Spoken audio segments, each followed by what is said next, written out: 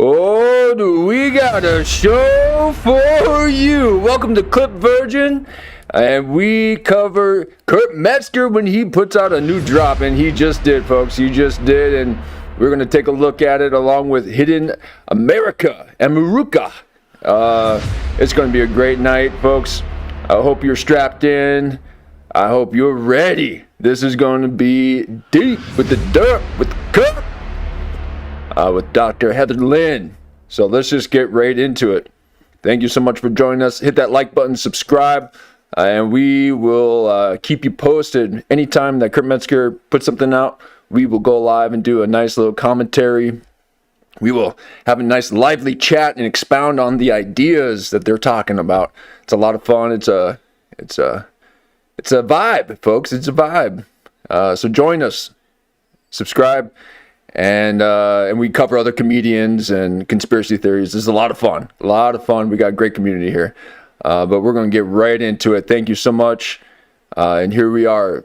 Kurt Metzger just put out with a new Derp with Dr. Heather Lynn. Here we are.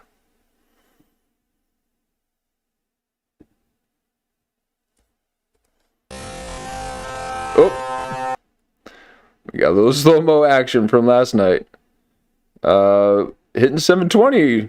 Hitting 720, Mark. Hey, Mark, why don't you up that bit rate so we can get at least 1080p up in here. What was that, slow-mo too? Okay. So, Mark, please. You know, you're lovable, but give us something good to look at.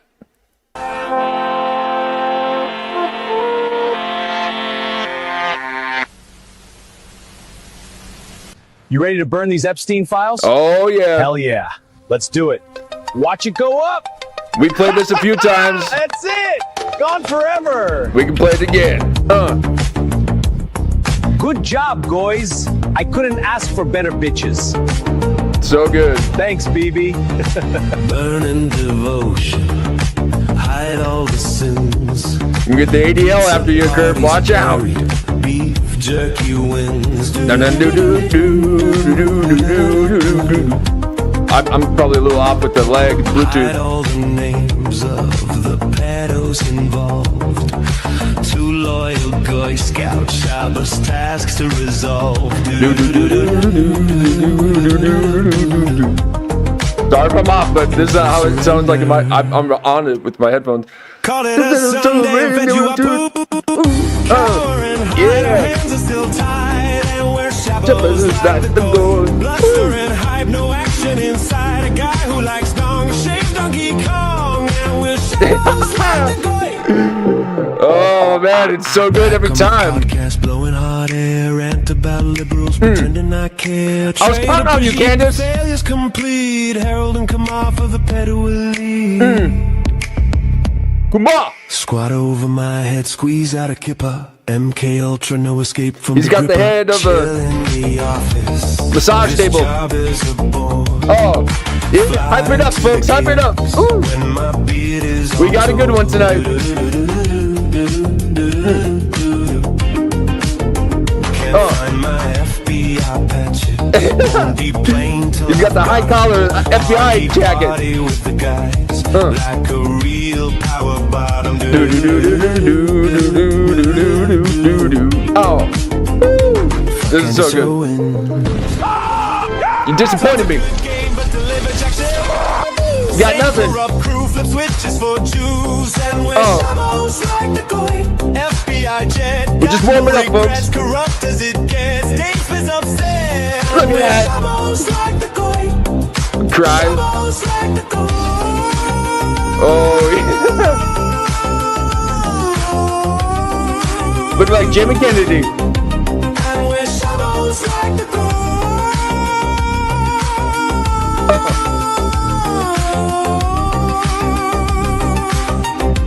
It's gonna be a good one, Jan. It's gonna be a good one.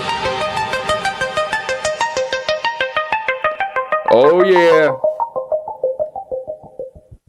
I mean, again, for AI, that is so good. I really do wonder if Mark wrote and sang that. That sounds like Mark's voice. That sounds like his, his style. So that's great. Oh, won't you come and derp with Merp? Well, hello. Thank you for being on to Derp with Kurp. Hold on, my screen is not. Oh, watch out. All right, sorry about that. Boy, that Mike Huckabee really took you to school with that high note, didn't he? All right, we got a great guest today. There's no time to work, but I got a great job for you. It's as you know, I go on quite a bit about Tracy Twyman. So Mark, my Nephilim, the Patouche of the show, if you will, got me Dr. Heather Lynn, who knows all about research. And normally, this is not an interview show. It's like a phone call I'm having with someone that you could listen to, and I'm very clear about that. But there's too much shit I want to ask you, so I'm just gonna throw out 3 in case I get scattered and forget. I want to know what the F Baphomet is. Okay, throwing anything you know about Tracy Twyman, what happened with her, because we had Chris Knowles on, and also the guy from Higher Side Chats was on, and I'm not unsure. Yeah, and Anunnaki, because I can't stand that Sitchin bullshit. That Rockefeller funded Zachariah Sitchin. It's just like the Nordic alien bullshit, really they sound like Germans to me. They don't sound like they live outside the wall, the ice wall. Okay, they're part of the Nibiru. They grow them big out there. The trees used to be big, folks. Okay, the trees used to be huge. Okay, and the Nephilim and Nibiru. They are the giants. They're beyond the ice wall. Got to go under the ocean in order to get to it. That's why James Cameron's all about this submersibles. He's poking at the toenails of giants. Like they're Nordics. All right. No. Anyway, so just tell us about your research and what you do, and I'm probably gonna have you talking a lot. Well, it's hard to follow that music video. So I know those guys I have my differences with them, Doctor, but you got to admit talent when you see it. All right.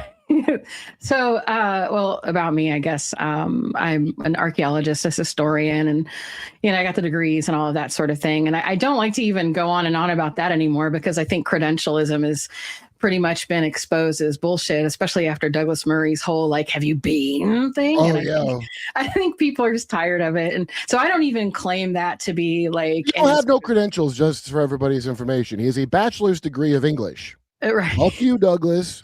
You've never been. You fucking. He's never been. So. Sorry. He's got his facelift to look like Sharon Osbourne before her facelift. Oh, yeah. Well, yeah. So credentials don't. So essentially, I've just been kind of writing in this sphere of alternative stuff for probably about a decade. I do some little guest spots on Ancient Aliens. I know that's like. Did you see that on which part? Which one? Oh, that's right. Yeah. He's like, have you ever been? Have you ever been? Was it to Dave Smith? It's like corporate, but I'll still be an apologist for them. Good people on that show. As an astronaut and a shaman and a judge, a lifestyle judge, I sometimes I'll watch it. I believe it's a fun show. I believe in aliens less after I watch it. Right? I believe in aliens. That's what I'm talking about. So. Well, you mentioned it too. So essentially, I write books and I have a podcast and I do all the typical stuff. But you asked, I think, a really good question too. I want to start with the Anunnaki question, because especially given the Sitchin and all of that. I've written a book called The Anunnaki Connection, and that was a while back. And then my new one's Anunnaki Revelation. And so I've kind of been on this Anunnaki thing for a little bit. I didn't start out interested in it. I didn't even know who Sitchin was. I was initially interested in some excavations that were going on in about 2013, I believe, with the site of Ur, and it was really cool. And there was a press release out. I always say but that's what you mean when you say Ur. You're probably saying it right. Ur. Doesn't matter. Ur. Okay. Or the only pet peeve I have, the only one I'll go on here publicly and make sure everyone knows, is it's Sumer, not Sumeria. So there's that.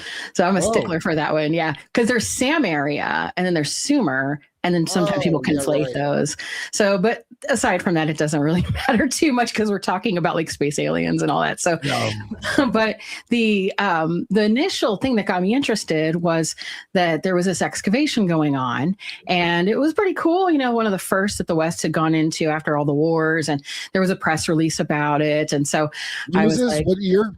About 2013 that the press release came out. And so I had a blog at the time and Facebook following. And so I was like, you know, I made an arrangement to talk to the professor at the University of Manchester about it. And I thought, well, while I'm at it, why don't I just take questions from the audience, so to speak? And the things everybody wanted to know was like Stargates and Anunnaki. Yeah. And I'm like, sure, why not? I don't care. And so I put out a legitimate, you know, question set because that was, you know, they wanted those ahead of time, and everything was great until I actually sent the questions in, and then it became sort of like a ghosting situation. Why? And I, you know, Asking too many questions. I think because of just the general problem with people who are in their bubble in academia, not wanting to like get down to the hoi polloi and talk to them. It's hard because it creates a vacuum then, so that people do then fill it in speculation and whatever. So, and then that creates the problem. They're all mad. Right. I agree with that's conspiracy theory. Well, if you're not lying to me, like a girl getting cheated on, like I'm a bitch getting cheated on, and I know you're lying to me, right? I know my partner's lying to me, but I don't know how exactly. He sure uses that analogy a lot. Yeah, I bet he's a little concerned about his lady. A little concerned. He uses that a lot. Kurt might be a little jealous. He might be one of those jealous ones. And how can you not be when you got a smarty pants like his old girl? But you just gotta take it easy, Kurp. The more you get jealous, the more they resent you. Okay, so you just got play it cool. Exactly. So I'm left to fill in the blanks. Yeah. And I get real upset when people are lying to me like a chick. So I'm going to make up whatever the fuck I want because you're lying to me. Elgato, And welcome to the sometimes chat. the stuff's more interesting anyway, and sometimes it actually makes more sense on some Intuit level. So another thing that from somebody on the inside who had friends who were professors, I was a professor for a while, and so the thing that I heard that I really didn't understand and I really hated was when people who were in these positions would complain about the public contacting them with questions because they'd be like, "Oh, God forbid, I don't work for free. Why should I have to tell these people anything?" And I'm like, I didn't understand that elitism because I had a background that was a little different. I left home at 16 and ran away and traveled the country, did all kinds of wacky stuff, and then ended up, of course, going back and completing school and all that. So I just came from a different mindset, and I didn't understand that elitist mentality. And so that kind of was the start of that, where it's like, if you say you found an artifact in your backyard, you would think responsibly, hey, maybe I'll go to the local college or museum. Now, I think Jan had mentioned before that she had spent some time as a teacher, and I think you were sharing that it was that you're glad to be doing something else, or I don't know if you're still doing that, but I know you're sharing that it was a bit tough, and she's saying that even credentials aren't really mattering that much, and but yeah, the education system right now is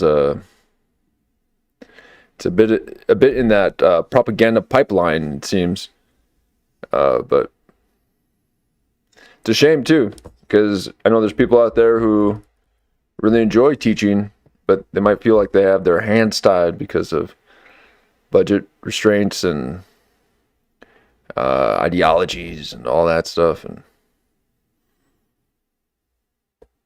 But it seems like a lot of people are going to homeschooling, or at least that's what the far right wants you to think.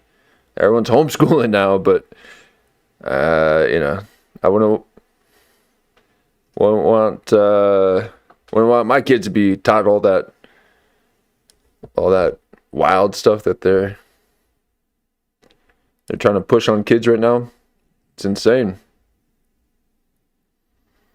And not every school is like that, I know that, but you know, a lot of them got to comply to the city and state regulations, and if they're governed by, you know, these intense woke ideologies, and then they are preying on your children. They are, you know, whatever they call that. They call that grooming. And ask them what it is and investigate. And sometimes those people. Oh, Jen says, I recommend homeschooling. Yep. And yes, imprinting, exactly. And it's, oh God, and even just how some of the teachers would talk to kids. You know, you're just sitting there and among a bunch of kids that you don't really know too well, and you can't really get to know them all that well either to kind of be settled in nicely, because if you hang out and talk with them, you get yelled at for talking in class, because you got to be in class the whole time, sitting down and being told what to do, and never get to talk. You know, if you're never getting to talk, you get tired. That's why I can go for hours. Okay, I'm a talker, apparently. I didn't realize how much of a talker I was. But the whole system's got to change. I've seen videos of people representing themselves in court just using their AI bot.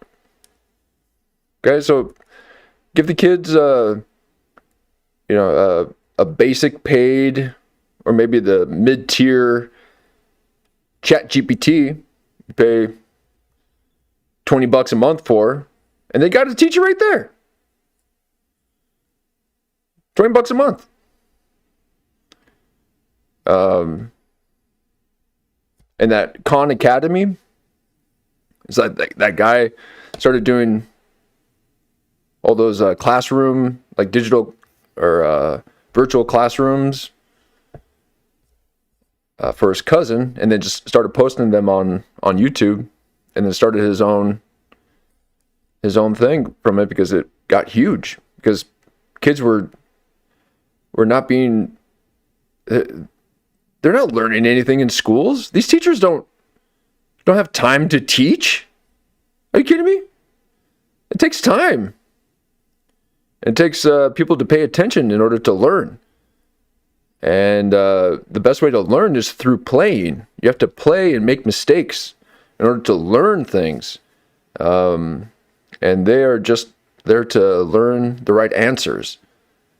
And it is a deliberate attack on our children, to separate them from their family, to get them to listen to other people besides their own family, and then to dumb them down, to take creativity out of them, to, you know, push them to drugs in order for them to focus and shut up. Yeah, I mean, they're not focused. Even that, they're not focusing. But it's wild. It's so sad, But Jen's saying to recommend homeschooling. So, yep, grew up in the 80s. Exactly, like school was different in the 80s and 90s. And you know, there's still some rough patches there, but it mainly came from the students, like the troubled students.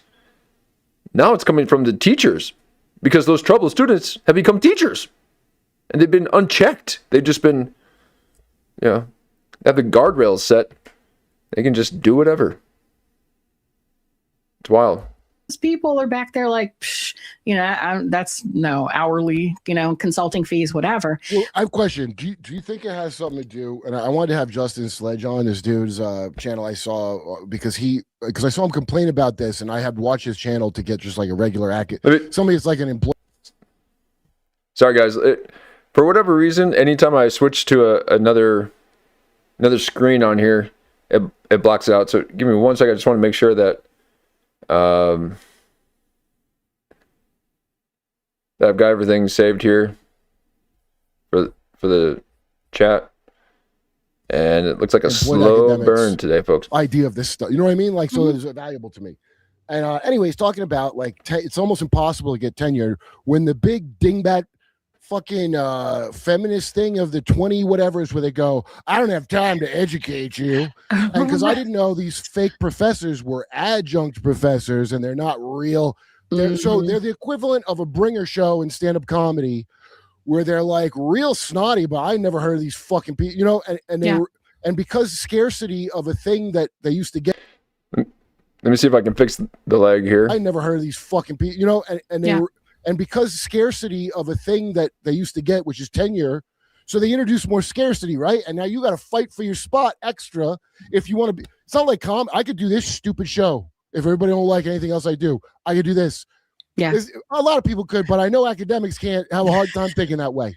Oh, that was one of the reasons I left, because I was an adjunct and I was holding on for tenure and all of this. And so, but actually the big reason I left was because I had a student who was giving me a hit list and was sneaking into my classroom. Give me a hit list. A hit list, like here are the students and teachers I'm going to pop. And after they told you they're going to off the following students, why would they bring that to you? So I had this very disturbed student one term, and he in the first week of class, I'm standing up there. Oh my God. He runs up and gives me this hug, and he's having these just outbursts right after one of the courses. He stayed behind and he starts telling me all this wild stuff, and I recorded it. And there were a lot of problems. He would like sit in front of the class, and as I'd speak, he'd be tearing off his cuticles and his nail bed. And what? I was, oh God. Oh, it was really disturbing. And so, but I brought this, of course, to my department chair, and I brought it to security. And first of all, my department chair was telling me this like little anecdote about, well, one time a student punched me and about knocked me off and I'm like, okay, so anyway, can I get some help here? What am I supposed to do? So I went to the counselor, and it was a whole thing. What they ended up doing was telling me that I needed to change my lesson plan so that I didn't talk about anything existential, even though I was talking on like a humanities. Odd, I know the whole thing was crazy. I record. Oh, hi. The other students have paid to learn about something existential. Well, it was my academic freedom was at stake too. Oh, you had a similar experience? No way. Like, as far as a kid threatening to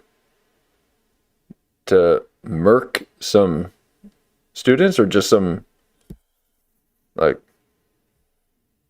kid crawling out of his skin? Oh my God. That's wild. Too, because it was the very first of the term, so I'm not going to. He brought a weapon to class? Oh my God. What's happening? Like, as a teacher, wow. As a teacher, Jan, what do you think is happening?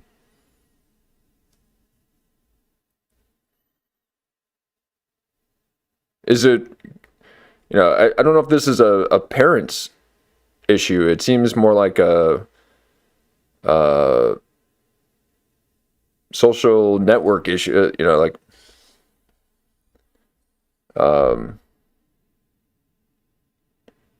it was the breakdown of the family. Wow.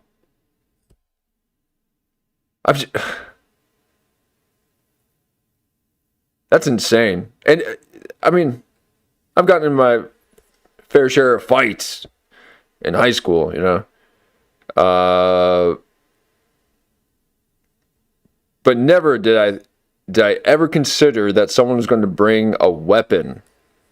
You just knew that you're going to be punching. Okay, it's just punching, throwing someone up against the locker, getting thrown up against the locker, get smacked a couple times, everyone crowding around, and then it's done.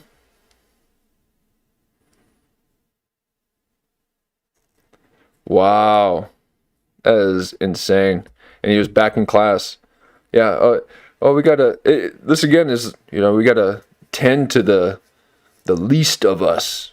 We gotta make sure that if we just put those kids, the troubled people elsewhere, which they're only a very small percentage of the student body,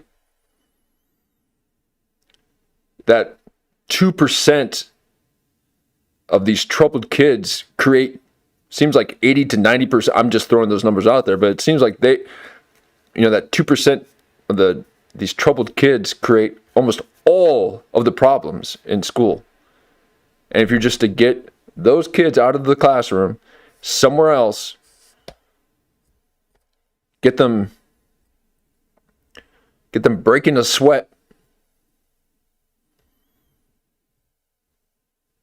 put their hands to something and get them to work, we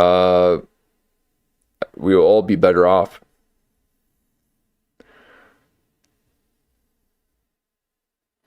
I think too, sometimes people are just not really. I mean, I know I wasn't meant for the classroom.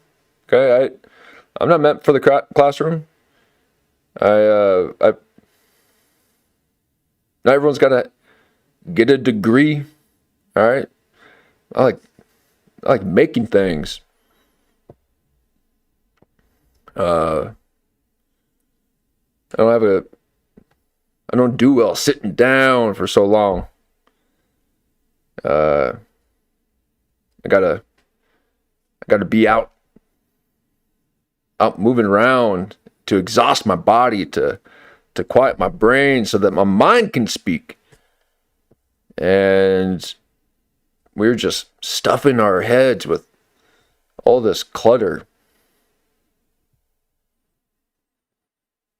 I wonder why we can't get any peace.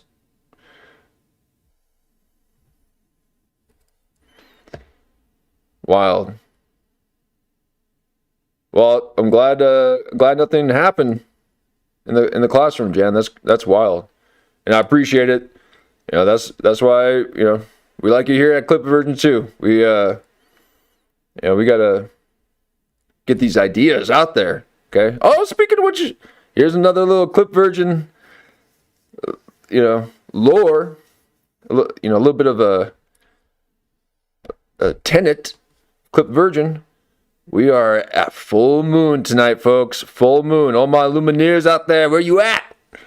We are full moon. It's going to be one of those harvest moons, apparently, the big old red moon. And it's happening at 3:33 in the morning. Or maybe that was last night. I don't know. Yeah, I think that was yesterday.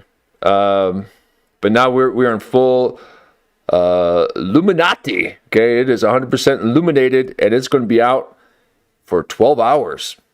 Usually it's just not too long, but it's a full 12 hours on a full moon. And that's when the energy's right. Oh yeah. But here we are. Oh, you were born on the full moon? Oh yeah. Welcome back, Mark. Good to see you. There's something special about the 28-day cycle. All right, you got a full moon at the end of the month, a little bit at the beginning of the month, mainly at the beginning of the month, and then at the second week. If every month was 28 days, that second week you would have a new moon, so no moon or no visible moon, and then you'll have that full moon again. Let's get that calendar back. 13 months, 28 days, says the Clip Virgins. going to change my class. It was like a very popular class. And I was like the only one holding together that, I mean, not to like, but I mean, it was a small school and I kind of had a lot of students and I thought they'd take me more seriously. They didn't because I was just an adjunct and they didn't care. Well, the problem was I asked for at least security and they said they didn't want to have security presence because it would alert the student since he was. They don't want to come on. What? Did he just did he spray Lysol? Did Kurt Metzger just spray Lysol? I was about to say, and get rid of the daylight savings times, but what? It would alert the student since he was. They don't want to come on. What is he do? Is he spraying his cat? Did it jump on the shelf or something? He was Latinx. I was going to ask you. Oh God, yeah. Hey, don't leave out the most important part. What race with it? No, I know. I'm just saying. Latinx is the real. Yeah. All right. So there it didn't take off that name, did it? No, it didn't. No, and I anyone it's I know. It's almost like people from that descent don't want to be named after what sounds like a gas you deploy at the border to keep them out. Yeah, exactly. Latinx. So that was a problem, but I recorded all of this. Like I said, I had everything on record. Like she's got a great backdrop. Everything. And then so I ended up having nobody would. What? Look at her backdrop. Damn. Oh my God. I wish I had a Odysseus or Odyssey cap like that. Wow. And a quill. You got. Of course, that color. You gotta have let's see if I can help with the overlay. We got a little bit of that color too. But I mean, and that's great. Look at all that. That's awesome. See if I can pull out my quill real quick here too. Nobody would help, and it was really terrible. Now, what year is this? 3 years ago.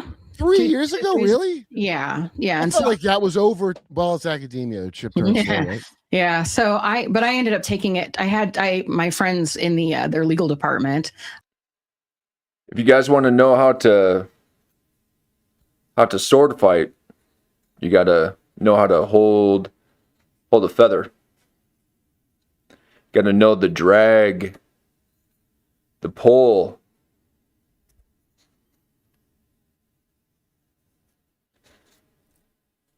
Is this an eagle feather or a turkey feather, right? Or I mean a hawk feather. Red-tailed hawk, exact. Thank you. I was hoping because I saw a couple turkeys, a couple wild turkeys. I'm like, oh wait, maybe it's not a hawk feather. But I'm all Hawkeyes. I'm going for the role of Hawkeyes. I love hawks. But yeah, so. Learn how to quill.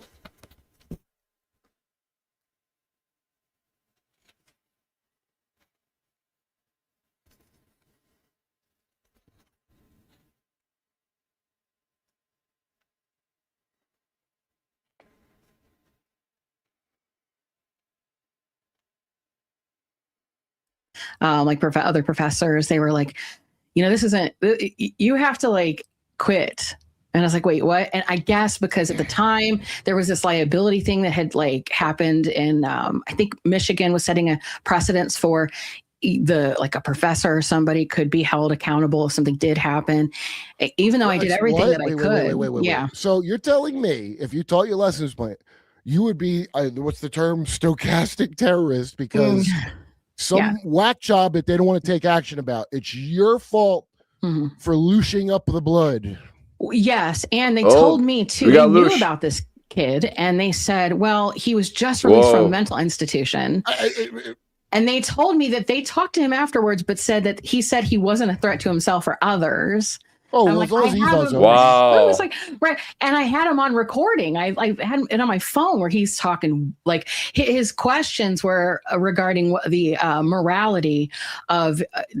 Killing individuals if they were like rapists or something. It essentially would be cleansing the world. And he's just. Oh, don't talk to Metzger about that. He He don't like them homeless folks, okay? He's already found a way to rationalize it in his mind that it would be okay. But Kurp, you picking your nose? Oh shit, we got you. Put it in the thing.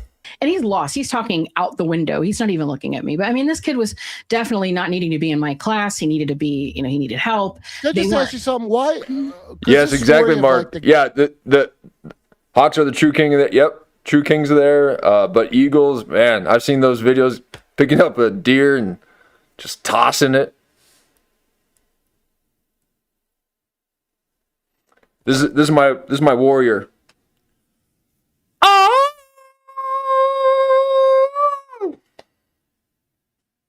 Come from the land of ice and snow. We've got each do. Do. Hammer of the gods. Drive our ships to new land. Fight the horde. Yeah, hey, I don't know. There we are coming. Like the guy, you always hear like the old jokes of like everybody said he was such a quiet guy and blah blah blah. We're a variety show, folks. Variety show. What I've seen repeatedly is everyone around these assholes calling the police, the FBI, their faculty, and being told to shut up about it. That's and what yet happened. I'm to believe this is organic and not, like with the Unabomber who they MK Ultras. It sounds like they want something to happen to you. Yeah. Well, it was weird. And I basically, I talked to a few different people, a lawyer, counselor, et cetera, and friends. They all advised me, save your ass. You have to quit. You have to put it in an email. Wow. This is why I'm quitting, all of this, so that you're not liable. And then I took it to the prosecutor, and I just had to go through all these things for a few months, like getting it to the prosecutor. But essentially I couldn't even go back. So you can't even be rational. You can't even be rational and just be like, hey, this kid is threatening, get him out of my class. It's like, oh no, we can't talk about them like that. Just a bunch of enablers. Get them out of here. And get those enablers out of here too.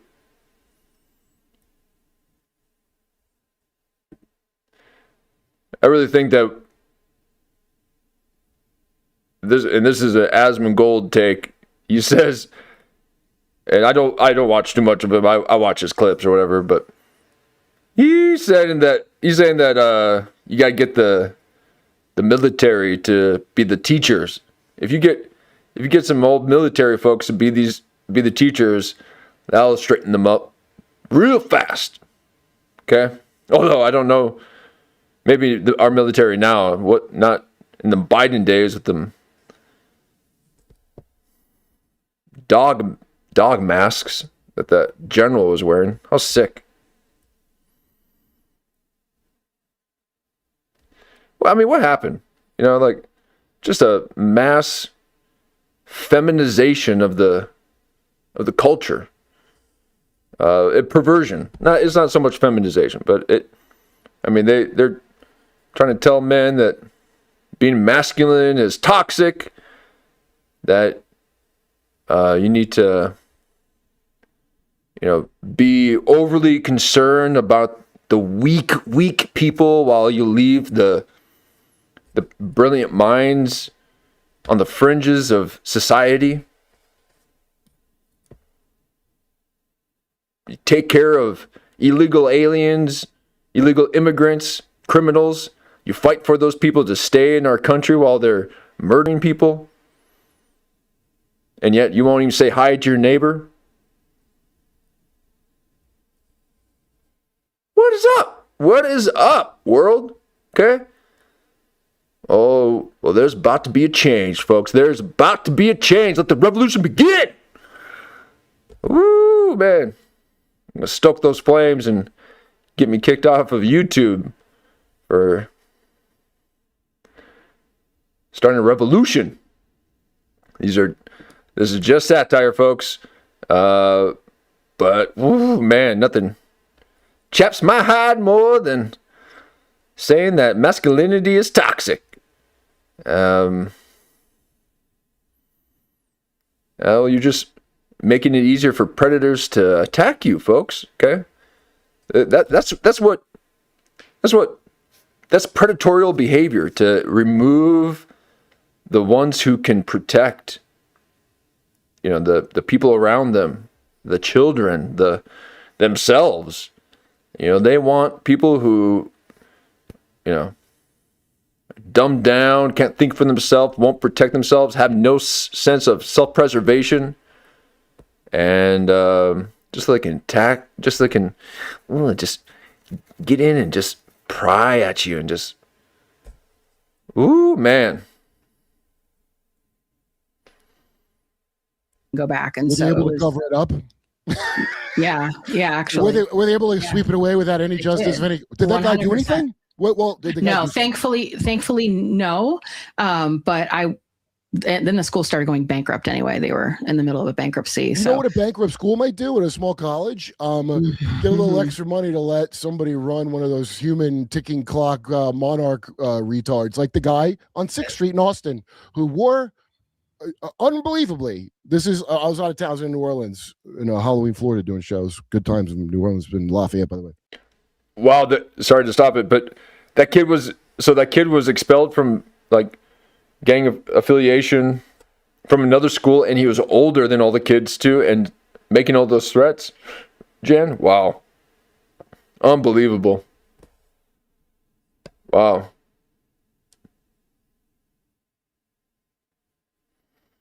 Oh, Mark, you want to be the teacher?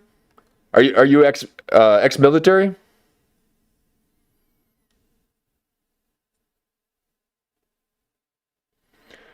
One young guy at work was telling me how he had somebody that was a full-on brawny walking around high school. Thank God I went to school in the 90s. I'm not familiar with the term brawny. What do you mean by that? Sorry. Over my head.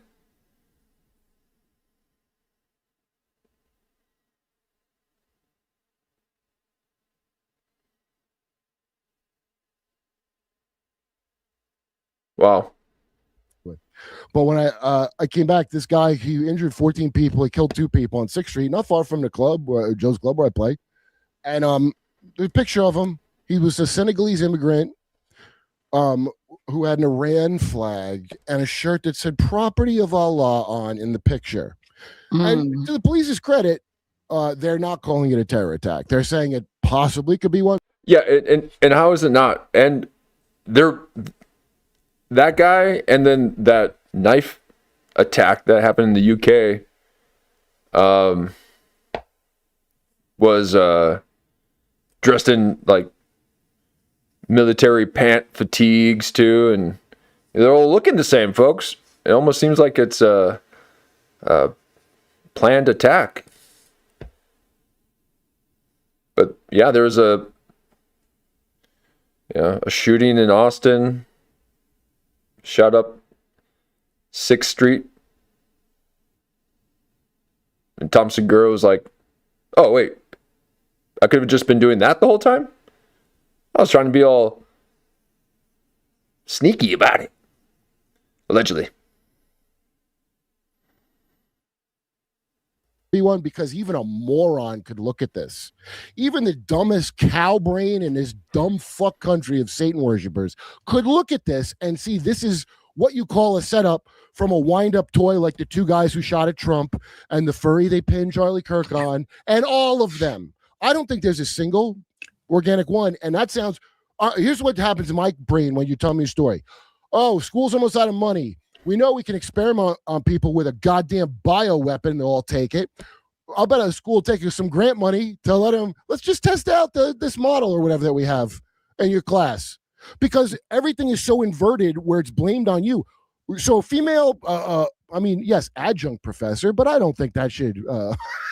Well, no, I was adjunct, but I'll tell you, if you can, look on Rate My Professor, it was extraordinarily high marks. And that's only because this was at a community college. I started at a community college when I was coming back from being homeless, and I worked my way through school. And I always told myself, I want to teach, but I want to go to a community college because that's where I felt like that's where people can make a real difference.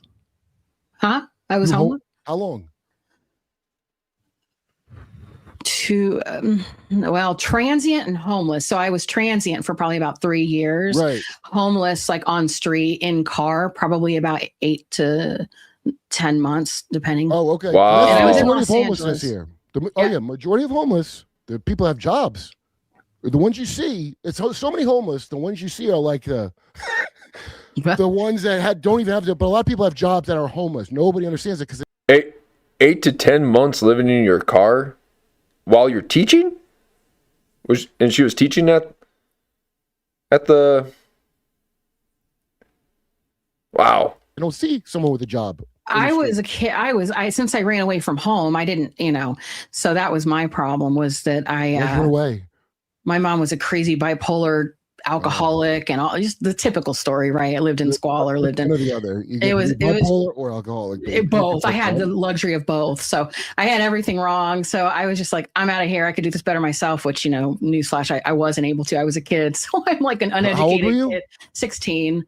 Oh, that's pretty wild, man. That's something. Yeah, to go to that. I did. I just left. And then, of course, everybody, I'm going to LA because I was a really good student and I had a music scholarship, which actually now is like a weird thing because it happened to be for Interlochen. Jan saying that street kid, like the ones that go to Portland. Yeah. Little Portland, little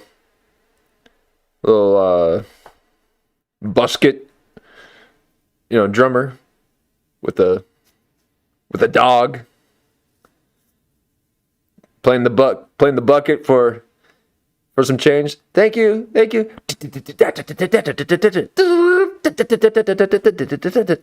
Triple it. Nothing sounds more horrible than sticks on plastic. You gotta get some nice skin. Stretch that skin. And they're like,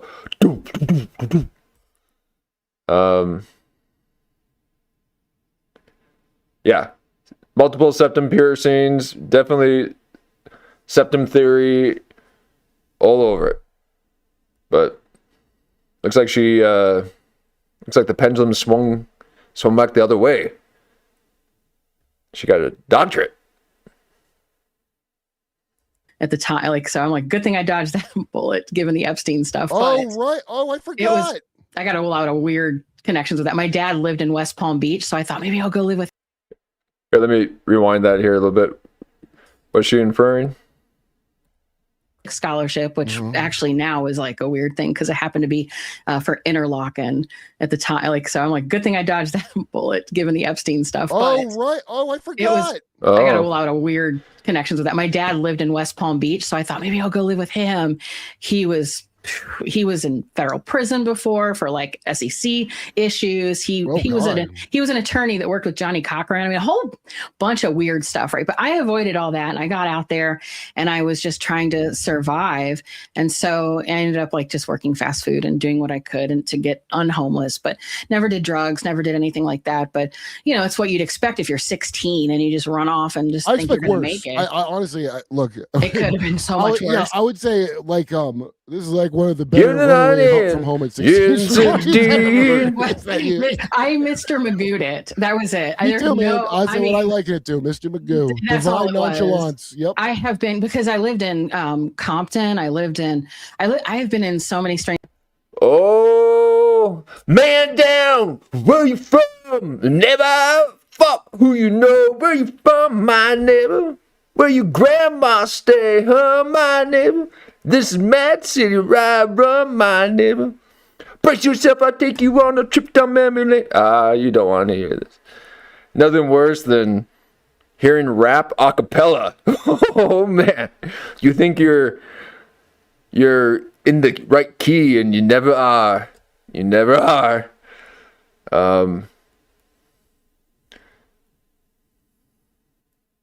This is not a rapper home slaying crack and move cocaine. This is cul-de-sac and clip. All right. Strange situations that I should have probably been dead already, but yeah, right. But Mr. Magoo, I'm just like, and I just like Forrest Gump, whatever, I don't know. But I finally got my shit together, and when I was like 20, 21, 22. Now you're on the greatest podcast ever created on this channel. So that is really quite something. And I think. Oh, well, thank you. I appreciate that. So, yes, the pinnacle of my career. Sorry, I was celebrating your big win, and I appreciate it. I'm celebrating too.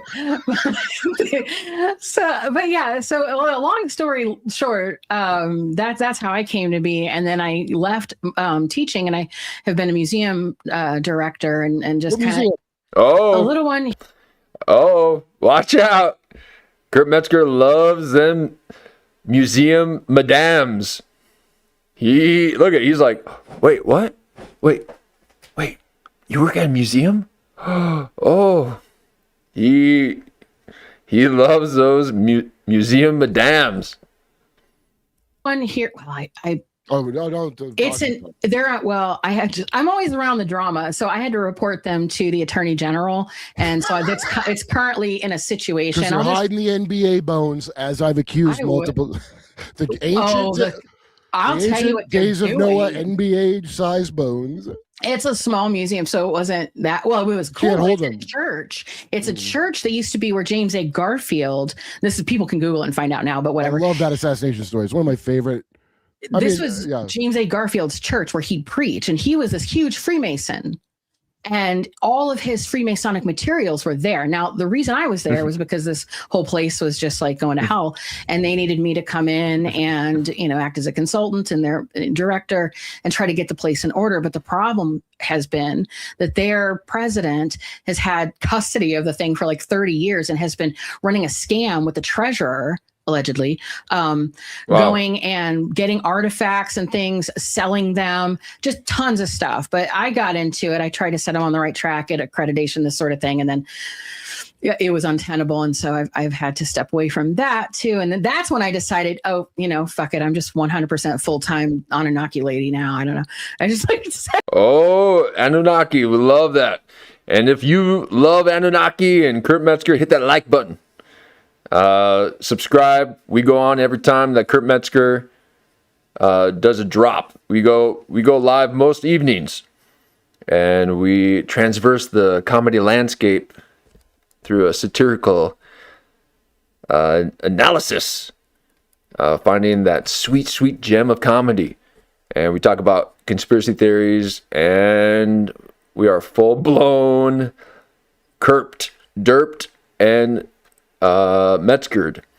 So we appreciate Kurt Metzger's drops, and if you like these live commentaries and having a little watch party, subscribe and we'll keep it lively in the chat. Jan will hold it down for us here. Like I can't deal with these institutions. I can't. Yeah, no, look, if people aren't in them, society runs, everybody trusts everybody's got doing their job and their thing, and you're watching it all around you. It's all not, every one of them's unreliable. Every fucking one of them's unreliable. Yeah. Long story short is to get us to the Technate, where you're going to subscribe like Hulu to your government from one of these scumbag Hossitanian fucking tech fucking Armon worshipping freaks. But in the meantime, you can watch the plane, the windows and the doors fall and the wings fall off the planes, just like Ayn Rand promised when she did it, that Rothschild. That the Garfield thing you said, I was like, oh, because I first heard that guy, he wanted to be the ambassador of France, and he was in the Oneida cult. I want to get Matt Ehret on my show because I heard him talk in Tripoli about this. Because I knew the guy going to like a comedy sex cult, but nobody wanted to fuck him, so he had to get out. And then he ends up thinking that he is going to be the guy really Shia LaBeoufed his way through life. I don't want to put it in New Orleans terms, but you're like, LaBeouf, what are you doing? He got in his head that he was going to be appointed the ambassador to France or France, and he shoots Garfield. He gets to sing at his final words. He decides to sing a song. He wrote 1 second, folks. To the Lordy in a high pitched falsetto voice. Mm-hmm. Okay, and he made the song really elaborate, and it goes on for a bit, and they're like, that's enough. We gotta hang up. You gotta hang, didn't let him finish it because he's that annoying. I know. You said Freemason, Garfield, blah blah blah, and then it makes me think Andrew Jackson. That guy thought he was going to be a king of England if he killed Andrew Jackson. Andrew Jackson thought it was a conspiracy from Calhoun, John C. Calhoun. Sounds like this is one of them old school mind control things that go back quite a ways to me. It probably is, but the interesting part about I found some interesting stuff when I was working at this museum, though, because I was trying to get their books together, and this great big Masonic collection that he had, they're just sadly rotting away. But I was, taking a look because I wrote this book on Baphomet. Now, just for anybody who is like, "Ooh, a book on Baphomet." I'm under contract to recommend the book, but I will tell you with an asterisk, it is a little like introductory book for just a general audience. So if you're looking for a deep dive, it's probably a great way to get on and then start the deep dive. But I've been doing more research since then, of course, because I found that I found this through the museum, actually. So I was looking at these Masonic texts, and there was this thing that challenged everything that I had claimed and everybody else had claimed. This is what? So the idea of Baphomet being, so like this whole idea of this androgynous being that was being sort of worshipped in the Taxil hoax. So we got the Taxil hoax. This is this widely. So the Taxil, it's a guy. So he had this hoax thing that happened. So it's kind of widely known in the sort of Baphomet realm. The idea of the worship of this entity that looks like the Elvis Levy version.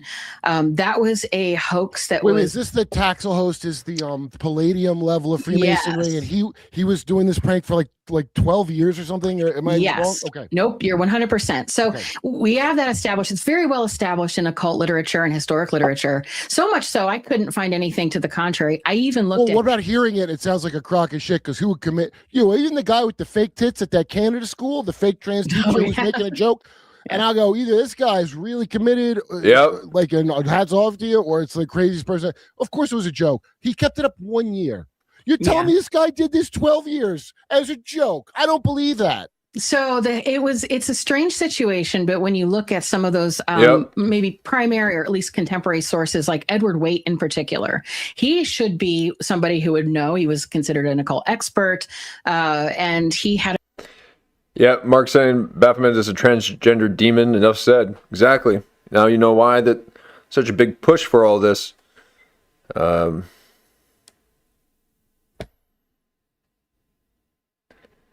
They are worshiping false gods, idols, these beasts. He had a book actually called Devil Worship in France. And in that book, it's a fantastic book, highly recommend. But he does this analysis of the claims of the time, and he addresses the Taxil hoax and is able to confirm that it is indeed a hoax, that there's no real source for this, but the hoax being primarily the Palladian order didn't exist. So everywhere you look, it's just, this could happen, that could have happened, but the Palladian order didn't exist. The Palladium did not exist, not a real thing. Well, I found in these books, these very basic books too, nothing too outstanding, encyclopedias of Freemasonry that were of that era and earlier, basically entries on that brand of Freemasonry. So I'm like, wait a second, but if this was a hoax, maybe the whole thing, maybe some of the stuff was a hoax in terms of the stories, because they were kind of crazy, but the claim that I was troubled by was that this order didn't exist at all. So here I have in front of me the order by name, and then it goes on to describe the order, and it says flat out it was an accepted rite that was androgynous. Oh, good. Yeah, and in fact, because coming to this Super Bowl. So then I got my hands on a copy. It's this. It's just let me see it. Basically, wow, wow. I thought it was a real thing too, because I've heard of it several times, but I never saw a book. This is like this is real, because people are like, I've had people email me like, this is fake, and I'm like, listen, I'm not just it's here. Are they 80? Who is defending Freemasonry? Oh gosh, I get you know the type. So I think he was great on the show too. Paranoid American. Really, I got a lot from him being on the show, and he's like a and we took a look back at him not on the live stream, but the stream before. Paranoid American. That was a good one. And we saw it when it first came out, but we went back and into the archives to take a look at it again for the first time, having been MK Ultra'd from the Jeffrey Epstein files. Okay, now through that lens, you can take a look at some of the older archives here, older episodes, and you can see Kurt Metzger alluding to a lot of the stuff that is now has now been proven as, well, pretty much proven as fact. And oh yeah, Bad Bunny's got the like esoteric man, feminine kind of thing, duality. And I think that there's something to it. I think there's a spectrum of everything, and you gotta there's feminine qualities and masculine qualities that both a man and woman can have. And if if a man has it, it's too much on the masculine and not enough of the feminine, they might be a bit more destructive, right? The feminine's a little bit more of that creative energy, and the masculine's a little bit of the destructive. Yep, animus, yep. And what's that syndrome? Is it the Contra syndrome, or where is it, no, not Contra, what it's a Jungian term, being completely captured by their feminine side. I mean, that might be anima. But yeah, exactly. So you have to know how to integrate. And if you don't know how to integrate it, then there's going to be this off-balanced and a bit of a overcompensating Stockholm syndrome. It's almost like that. Yes, not the term I was looking for, but no, it's not. It's not Alexa, is it? But anyways, he's not the main degree that Kramer from Seinfeld is. So he's talking about Paranoid America being a 32nd degree Mason, which he is, by the way.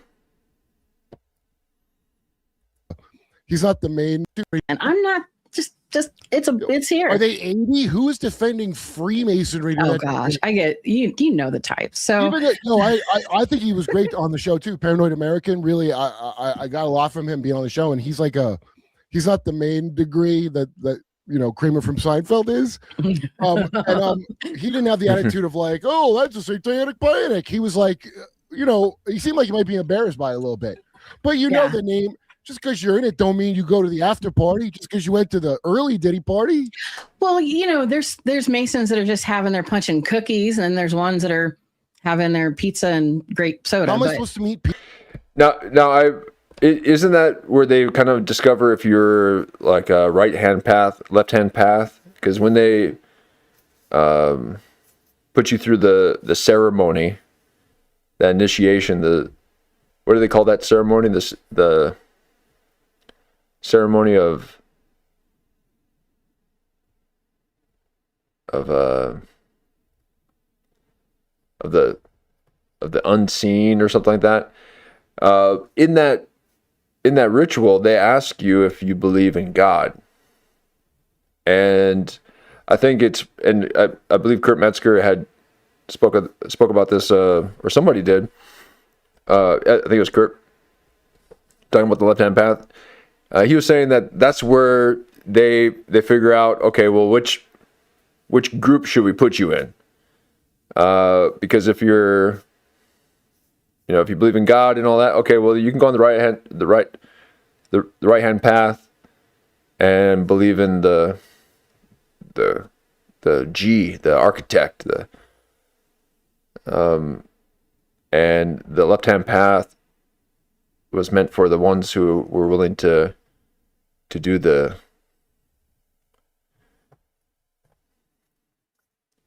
nasty stuff, apparently. But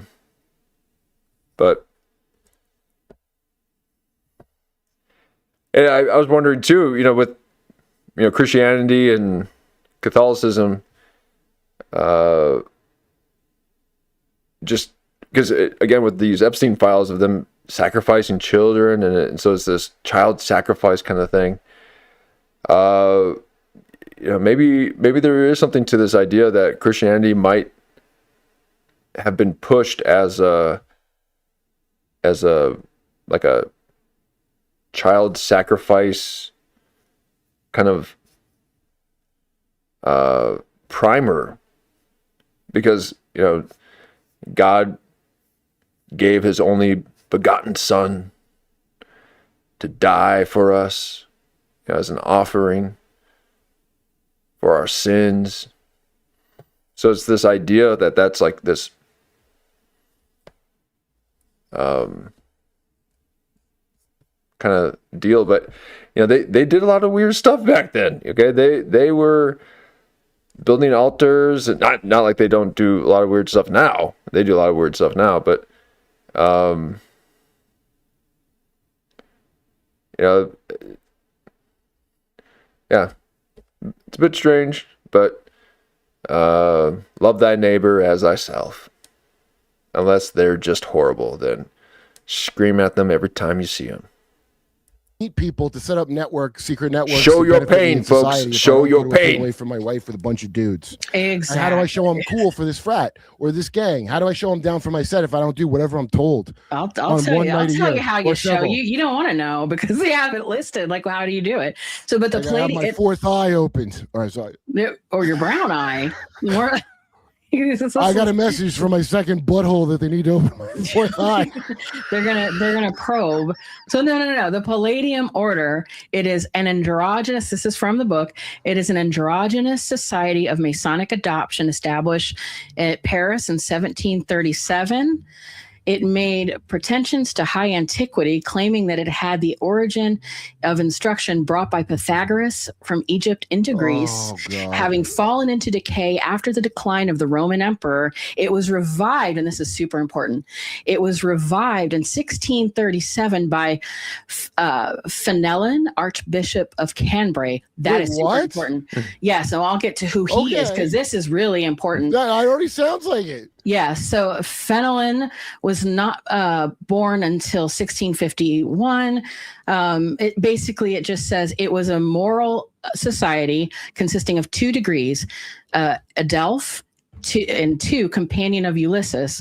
When a female took the 2nd degree, remember, there was no co-masonry. Later there was co-masonry. This is not co-masonic. It's not the Eastern Order of the No, that's not even co-masonry either. This is weird, right? Which is why, we'll get to that. But when a female took the 2nd degree, she was called the companion of Penelope. Also, there was an alternate name for this. I pronounce it Penelope. Or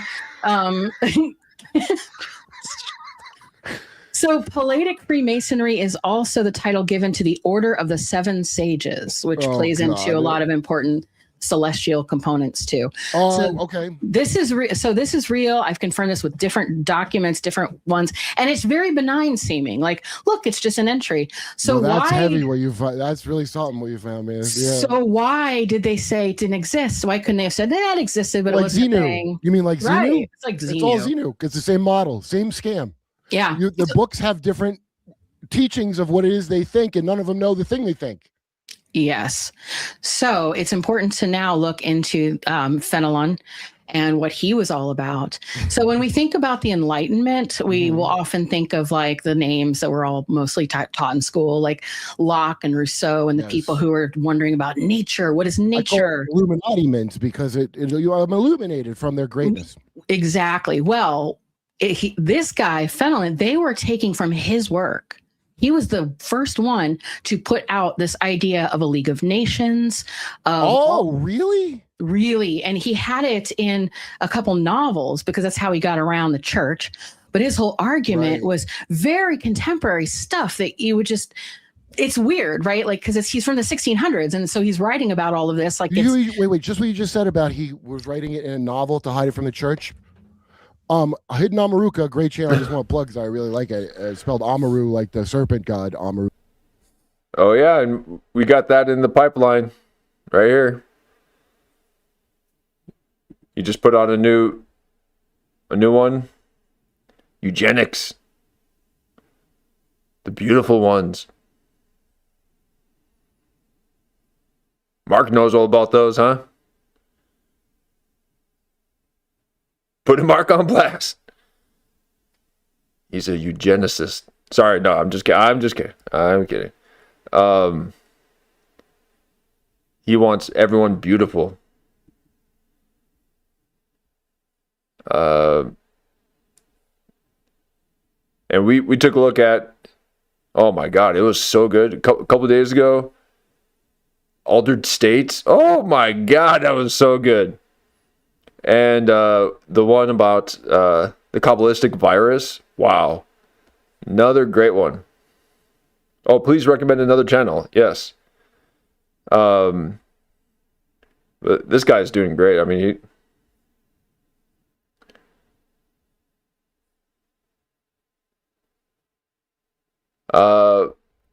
Mind Unveiled. No, I haven't.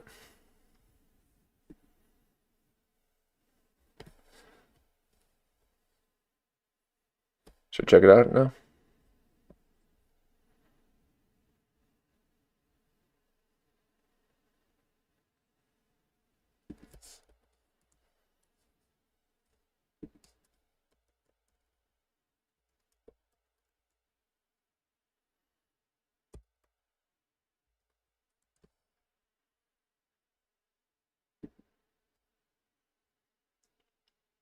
Oh yeah. Right up my alley. Nice. Okay.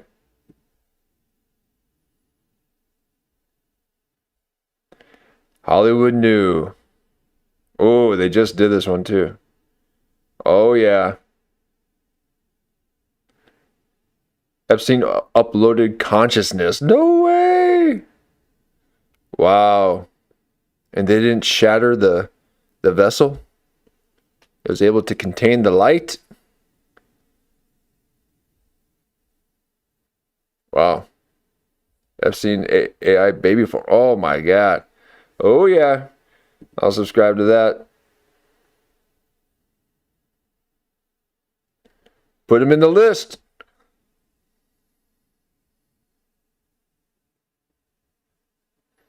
Love it.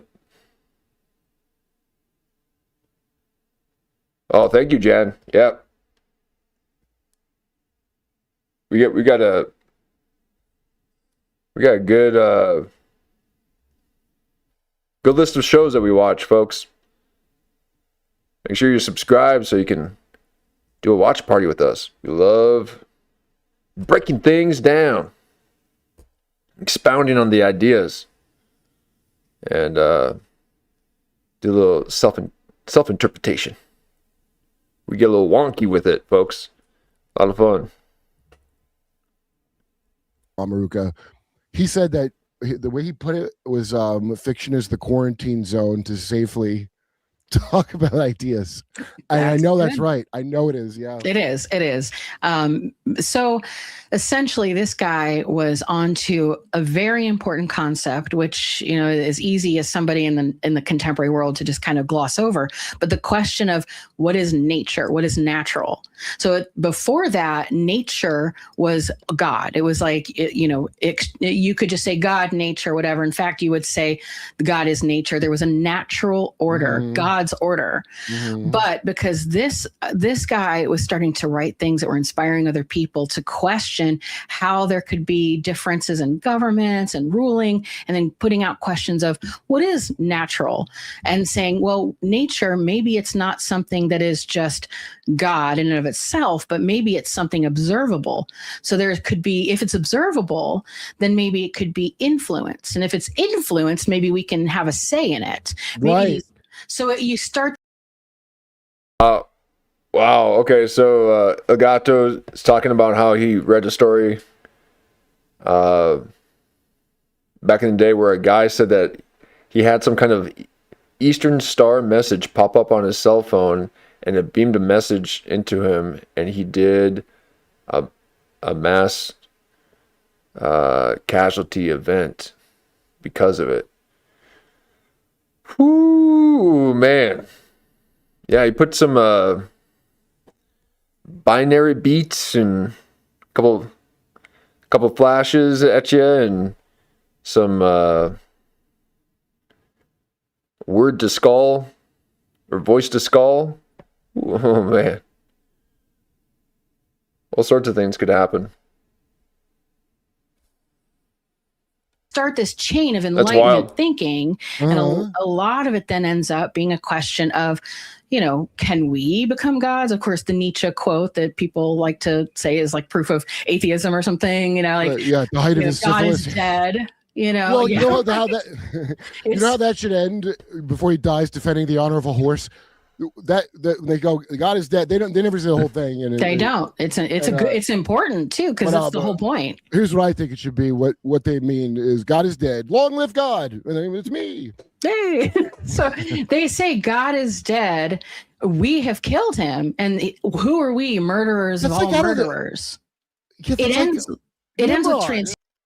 Right, but he wasn't promoting the death of God. He was saying how sick our culture has become to kill off the idea of God. And while you're at it, why don't you know a little bit of the power of will? It'll get you places.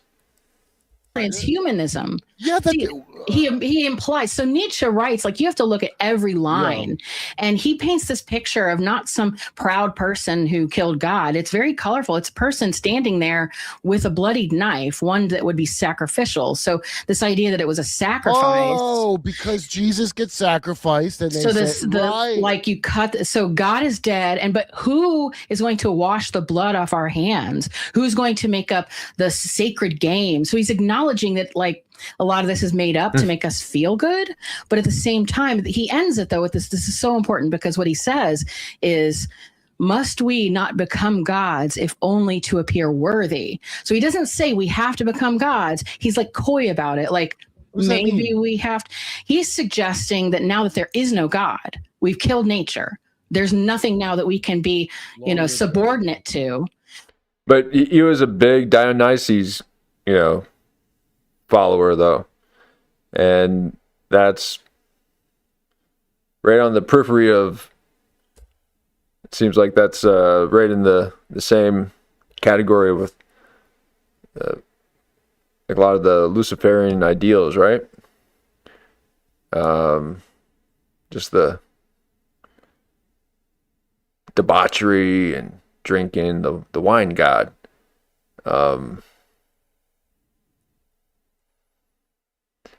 But probably for that time,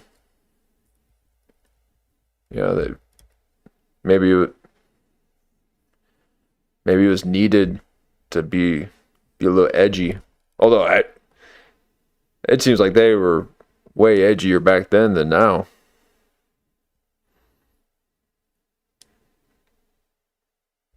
We now have to be gods, but we can't really. But we have to fake it, because we have to appear worthy of it. That sounds like an old idea. That sounds like Plato and Pythagoras. Doesn't it? Yeah. It's weird. Like, these ideas don't really ever sound like, they sound like innovations and selling me the same goddamn idea over and over again. Yeah. So it is. It's just this cyclical thing. when they, I can't remember at the height before liberals loved, everybody's such a dipshit in this country. But before they loved vaccine and Tylenol like it was sacred, the mother of heaven. Okay, they didn't trust GMOs. And one of the I can't remember which freak doctor was at this GMO food place, but he goes, "If we don't play God, who will?" That's the quote. Ew, yeah. So well, there you go. Updated for a new generation. Every fucking amazing. Well, because that's been the struggle between, well, I mean, even the word Israel, you hear the word Israel, there's a lot of different... it isn't real. Nice. It was a crazy story. It was on CBS and ABC website. Wow. Lone wolf technology. Yeah. And these phones too. I don't know if you've seen, like, I didn't notice it until I put on one of those VR headsets. I was trying one of those out one time, and as you're scanning the room, I saw a buddy of mine looking at his phone, and there was this white circle on his face, like this, a white circle. It was just hitting his face like this, pulsating. And they say it's the LiDAR detector. Are you lying? Well, we can read your heat signature and your brainwave patterns to see if you are or not. They're like, no, it's just to get a map of your face so that you can do the filters. What are you trying to map people's faces for? You're gonna get them to swap out Jim Carrey? But it was really strange that the infrared light. You gotta make sure you turn that off on your phone. You close your eyes if you're looking at that at night in bed, and then you close your eyes, you can see the strobe light. Oh man, that messes you up. Now imagine there being a McDonald's image or a Baphomet image imprinted into your mind. So and who knows what that, well, CIA knows what that kind of stuff will do to you. Strobe you and hypnotize you.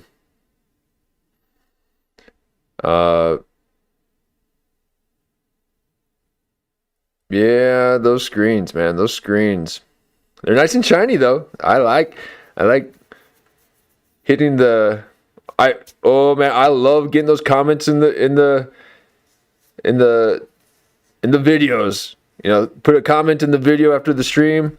Oh, and I get to hit that that heart button. Just know if you get a heart, that's me saying hi.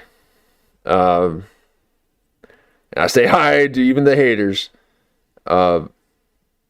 But yeah, outside of that kind of stuff, you just gotta put it down and go out in nature, and then have fun at night with it. You hear this? You hear people talk. You hear people talk about. I basically do in the mornings. Coffee, go and listen to a little bit of the news, a little bit. Drinking coffee, and I get so mad at the world. Just can't believe it. And then go about then I don't even look at it much after that anymore. Go about my day, do my stuff. And then I get ready for the stream and get things set up and start tying my feet so I can start. I got a pulley right off to the side here that I pull myself and I hang upside down by my feet, and then I turn the camera upside right so that it doesn't look like I'm upside down, but I am. See, just floating upside down. And that, that's my tech. That's all I do for the tech.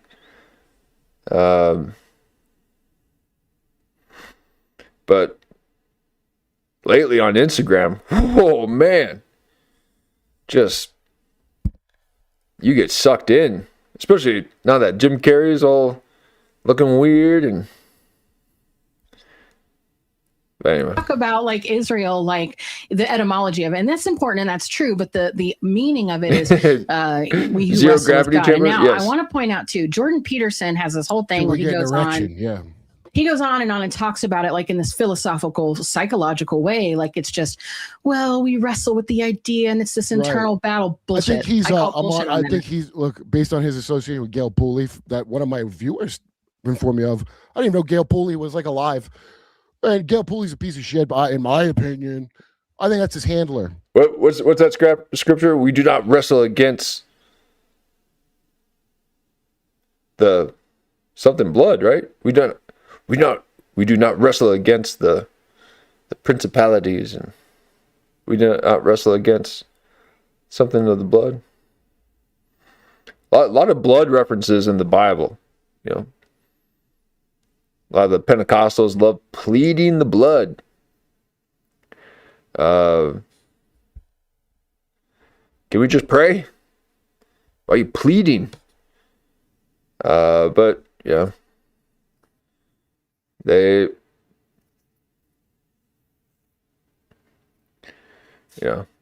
blood of Jesus, the blood. It's like, okay, all right, okay, we get it, but let's just not get talking about blood so much, but there's something to it, religions and these little offset groups, there's something about it. It's got those platelets that start connecting. Got a little bit of that DNA in it. Transform ya. And we talked about a couple of streams ago about the Last Supper and how, eat this bread and take this cup and do it in remembrance of me. And it's drinking the blood. And it might have been his own blood. I mean, they're talking about he was sweating blood. And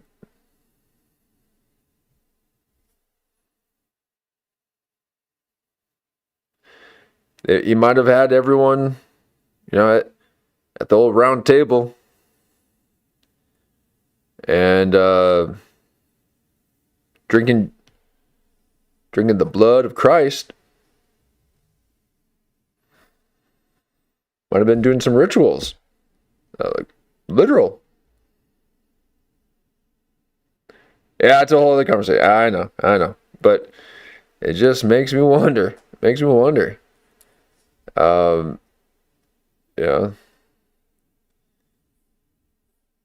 the origin of things. Where did this come about? And maybe because they say that Jesus was a carpenter or a son of a carpenter. Wasn't Joseph the carpenter, and then Jesus was the rebellious child, just always hanging out in the temples with the priests when he should be working. But maybe this was the transition from doing like the masons and the stone buildings, and then they moved into building homes out of wood. So they promoted a carpenter. I don't know. they had stone buildings back then. But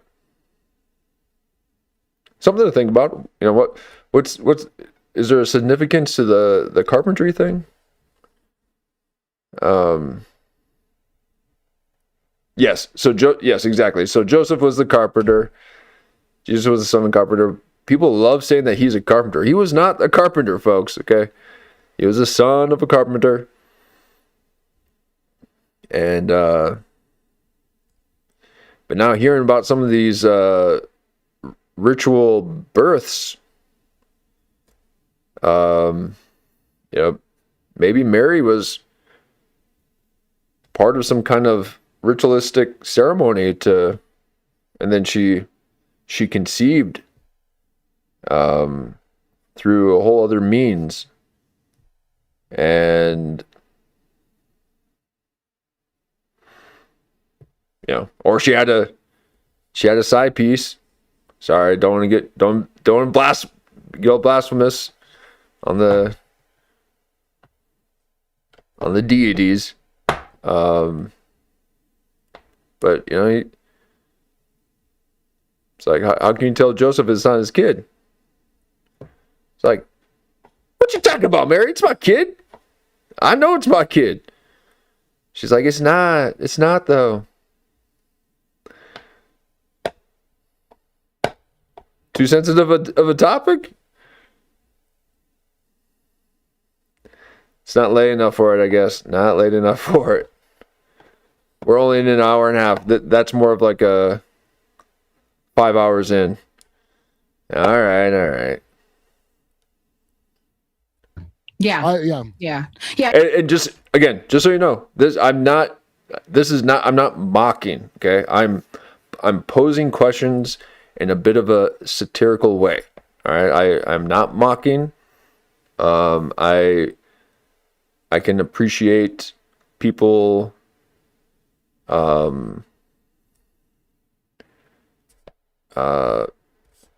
being connected to their religion and all that.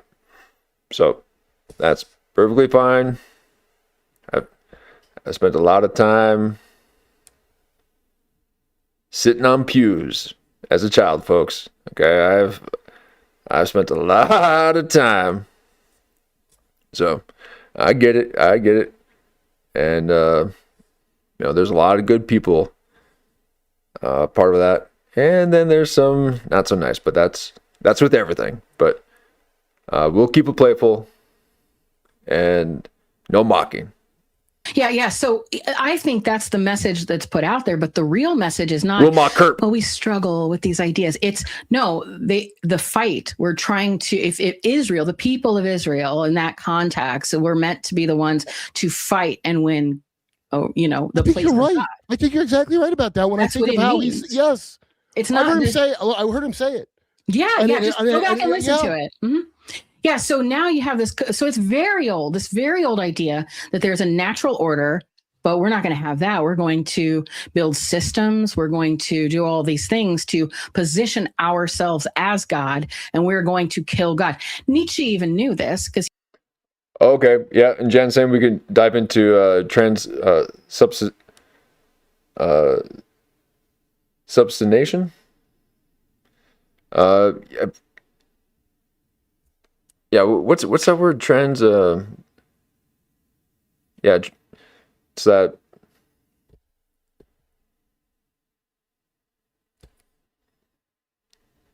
The flesh of Christ and the blood of Christ, or something like that. Yep.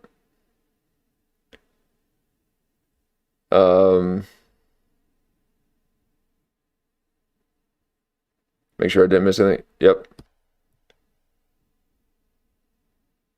Because he wrote spoke Zarathustra. Well, I can never say that, so Google that. Yeah.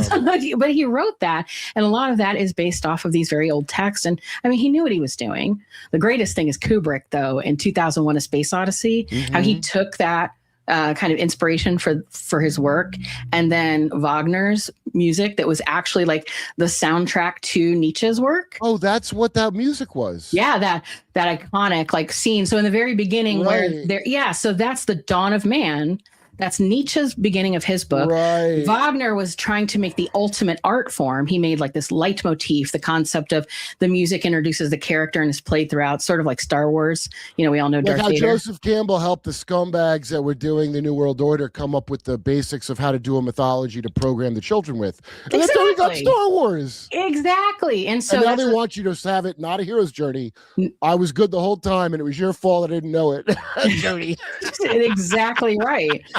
Well, Wagner was king of this because he was putting on pyrotechnic things and whatever. So what Kubrick did, which was kind of cool, was linking himself to that lineage of the art form and saying, we're taking all of this and I'm going to make now.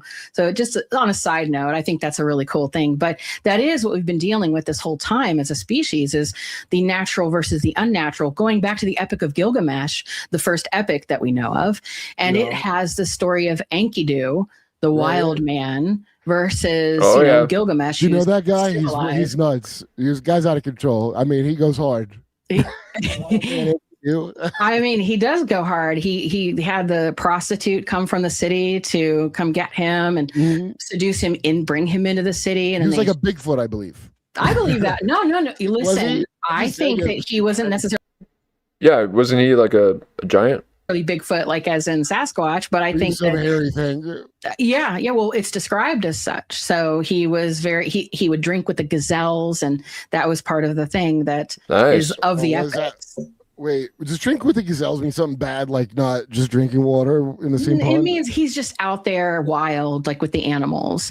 And you see Gilgamesh often holding these. Drinking that there's this golden motif in that where it's just he's always holding, like mastering the animals, and this. Yeah, he's always holding the lion. And so, but really, what those point to, those stories, there's a lot of things they point to, but the overall motif is the civilizing over the uncivilized.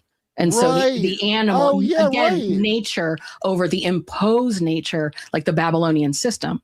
So Cambrian genomics, I don't know if you remember my buddy Andy Hunt, Control History, fantastic channel. Because he has all this like history. It's not that long ago that you we like that channel too. About. You're like, what the fuck? But when 2014 Cambrian genomics, this guy was bragging he was going to the mammoth? No. This guy, Cambrian genomics, they would let you build your own creature with CRISPR and they'll 3D print it for you. Also, they were going to market a thing that makes women's vaginas smell better. Like, and by the way, it was like not there. It was some woman invented this in the field, and it wasn't for that. But he was like, the Steve Jobs of this thing. Poor guy ended up. We need that mass marketed himself, like so many people do. But he says in the thing, if you watch Andy's Cambridge Genomics Control History. He goes, we're going to make every single thing artificial. He's on a stage, like he's Steve Jobs telling you about an awesome new iPhone that sucks your dick, is how he's putting this. And he goes, our goal is to make every single thing artificial. Every time I watch one of these people, I go, why? Why would that be? Why are you doing this? It makes no sense. And then I hear these old ass stories, and it does make sense. Yeah. Oh, no. It's always this constant effort to become God. And if you're like God, Superman, Ubermensch, yes, that's where that comes out of that. Well, but I'm talking about the business side of it, because the Jew that invented Superman got screwed out of that by the other Jews. Just everybody knows. Schusters, yeah, for sure. And then, but when I've had Ethan Van Skyve on a long time, there's a very interesting thing he told me that on my old podcast. Every 10 years, to keep the family from getting the rights reverting back to them, they would change like his girl or his S, or they'd make him gay, or they would. And the reason is, and so if you remember that stupid Star Wars that J.J. Abrams made, where C-3PO has one red leg, Millennium Falcon is missing this, or his Star Treks, they change things 25% so that the IP does not revert back to whoever it should. It can't go public domain, or it doesn't revert to the family of the guy. Yeah. And I can't help but draw parallels to a lot of things, especially metaphysical things. With that, there's something about that rings like what this shit is to me. Well, the Superman initially, their Superman comic was a telepathic villain. because it was inspired by Nietzsche's Ubermensch. Who's the telepathic villain? Superman. That's where his name comes from. Ubermensch, from this whole thing So we're talking Superman about. was supposed to be a villain? Yes, he was he was a telepathic villain. He was the embodiment of Nietzsche's Ubermensch, which was of course later Jewish Hitler's, guys in a Hitler's certain era. Ubermensch. Yeah, right. Well, so what ended up happening was it didn't sell really well because you can't make a guy like that who's just all powerful. It was kind of boring. Plus, they were like 18-year-old kids and stuff. It was just, but how did he come up with Kal-El and that's Elohim talk? How did he come up with that as a little kid? They ended up doing this. They went, quote, back to the drawing board, and somehow they had helped to reinvent it. And they said it was because, they felt like outsiders and the Jewish thing was going on, and they were wanting to like have basically their Ubermensch turn into the opposite and be Superman and fight the Nazis. And so then it went gangbusters. But before that, and you can look it up on like archive.org, you can find the originals. It's a whole story about Brightburn before that. Is that what's his name? What video was that was talking about how that's how they introduced federal taxes as a way to fight against Nazis? Like, hey guys, we're gonna apply a federal tax on you, and it's going to help fight the Nazis. Are we done fighting them? Can we be done with that then? So they love packaging your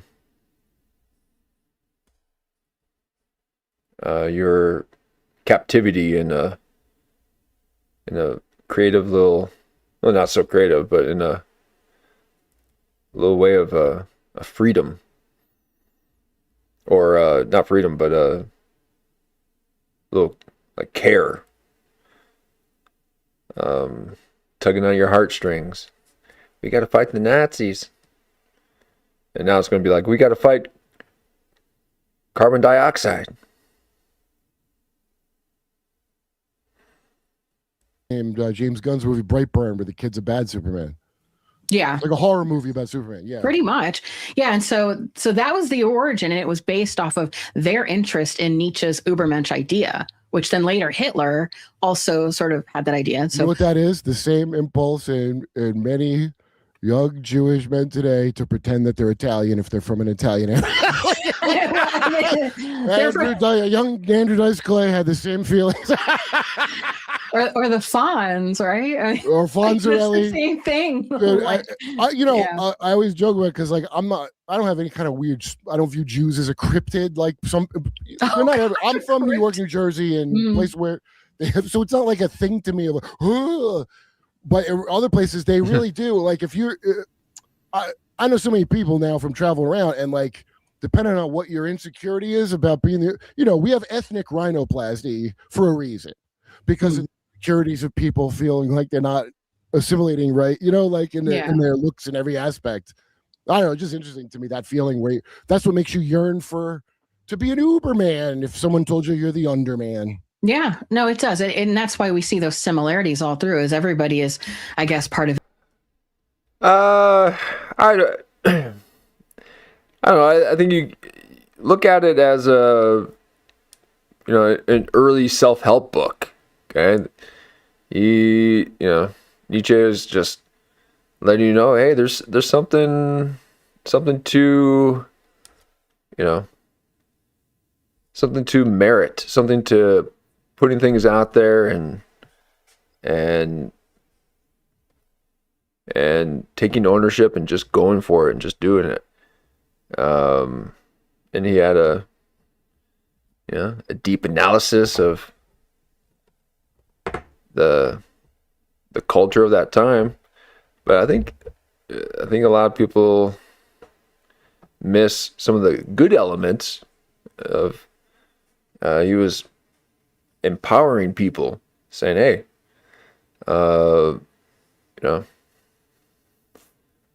it takes a bit of doing, but if you keep at it, keep going, you can make things happen.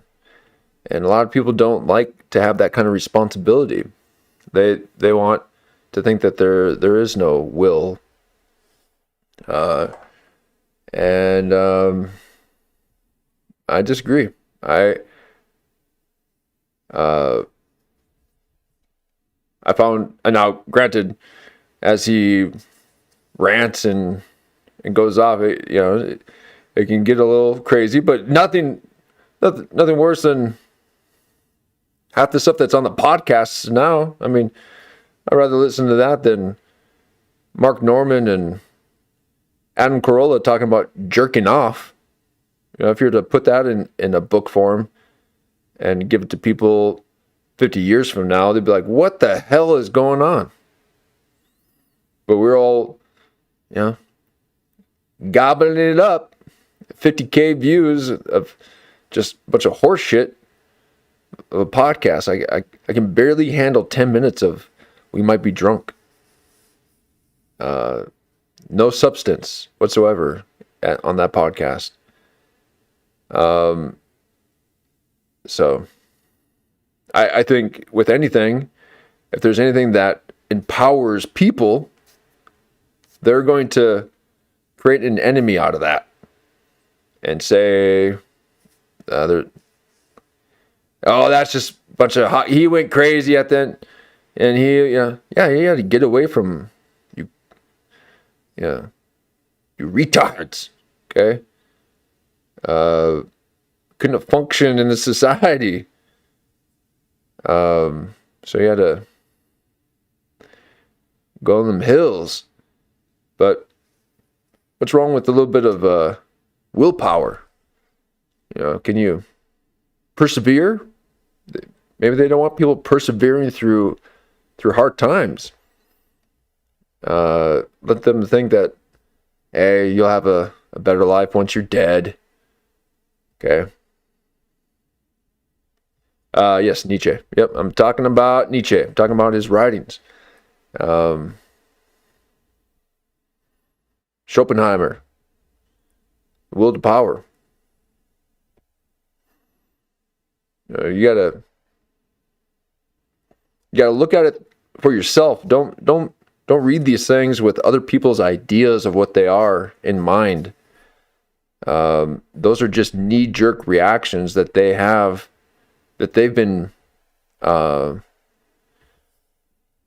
and trained to say by their professors, by their peers. They love hating on people with a little bit of willpower.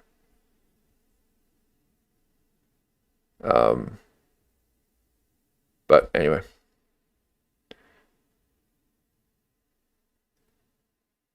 That's why they created the census? Really?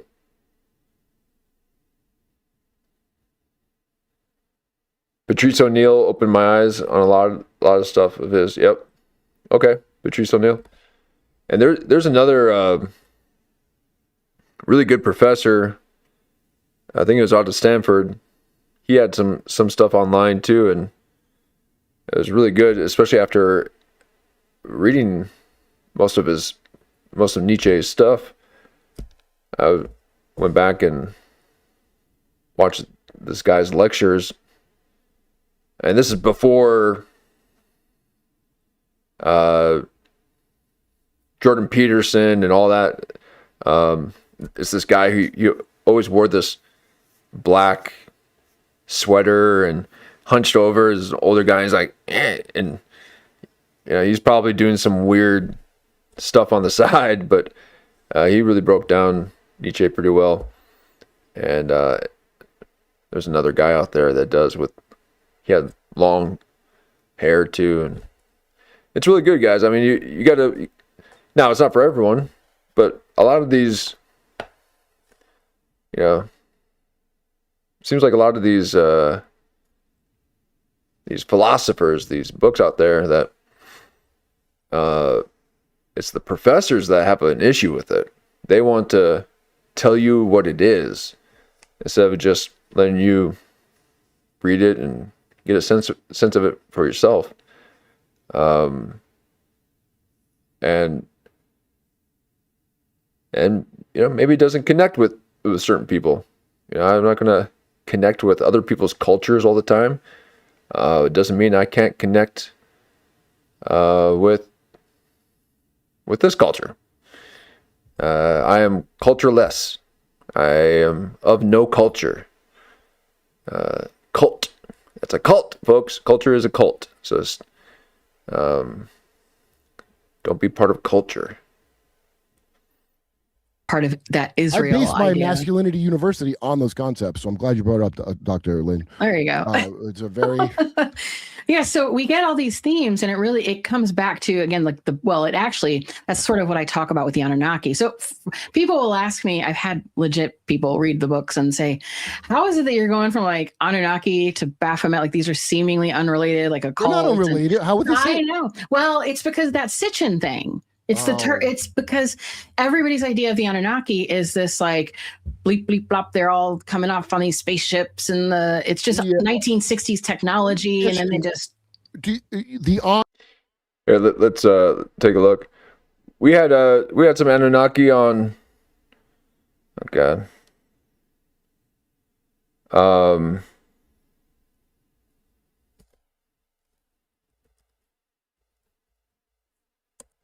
There's like a couple ends. Wait, and Anunnaki. There it is. There's no way you're doing a real image of an Anunnaki. So, oh yeah, there it is, right there. This is what we had on. This is what we got on our slideshow. I'm very much for the Anunnaki. They got a cool vibe. I like their watches. Oh, there's with the lion.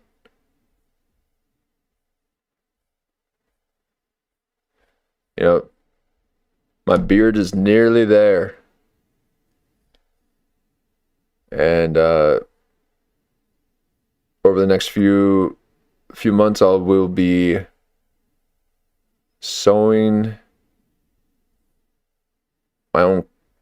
making my own clothing line. The Anunnaki attire. Call it fight and flight.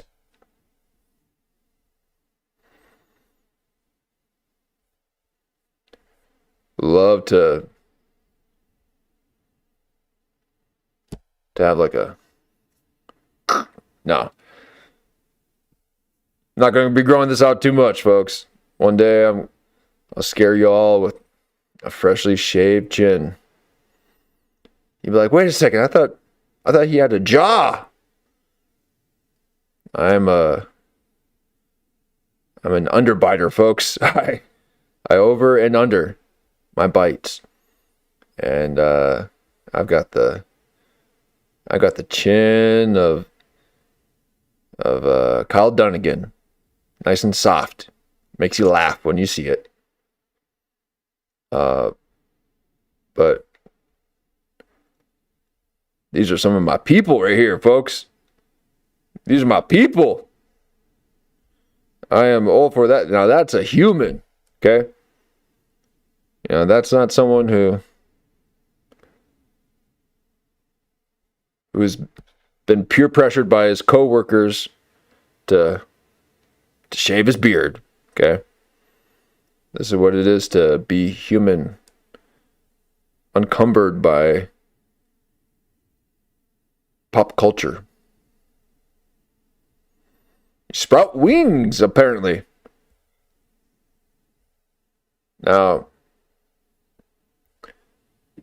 I don't know about you guys, but hunched over on this screen, you know, I'm starting to develop a couple of wings back there myself. You know, I'm like, what is it that,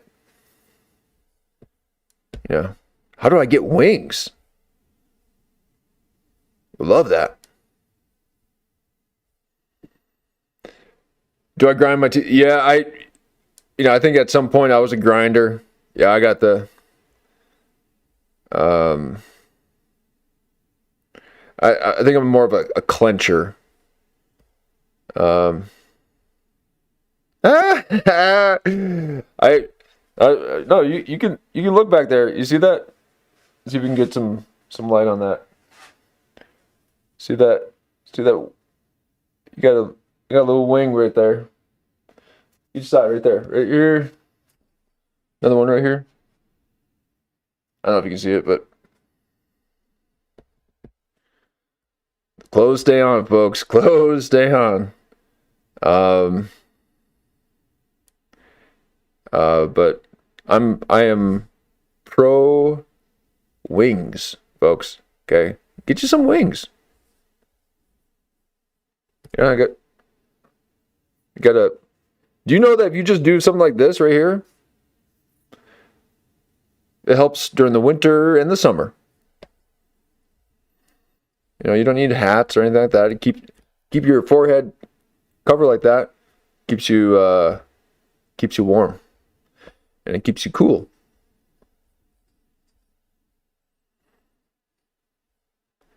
But where's this idea of wings, though? Was this just an old way of interpret?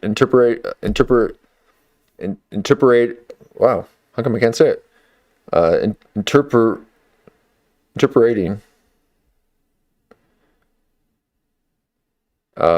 people flying, or I mean, I suppose, but people in spaceships or something. They're just flying on their own. Angels, okay. Yep.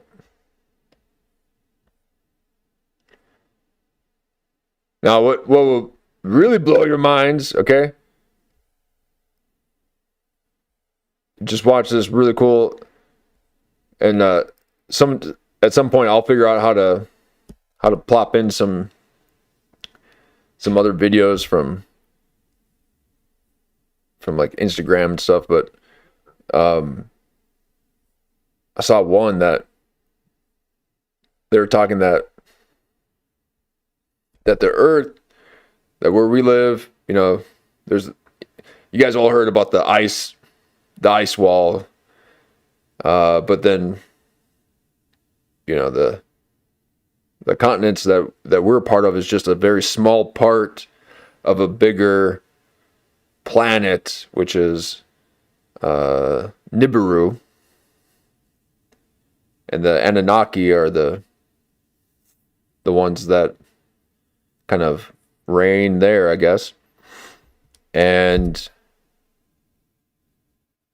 that is mapped out on the moon. So if you look at the full moon right now, what you're seeing is actually a reflection of the world. And according to this theory, and the Anunnaki created Earth, the world within the world, in this firmament, and the moon the moon is kind of part of it or whatever, but well, I really don't know. But basically what they're saying is that the oceans are still connected, but there's a ice ring, you know, an ice wall around all the continents. But then if you go underneath the ice wall through the ocean, you can then get to the other continents and all that's out there. Oh, I found that fascinating, and so I guess maybe it's these people that are there.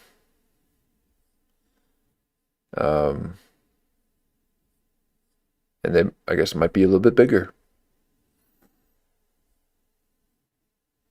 But apparently they created it. So, interesting stuff. Anu in Japan, and I'm gonna have RA the what's his name, Gary Wayne's boy coming on, who's done something about plasma, but he studies Sanskrit. Castaldo. Castaldo, I just had yes. him on. Yeah, he's so cool. I have him on talking about, because he was saying the Anu, and I'm like, wait, is that the Japanese, that weird tribe in Japan? That's not. Is that in any way related to this, or is that just a coincidence that Anu and Anunnaki? He and I just talked about that last week. He came on my show, and I was talking to him about that. We think it's connected, because my premise is this, and this is just spoiler alert, because like this is my whole thesis. My first book, when I was writing about the Anunnaki connection, it was like, I'm just exploring the ideas. I was looking at it like, what is this, right? And it's been a while, and so I started getting pulled more into that occult direction. And why does that happen? Yeah, okay, good. Well, you know what happened? Oh, Mark's saying Scripture says, and he's talking about the rapture here. It says that in a moment, in a twinkling of an eye, we would be changed and given new bodies. Amen. People misinterpret what the Bible is saying and says it's rapture. Okay. So instead, what Mark is saying is that the scriptures are saying there'd be a point where we obtain these new bodies, these new forms. Interesting.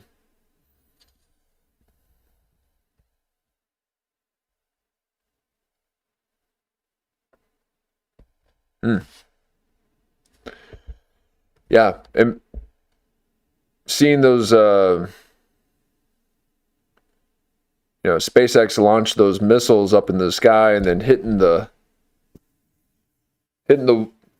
dome, apparently, like that, and it starts just scraping off the top of the dome, and then you see these like big old bursts once it hits, and then it's still pushing, so then it just starts pushing against it like this and creating this whole wake, this whole wave. It looks like a mixture of stardust and water.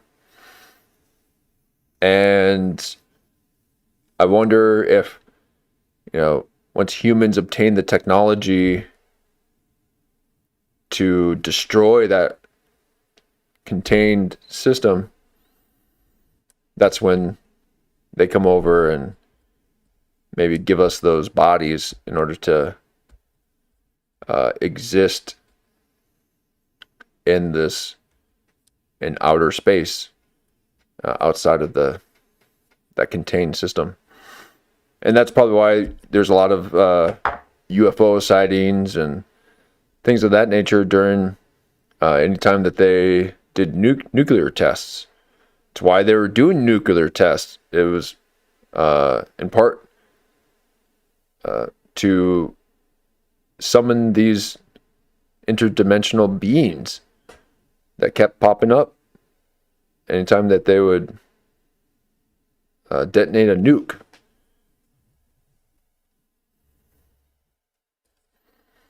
And I remember someone saying that it's almost like the explosion tore space and time almost, and messed with the dimensions, and then these spacecrafts that were already just kind of around to begin with then got sucked into our dimension. Or the Anunnaki hear this boom, hear this big old, banging on the wall, like, and they're like, did I hear something? Did I hear something? And it's just like, oh, great. Sounds like they've got that technology. They found nuclear technology. Okay, let's take a look, And it's these little humans. Let us out. Let us out. A little snow globe. And just like, shake the globe. Shut up. I'm trying to sleep. You're waking up my lion.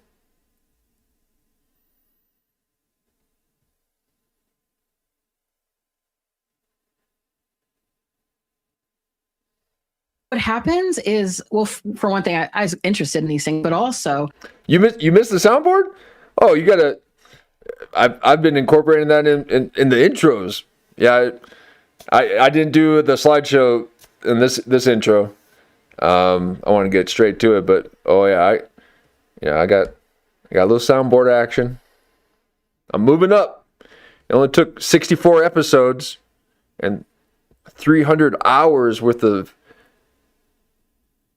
streaming to finally do a little woo.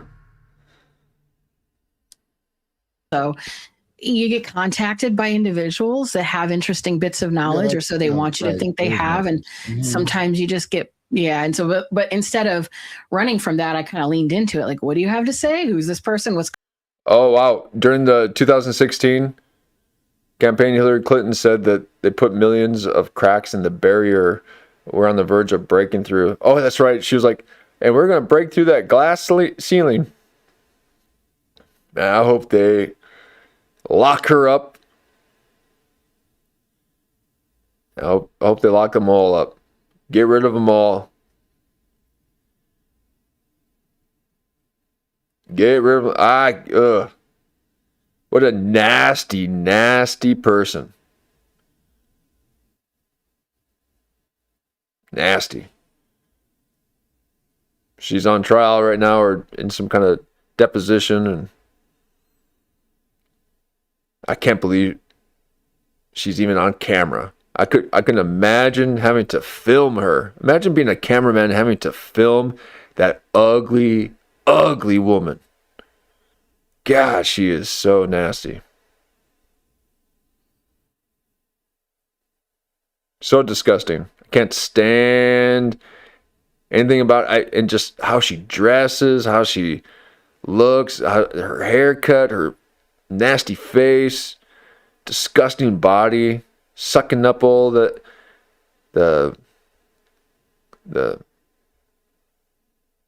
baby juice, allegedly. Denying Pizzagate like it's never happened, as if the owner of the pizza place wasn't connected to Epstein. Plain dumb. I can't stand it.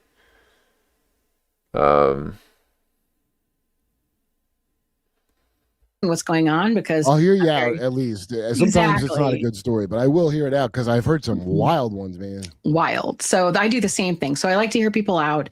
And as a result, though, I started looking more into the stories seriously as opposed to just chalking it off as Sitchin stuff. But if you notice, it's been real popular to talk about these days.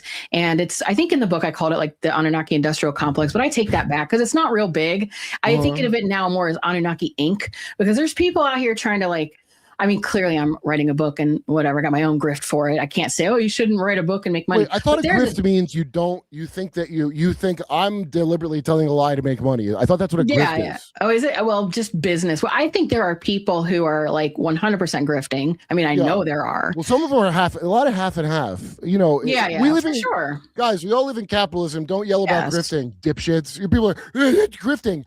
Where do you think you live, you fucking morons? Like I have to sell the book somehow, but there are others who are out there like telling. Oh yeah, yep. Think CERN has ulterior motives. Yep. Heard you guys. Saw you guys talking about CERN before too. Yeah, there's something with it, and you know that the God particle. You know, maybe they're trying to find a way to harness that spark of consciousness, the seed of life.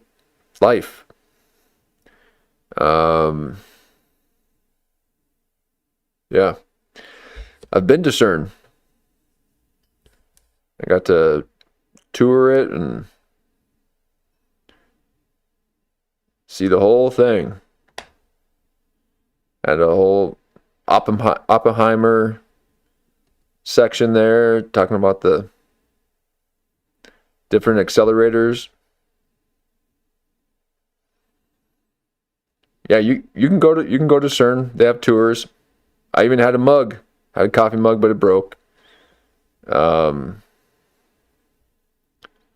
they show you the different particle accelerators, and now I didn't get to see the Large Hadron Collider itself, but they showed you other things. And I wish I could have seen the dancing Shiva, but they wouldn't let us go there.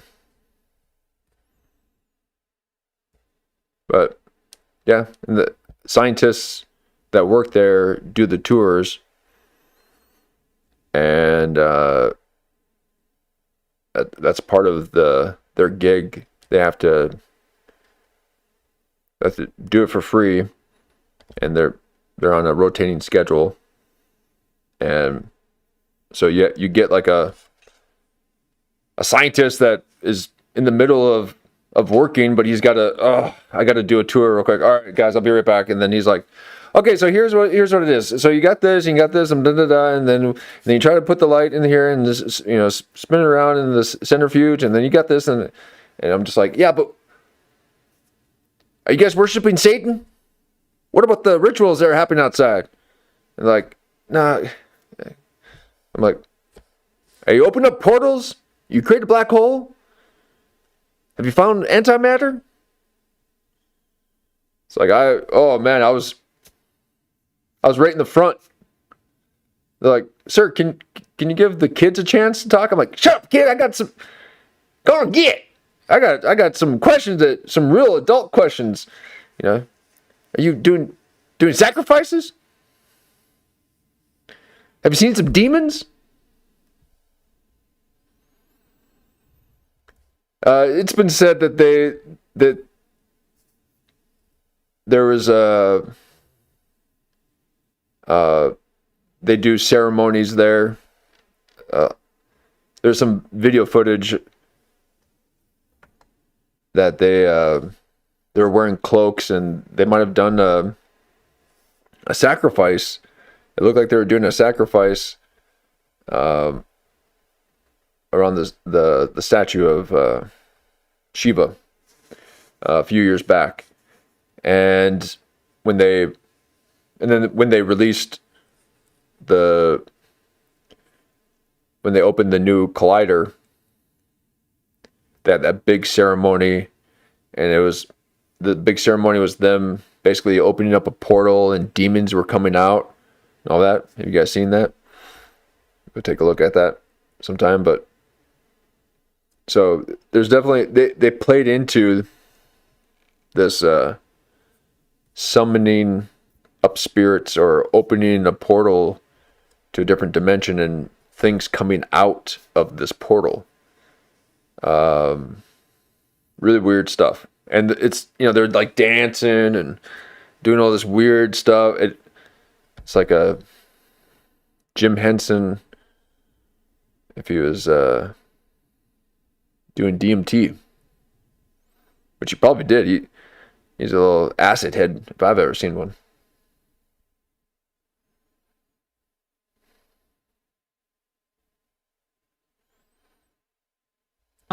Boldface. They're also, I believe, funded by other things too. I know for a fact they are, and my friends of mine. I've been so the stages of the people contact you. Then the next stage is you slowly start to figure out who's who, because you can trick. Yeah, let's take a look at it.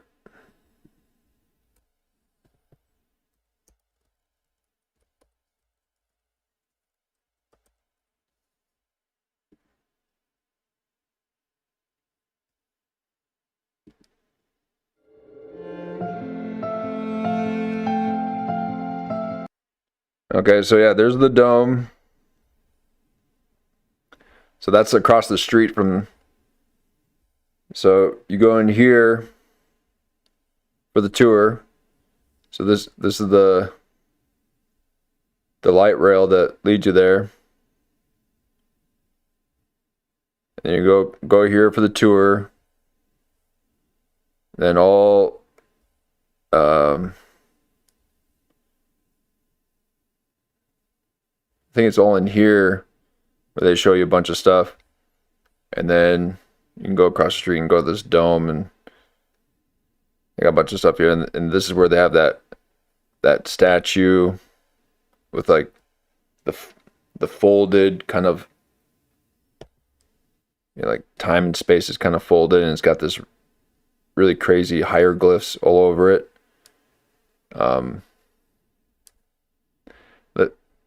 Let's see if this is the ceremony.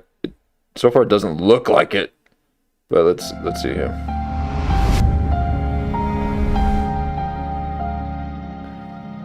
No, this is not it.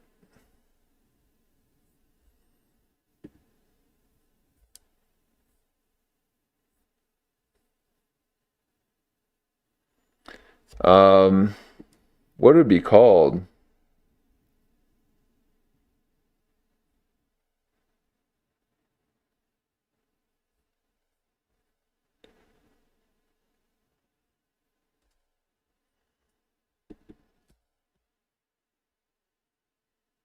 Oh, there's a couple of dance videos too. Like some of...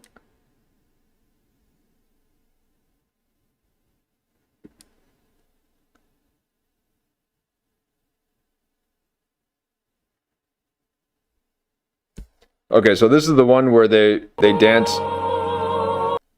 Okay, they're like dancing in. So this is not... It's not the one I'm thinking of, but this is a different one where they're like inside of it doing this weird dance.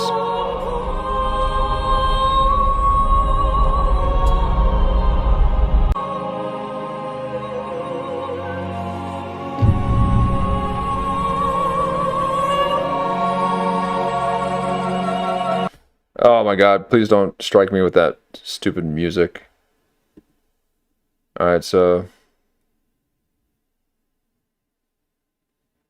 look at, yeah, and they're always like this. Like, they're all like, huh, what's that?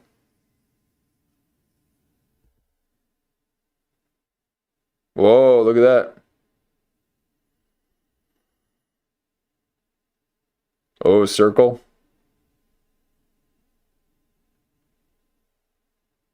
This is what I do before every stream. Just to quiet my brain.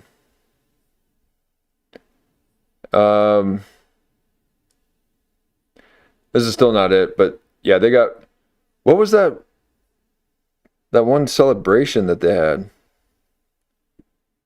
CERN.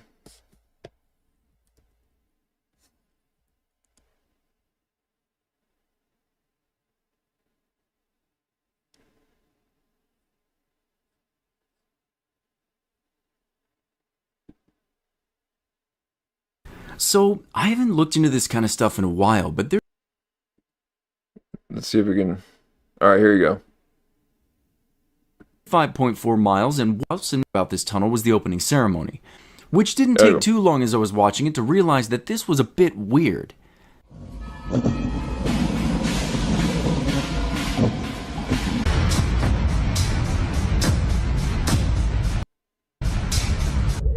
Well, there you go, Jan. You got some shirtless action there for you.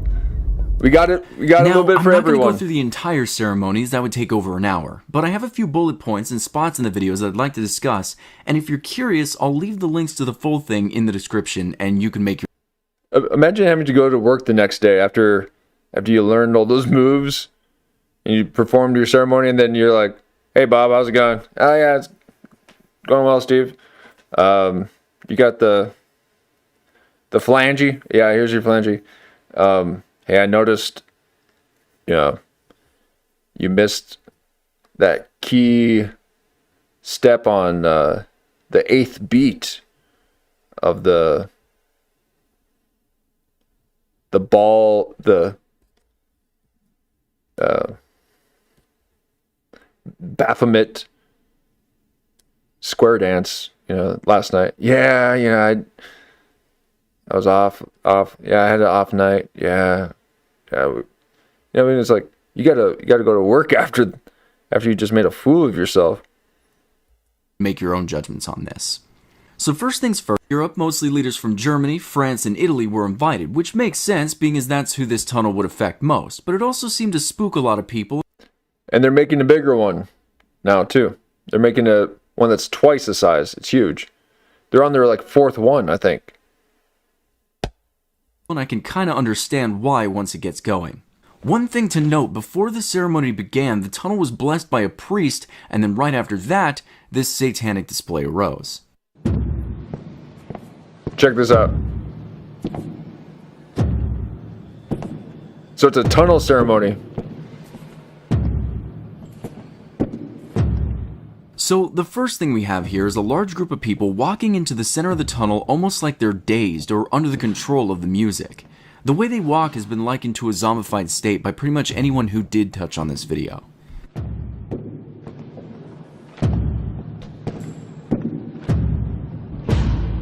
A lot of septum rings in that one.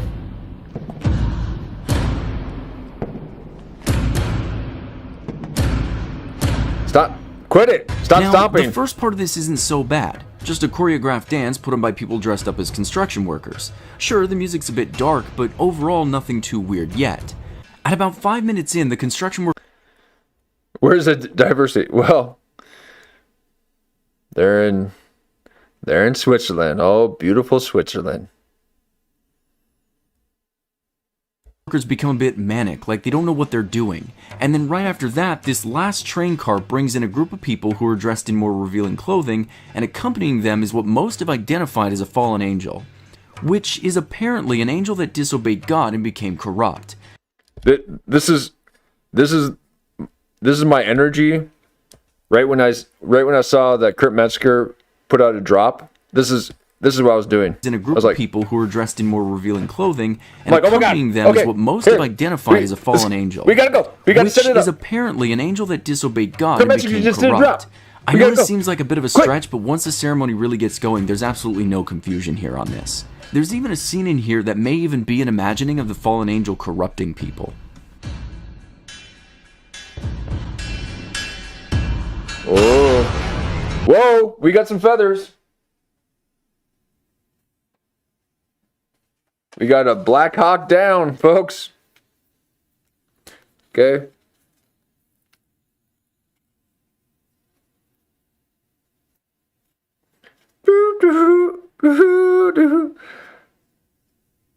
Were those boobies? I'm picking up on something. I'm pretty sure I saw some titties.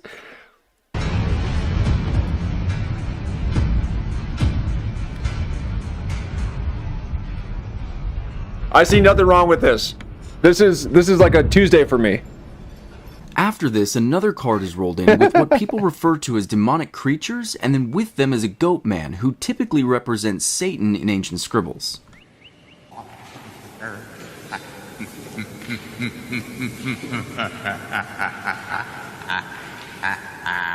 As I was watching through this with my friend, the thoughts in my head were, all of this for a tunnel? But don't worry, it gets a lot stranger than this. Yeah, they are redacted. The boobies were redacted, but yeah, I got the old redacted, the unredacted glasses on. I can see it, see through the black. At around 14 minutes, we see this goat is being worshipped, and people are bringing him offerings of trees, which I guess are upside down trees. Now, I never knew this, but apparently this symbolizes an upside down cross, or the tree of death, which really does fit the theme here. When I was watching this part and thinking about it artistically, I imagined that maybe this was supposed to be some depiction of hell or a dark world or something like that.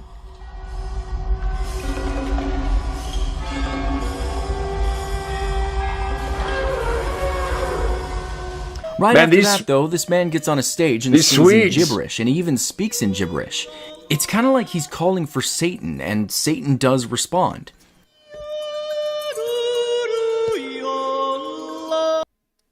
That's calling for Satan? I'll be like, you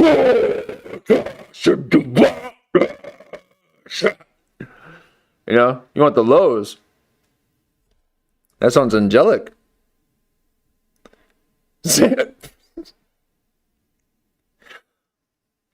Yes, wizard, exactly. Satanic yodeling is so 1980. That's hack. It's like, who hasn't satanic yodeled? Very retro. Very retro.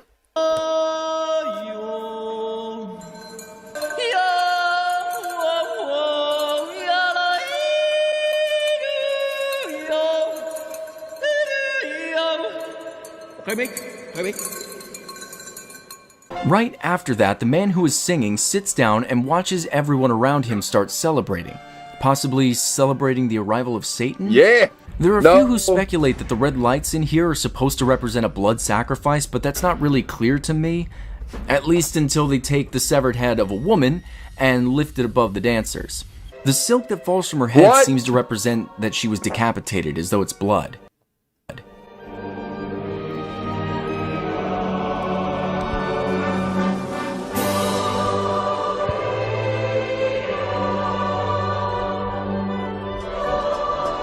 The severed head is then put on a body of a woman, and the first train makes its way through the tunnel.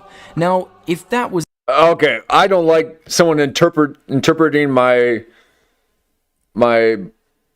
portal dance celebration, okay? My portal ceremony. So please, let's try to find it without some kind of commentary. Yeah, this... If you're gonna be a commentary of a satanic ritual, I need a little vibrato. I need some baritone in your voice. Oh, I got the hiccups. Oh man, CERN's giving me the hiccups. That was it, fine. It's freaking strange, but the next half of this display actually takes place outside. This is the part that was kind of odd to me. I mean, fine, you made art, cool, but to sit everyone down inside the tunnel and then put on half of the performance and then to have everyone move outside to complete it? I mean, that's just a lot of effort over a tunnel opening ceremony, right? I mean, most of these things are as simple as cutting a ribbon, crowd cheers, and now the tunnel's open and everyone can go on about their day, but whatever, let's move on to the second part. And boy, was there a second part.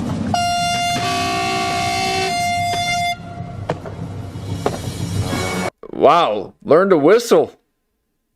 What kind of horn was that?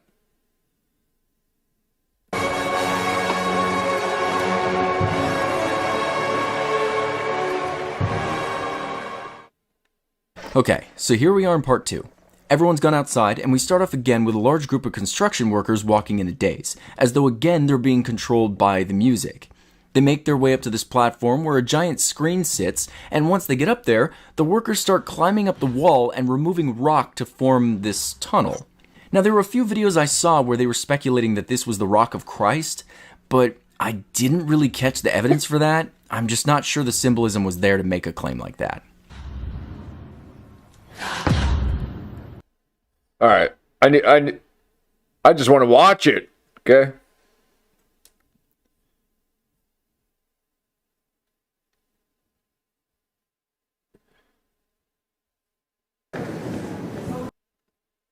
What CERN has accomplished over 7 decades of its life. And the aspiration and the values that motivated those founders are still firmly anchored in our organization today.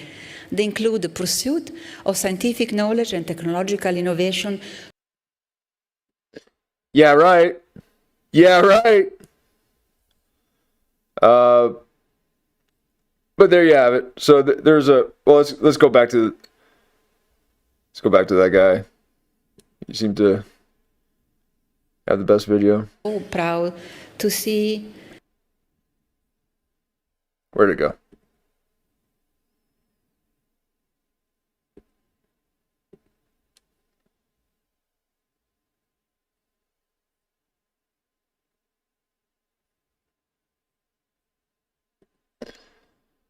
Well, there you have it. So little CERN ceremony. A lot of weird stuff happening there. But you know, there's a lot of connections to Oppenheimer. So they're dealing with you know, a lot of harnessing a lot of power. So I'm sure it has a lot to do with some type of well, they're smashing particles. So instead of smashing an atom to get an atom bomb, they're going to try to find this other element to then to slam together, make that chain reaction, and then that's you know what's the other kind? It's the atomic bomb, and there's another one too. So they're probably coming up with a new kind of a explosive device. Might be quantum. So let me try to get rid of these hiccups. Trick me 100%, but you can't trick me forever. Like, I'm going to catch on when you don't add up. It's just a normal thing that you have to be. All humans can do it. I ain't psychic. They train you. Like the thing you were talking about at your school, that where they go, well, just don't talk about this thing that would upset them. That is so the opposite of what reality should be. And that's especially in, you know, when Columbine happened, it changed everything. That should have been a dangerous male and a female teacher, even on a dippy community college liberal level. They should have done something, but they didn't. Agree. They didn't. I don't think it's incompetence. I mean, I'm sure the guy was incompetent you talk to, but someone knows what's going on. There were too many people who were that incompetent. But another thing, you know, one of the things they told me too, they were like, and I had witnesses because everybody was like a little worried about this guy who was like jumping up in class and hugging me, but like grabbing me. And wait, what what? Yeah, he grabbed me. And so I told that, of course, when I told what was going on. And what I got back in response was, well, the Hispanic club professor lets him hug her. He's just touchy-feely. It's just a hug. And I'm like, I don't know what kind of liability you have. I would have thought for sure that, like, if I'm there, you know, 5'1" professor, like female. Well, doctor, I would like to say feminism. I've said this for a long time. When feminism should get a big aircraft carrier and get a really prominent feminist to land in a jet with mission accomplished behind the jet. Because wow, you did it, gals. I know it's that's horrifying. Feminism. I'm sorry that happened to you. That's horrifying. It is what it is. But I've been listen. That feminist stuff is all talk. But they, of course, we know it is because you got to look at that latinx's dick if he wants to come in while you're taking a shit. I watched it happen. You know, I not to brag. Besides being on the Epstein files from he was invited to the show I was on for his birthday. I didn't get to meet him. Darn. Yeah, no, I didn't do nothing. But I want to make this clear. I am bragging. I'm in the files. And even if I did, what are any of you going to do about it? Nothing, punks. Just like the FBI and everybody. I'm full three. One day I'm going to be full 5. Else, you're gonna take it. I ate 2 babies. What are you gonna do about it? Nothing. Vote in the midterms, dipshits. Anyway. So exactly. So it's like that. And so, but this because Heather's a Nephilim compared to me. I'm just like, oh, you 5'1"? Shit, I can climb. You're like the mountain of Christ. I'm climbing. I'm falling off of like a CERN ceremony. No, she's not 4'1". She said 5'1". Just like the FBI and everybody else, you're gonna take it. I ate 2 babies. What are you gonna do about it? Nothing. Vote in the midterms, dipshits. Anyway. So exactly. So it's like that. And so, but this, because it pulls back to, you know, I know we're kind of all over the place. It's like a fever dream, but it is related. It's all connected. It is. It is all related. Look, I'm sick of, yes, of course it is. How could it not all be connected? Or I'm pretty sure she said 5'1". Hispanic club professor who lets him hug her. He's just touchy feely. It's just a hug, and I'm like, I don't know what kind of liability you have. I would have thought for sure that, like, if I'm there, 5'1" professor, like female. Well, Doc, she's a giant. I would like to say feminism. I've said this for a long time. When feminism should get a big aircraft carrier and get a really prominent feminist to land in a jet with mission accomplished behind the jet. Because wonderful. You know that wonderful artist Maria Abramovich, who put a tribute to the Wailing Wall in Ukraine to signify Russia's war of aggression against the good people. We just did a stream about her. Black wall with crystals that look like dicks poking out of it, and her. I was like, am I dreaming this? Wow, no, that's wild, but. But a mushroom's going to look way worse. It's going to look, in fact, a lot like the Bezos rocket, which if you go back and watch Austin Powers, the fucking Dick Rockets joke in the beginning, they do not go as far as Jeff Bezos did with his supposed real rocket ship. Like, his looks like does your cock look like that, dude? Is that like too fat of a head? Austin Powers didn't try to get away with that. They were like, no one's going to believe it if we make it too much like a dick. And they were kind of nuanced compared to what he did in real life. Wow. I mean, I'm just thinking too of those the reports in the Epstein file about how he had a weird little mushroom once. Did Harvey Weinstein? Yes. What is that? Is that a thing? That's a whole thing, isn't it? Oh, I know for a fact. I know a dude who's got one of them flute dicks with the holes on the side, and they're in tech. Oh, okay. Well, a bunch of them. There's a bunch of tech flute dicks out there. Trust me on that. Just don't ask how I know. Don't ask how I know. Nope. No, there's some about a weird. Them techies are swingers too. I mean, they're hot tubbing. They're polyamorous. They got all sorts of munching on them SSRIs, and they love to disassociate while they not think about their little mushroom penis. A weird dick in all kinds of strange, I don't know, or an undescended testicle.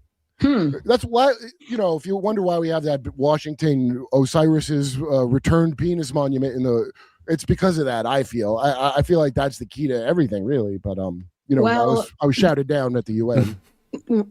So the this idea of the Baphomet, because I'm going to try to answer that question too, because you're kind of dancing around, because it's sort of thematically relevant. Yeah. Because what you have with Baphomet is this great androgyne, as they call it. But as I read about in because what you have with Baphomet is this great androgyne, as they call it. But as I read about in the book that about the androgynous rite, so you have to think about how if for one thing, they're androgynous, but they weren't allowed to have women. Okay, so how is that? What do you mean they weren't allowed to have? They weren't allowed to have the women into the Freemasonry that was accepted. Right, because all of them are out in the woods doing circle jerks. It's like they're not wanting to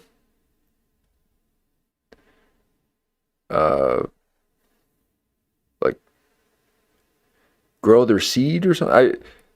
Who was talking about this a couple days ago? Someone was talking about the reason why, a lot of the Republican Party is gay, and the ones that are at at these ceremonies, where was that ceremony? That Alex Jones broke into, the Bohemian Grove. It's just a bunch of men. Conan O'Brien was in there. He was on the guest list.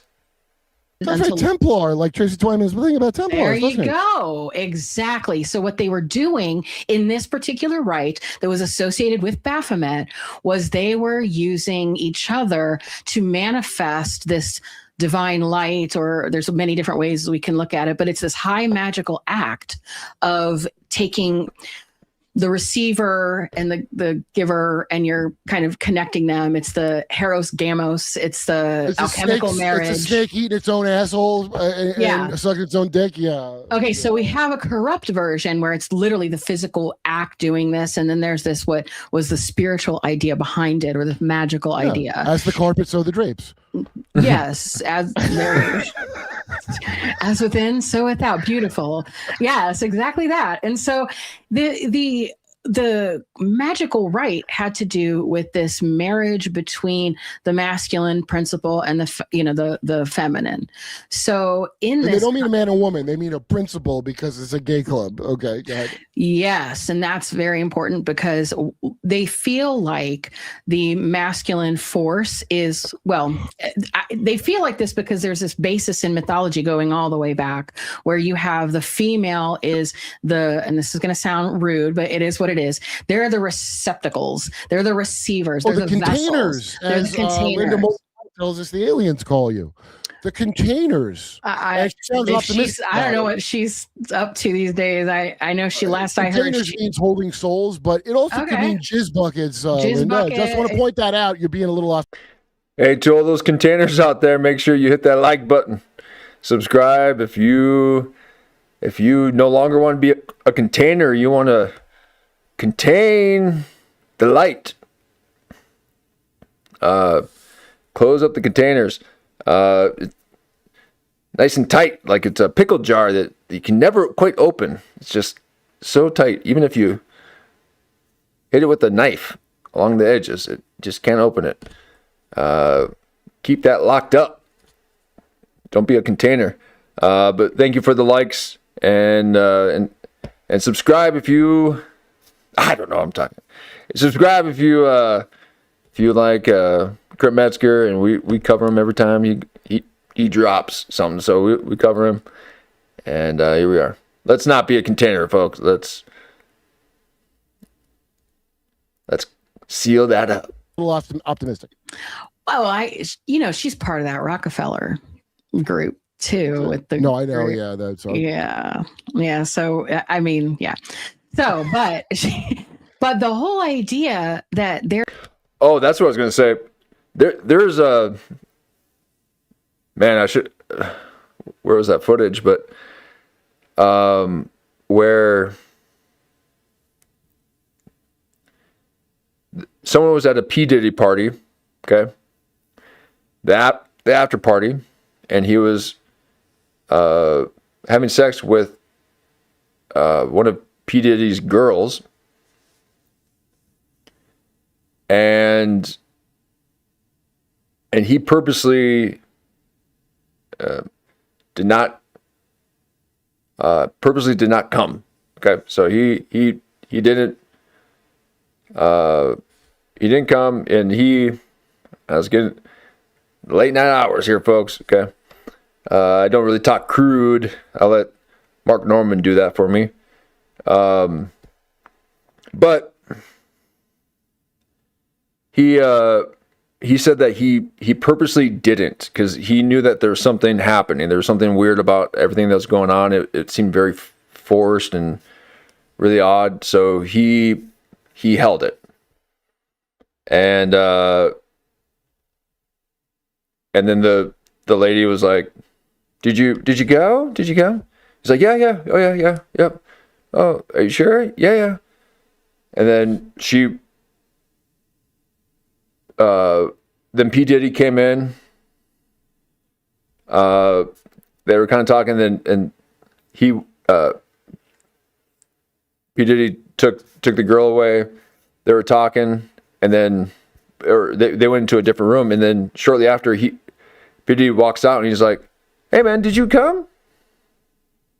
Hey, did you come?" He's like, "Yeah, man, yeah." He's like, "What? Are you sure?" And then he goes back in the room with the girl, in a different room, and he comes back and is like, "What? Are you sure you did?" He's like, "Yeah." And it's like, what? They're collecting it. Like, they were using these girls as containers to collect semen.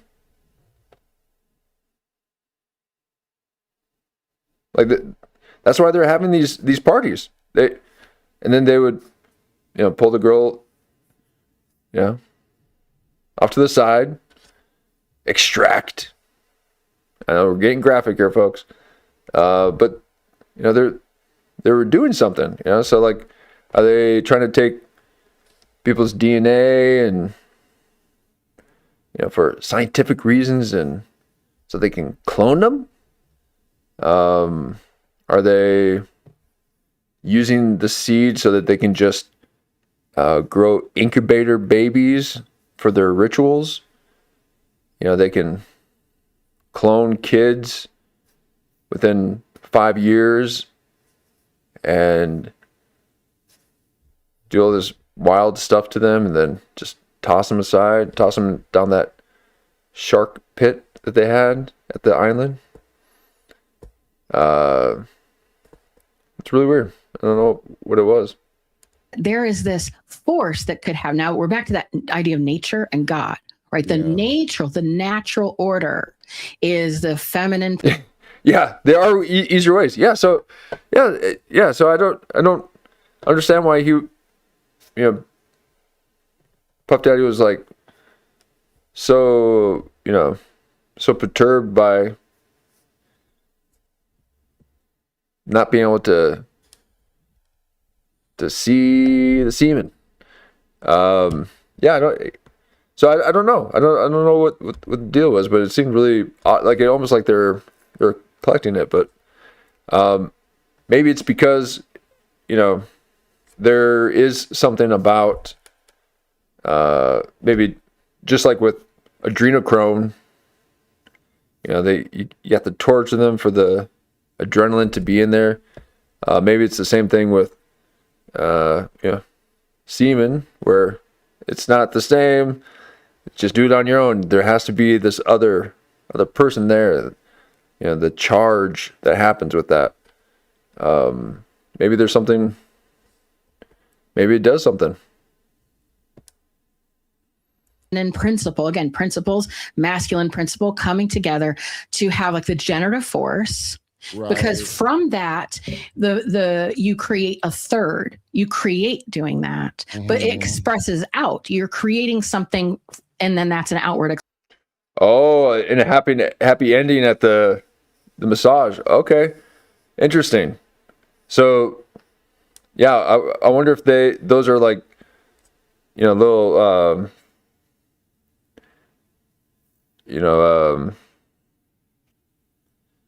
sleeper cells of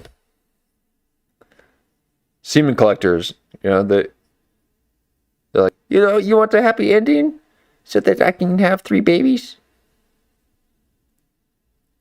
It's like so weird. Word expression.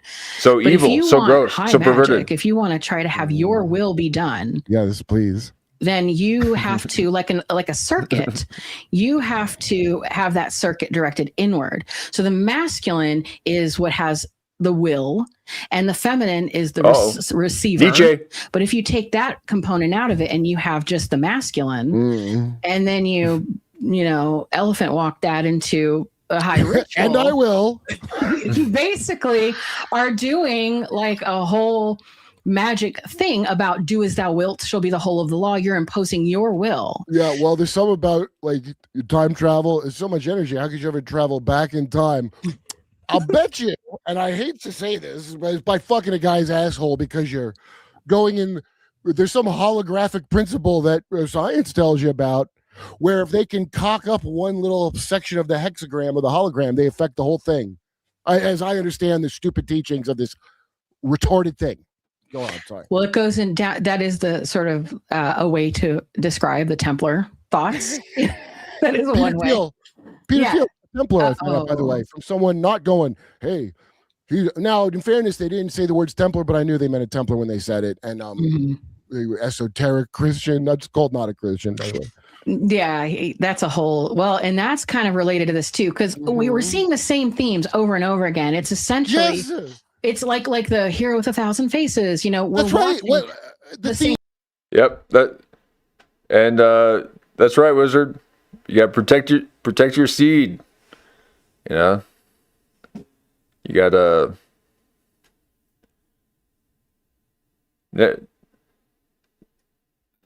I mean, all of society is just trying to get people just docile and not have no will, tired. Yeah, it's like you gotta keep that. And you'd be amazed at the amount of energy one has. Okay, so if you ever see which I don't recommend, but if you ever watch Joe Rogan, and he's got those droopy eyes, right when Tom Segura's cousin, the neuroscientist, comes on,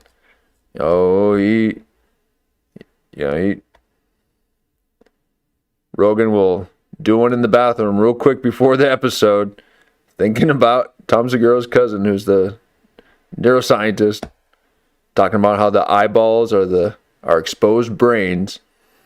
He's all rubbing his brain, burping. Sorry, I don't get all crazy, but and then he looks all tired.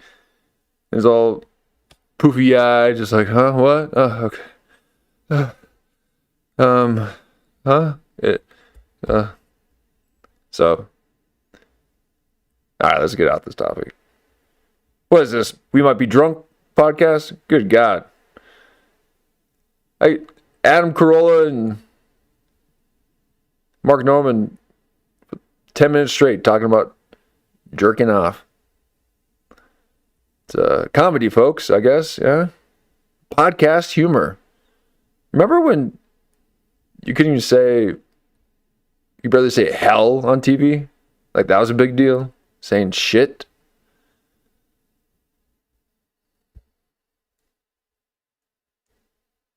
Same thing. Oh, great. What? I think my chat flipped on me. What's happened? Yeah, exactly.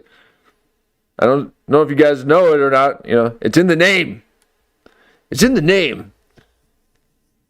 Clip Virgin Podcast. It's in the name.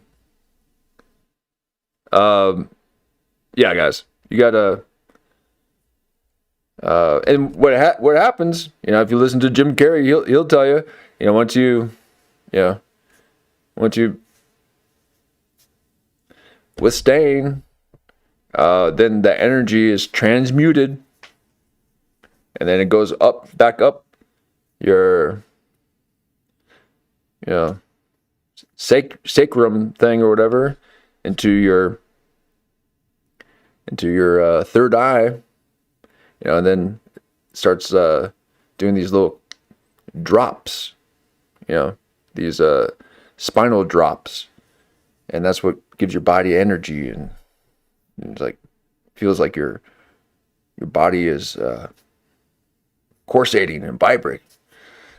Yeah, I don't know much about it,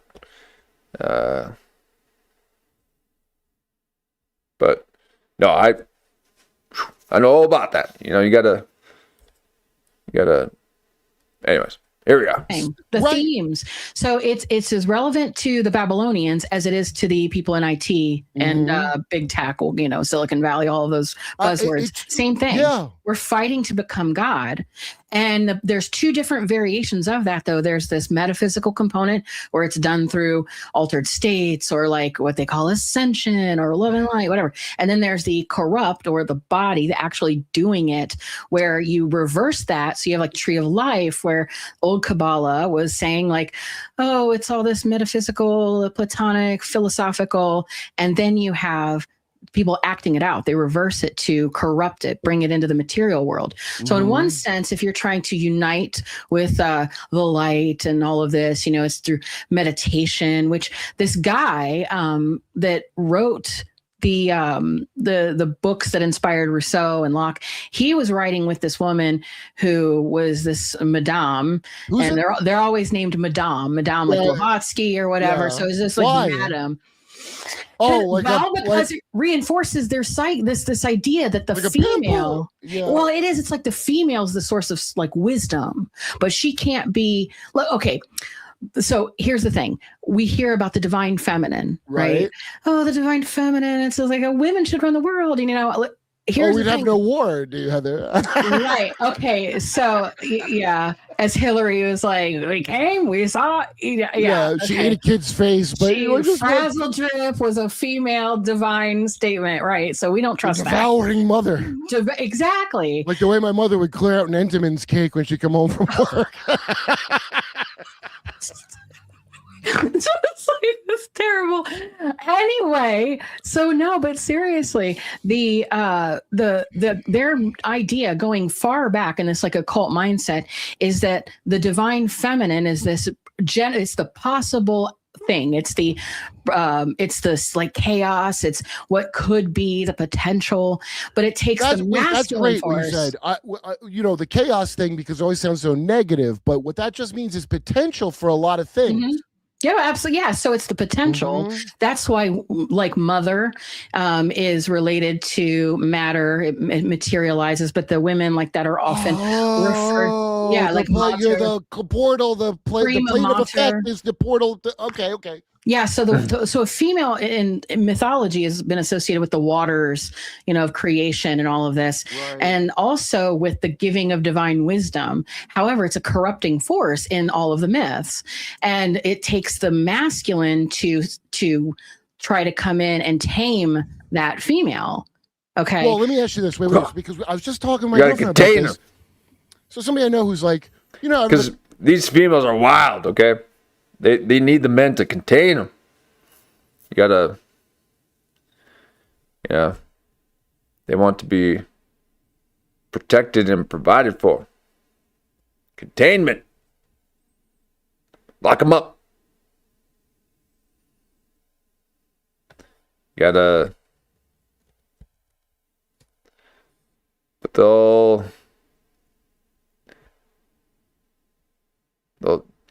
China wall around it. Yeah. They want.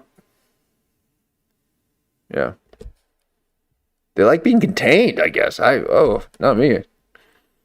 I'm a sore. But yeah, I guess I don't know too many people like to be contained, but let's see what she says about this. This is funny. To try to come in and tame that female. Tame. Okay. Well, let me ask you. Oh, okay, tame. I thought it was contain. Yeah. No, let's not contain people, folks, okay? But we can tame them, okay? We can tame them.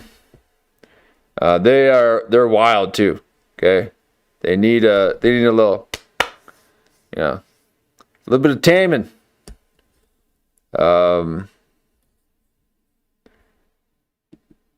But she had some wild times out in that geoprism she was living in for 8 months, wishing she could be contained.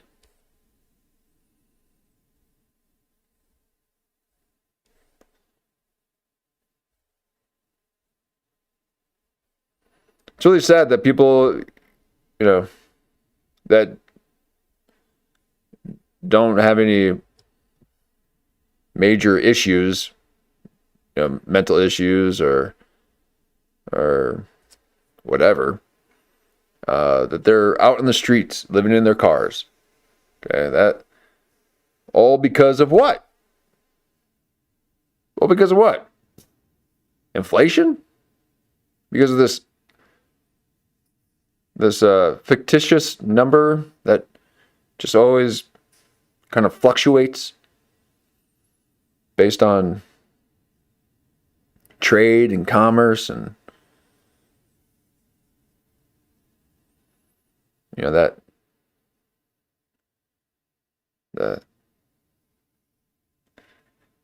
the capitalistic Kabbalistic virus that always has to grow, always has to see profit constantly. And the second there's no profit, it's dead. So it has to find ways to constantly grow, and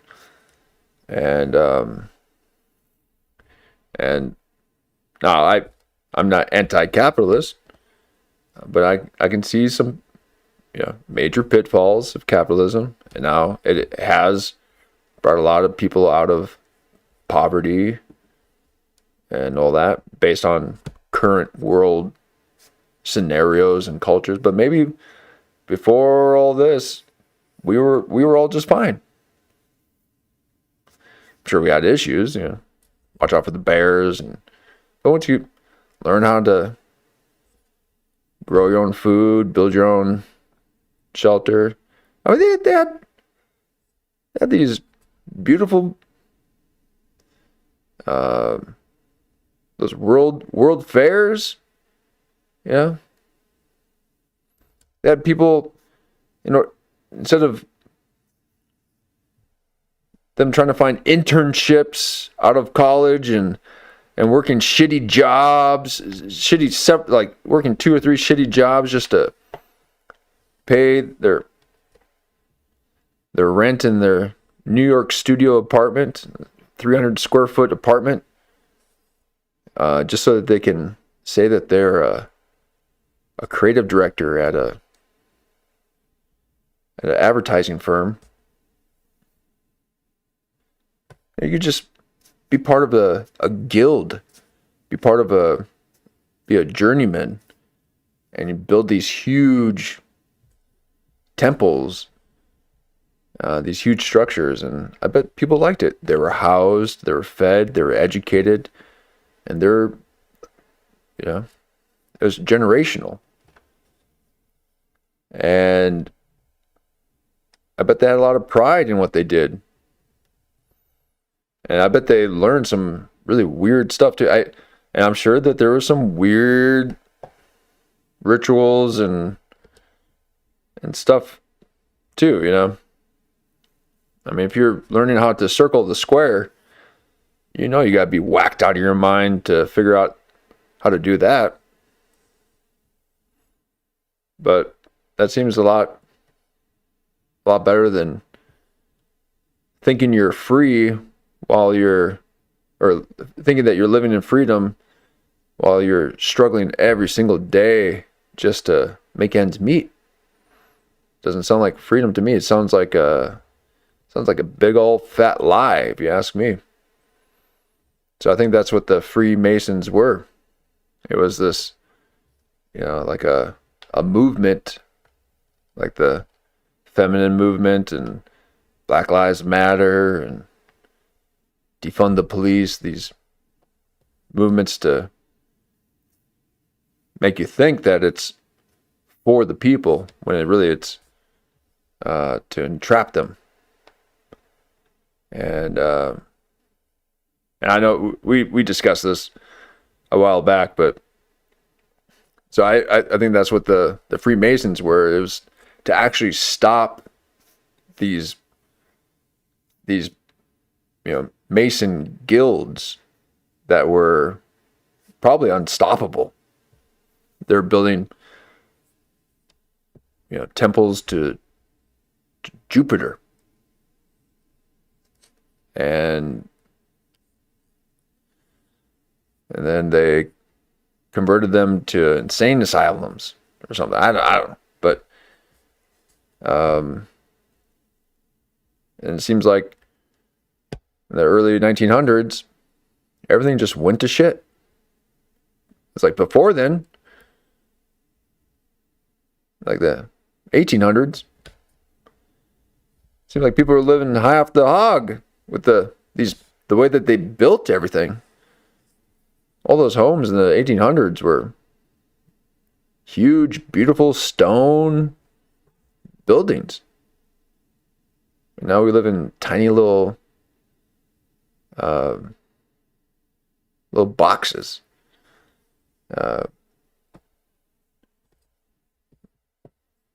storage units that are converted into housing units. It's pretty sad. So the only thing that's really developing is technology. You know, everything else is going to shit. And oddly enough, if you go back and look at movies, that's the first thing that you can see that gets outdated the quickest is whenever they show some type of technology in movies. You know, so if somebody's on a phone, you can instantly see how outdated it is based on technology. So it doesn't have any lasting power at all, any staying power. It has a very short shelf life before it becomes obsolete. And you know, that I think that says something. Whereas these buildings, they've been up for centuries. But yeah.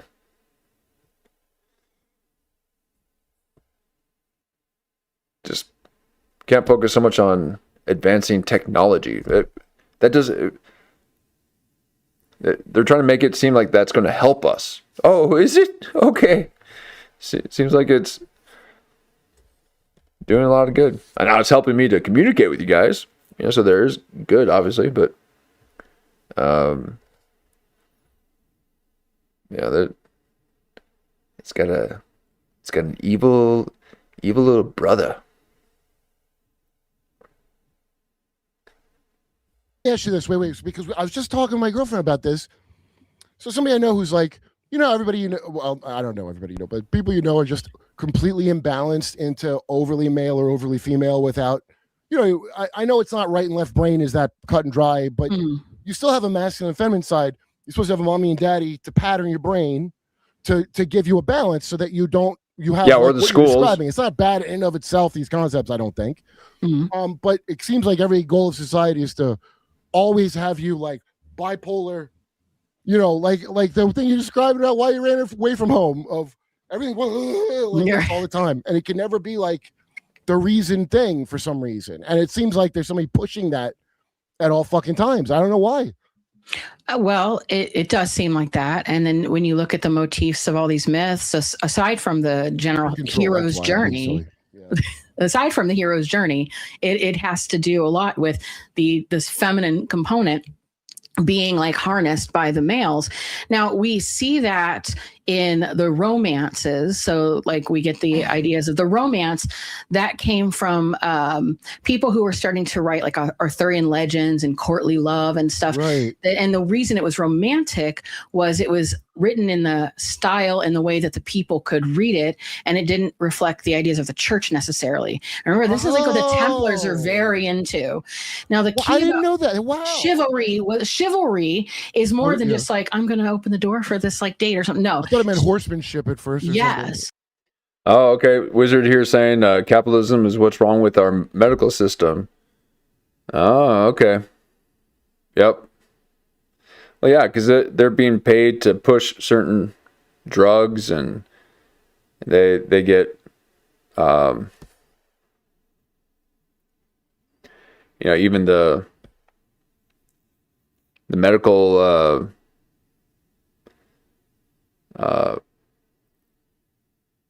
those medical machines, what do they call them? You know, they got to sell the machines and all that. Yeah, so doctors are always getting hustled by salesmen, pharmaceutical salesmen, or the medical supply side. And then, you know, that they don't know what to do. They're just like, all right. And but then even further, you know, the Koch brothers or the Sachs family with the Oxycontin, and you know, just knowing that there's going to be a certain kill quota. Basically a certain amount of people that are going to die from your product. That's permeated through our food and even the homes too. People get sick in their homes if there's the material, even if it's a new home. All the off-gassing that happens from all the shitty materials that they're using in new homes, making people sick. And even the older homes, they got mold and issues like that. And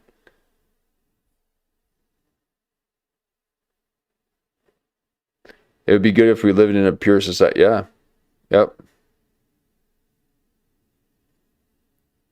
Yep. Internet's been a double-edged sword. Yep. Yeah, it seems like most things are like that.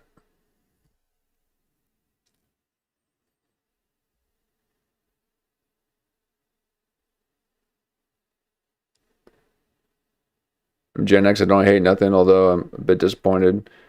All the hours and days reading books to learn things. The internet takes 30 seconds to learn more than years of study. Yeah. But the thing is, now here's the thing about learning though, is that it seems that how you learn it really matters, right? Based on retention. And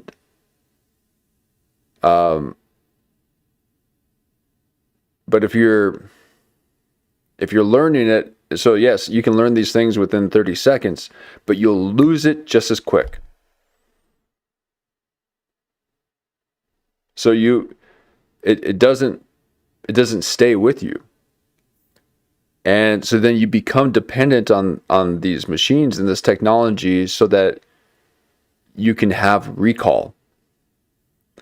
But then if you were to spend time to read a book and kind of have it live and breathe with you throughout the time that you're reading it, and as you're reading it, it's also, you have your life going on around you, and so you have a bit of a peripheral examination, or at least a peripheral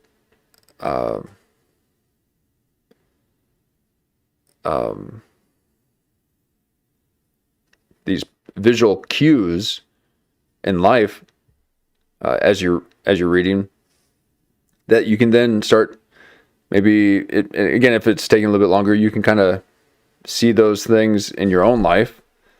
But there's something about reading a book and having kind of take some time with it and really enjoy it versus watching a video. Even talking about something, people will start talking about a topic, like we're talking about CERN, and I could be talking and really paint the picture, and then if we go and watch a video, it kind of flattens everything, and then you just kind of have to take it,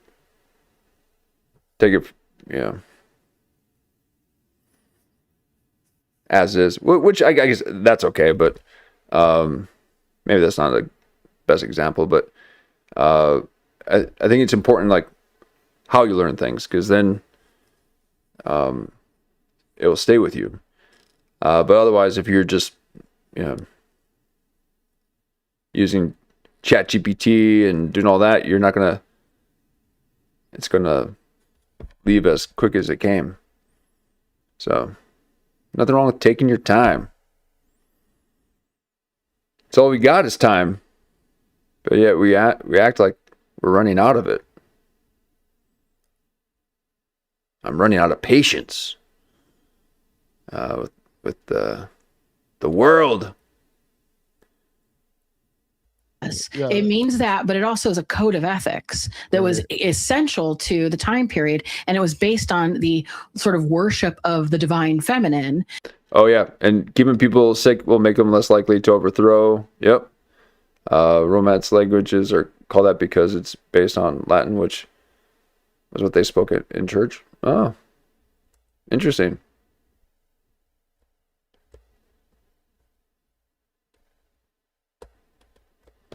Oh, going up a little bit further, Roman, secular. Okay.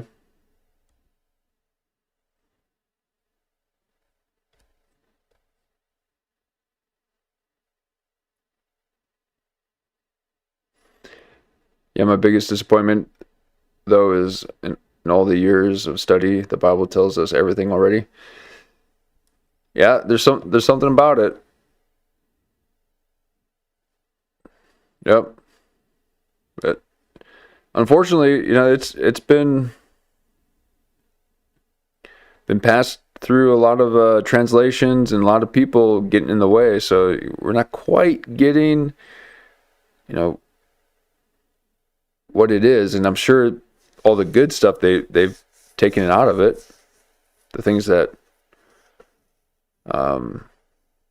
really tell us about the way that things are. But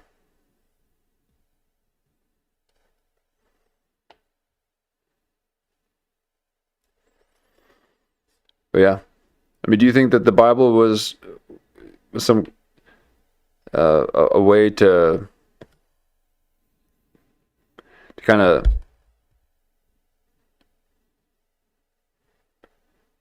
show us like the whole Earth cycle and life cycle and how to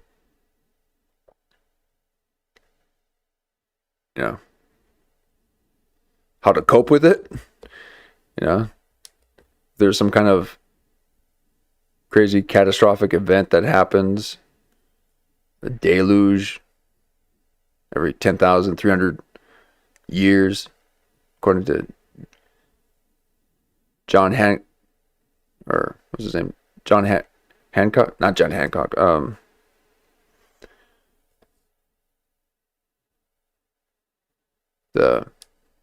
The archaeologist that's always on Rogan's podcast. It says every 10,300 years there's a catastrophic event that happens. So maybe that was a way to let people know the origin and the possible outcome of life or something. I don't know. I know it's an inspired word of God. Okay, I know that. I know people that wrote it were inspired, and okay. So I get that, but they have to be telling it for a reason.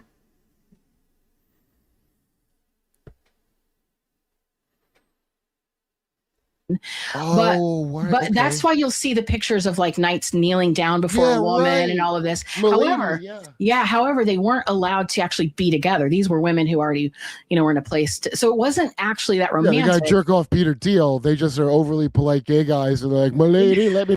Oh, the Bible is like a periodic table. It has forms and functions. Okay, but the Bible is also slightly mystical in that the words have specific meaning and at the moment you're in. That's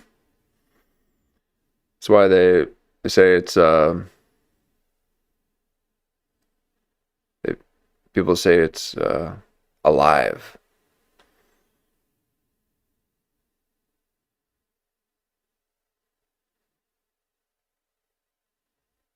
Let me put this on a pod. Yeah, I think Nick Fuentes runs a bunch of these dudes. I wouldn't be surprised at this point. No, they're not chivalrous, but they're the repressed gays. Just repressed gays that say pedo stuff because they're actually gay and don't want to have to go near a woman, and that way they never will have to. If she's not 15, I don't want her. the type that are like, she's old enough to bleed, she's old enough to breathe. That's God. boomer talk. I don't know. Listen, these kids. I'm one of the last. These kids sound like boomers, though. These little Zoomers kind of sound like boomers. They sound like what you're describing from Baphomet cults to me. Oh my gosh. You just lost people. They're like, click. Well, But take it. the shift into the chivalric romance, this idea was a shift into where people who were being influenced by Marian cults and wanting to bring the divine feminine, What is so a to Marian speak. cult exactly? Or They wanted to bring Mary back into the equation. That's why it's and called so they're- Marian. Oh, okay. I Yeah. didn't even realize that. And so it was an uplifting of this concept of the feminine. And it sounds nice. And there's people out there, oh, that's really nice. You know, the woman, yay. Yeah. But it wasn't like that. It was, it's more of this Shekinah? idea. Yeah. Yeah. Like The Shekinah. Right. Well, this is exactly it. You know what's up. Exactly. Martine Rothblatt, the transhumanist who invented The Sirius Shekinah Satellite glory. Radio, has a wife named Bina who they made a robot of her head. He has a black. Well, excuse I've me, seen Martine. that. Yeah. Yeah. Her wife's name is Bina. Yeah. It's, Gross. And the whole thing's gross. I'm not even talking about the trans aspect. That's actually no. This the least gross part. This Well, no. insanity of the myth. Yeah. Well, it comes from, there's many places it comes from, but it's also reflected in the Platonic story of the rebus in the symposium. Oh. And the symposium, when people like think about it, it's easy to think that they're just like standing around and like that picture that we have, that painting That's where exactly what I was thinking of when you were saying. it was a party, it was a dinner party where they were getting drunk and making jokes and laughing and saying, hey, Right. what do you think happened here? What do you think happened there? Oh, and the Freemason meeting. Okay, good. Yeah. So they were asking, what do you think is the point of like men and women and like getting together in romantic love? And then the story goes, well, there was the rebus, men and women as a soul were united as one, but that was a threat to God because of the power. And so God split them into two separate souls who are always then cursed on the earth seeking each other, which is where we get the term soulmate. And then sometimes in New Age, it's twin flame. But that's what that stupid Will Smith movie with Charlize Theron was, where he's the superhero and they can't ever come together because they get probably everything's Hancock. kind of like that stupid movie derivative. Hancock is about that. Yeah, I mean, literally that. Oh. So the idea was that you'll see this in alchemical manuscripts too, a two-faced individual So standing that's on why top. they're magical, because they're fucking and they're connected, and now they can make their cum wishes. Yeah, and like in the spiritual sense, it's because they balance each other out, and then they can have a child and a spirit and all of this and whatever. So, but in a perversion of this later, what you start to see is like literally the physical notion of this coming to be, where it's not just like musings from the philosophers. It's maybe in Freemason time, Freemason, the Leave me incubator. to my musings, woman.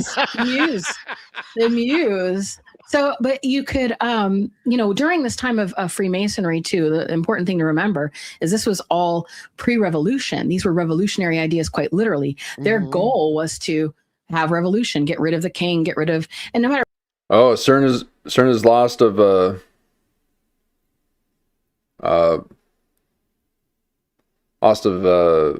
Landis technology. Every time they build it, it blows up and destroys everything. Oh man. So that's what they're going for, huh? Interesting. Yeah.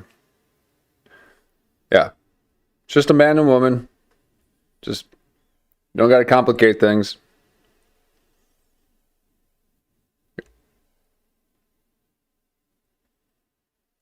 After CERN explodes, it'll wipe out our memory. Oof. Wild.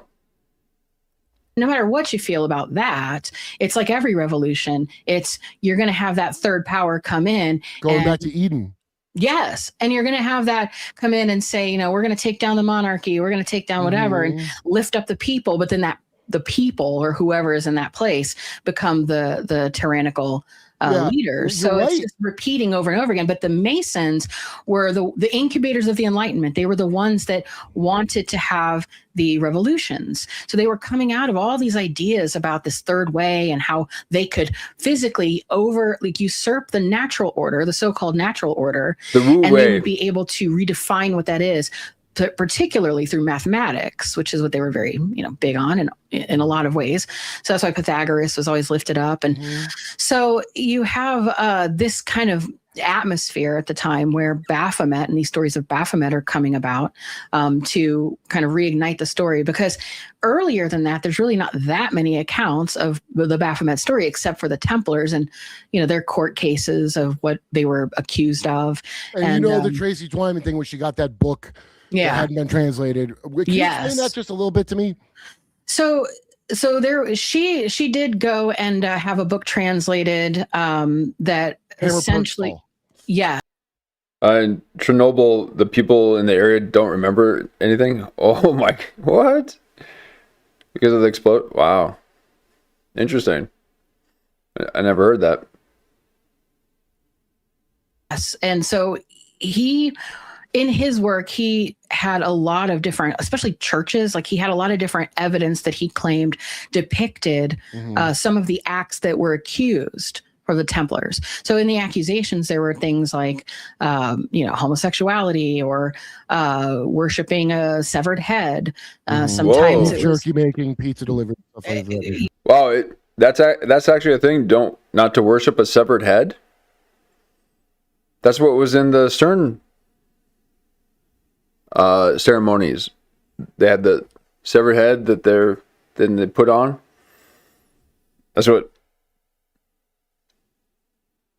Jared Leto walking around during the award show, during their ceremony with his severed head. There's something about not worshiping severed heads. Now, I wonder too, the Egyptians had they would wear their headdress, and then even these Illuminati parties, they would wear like a deer head.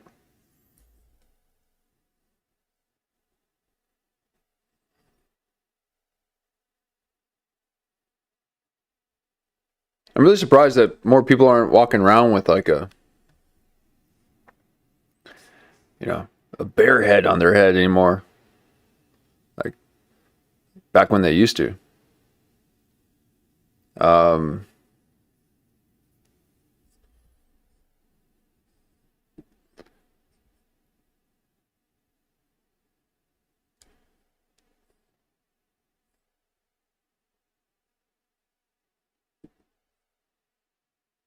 So, I haven't the opening ceremony for a train tunnel.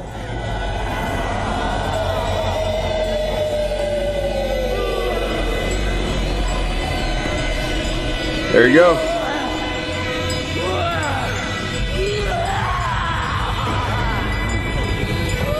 Again, this is what I do, before I go live,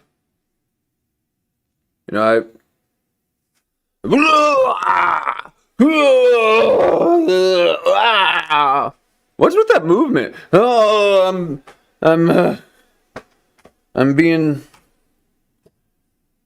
moved by the puppet master. It's like, I mean, come on. A bunch of head worshippers.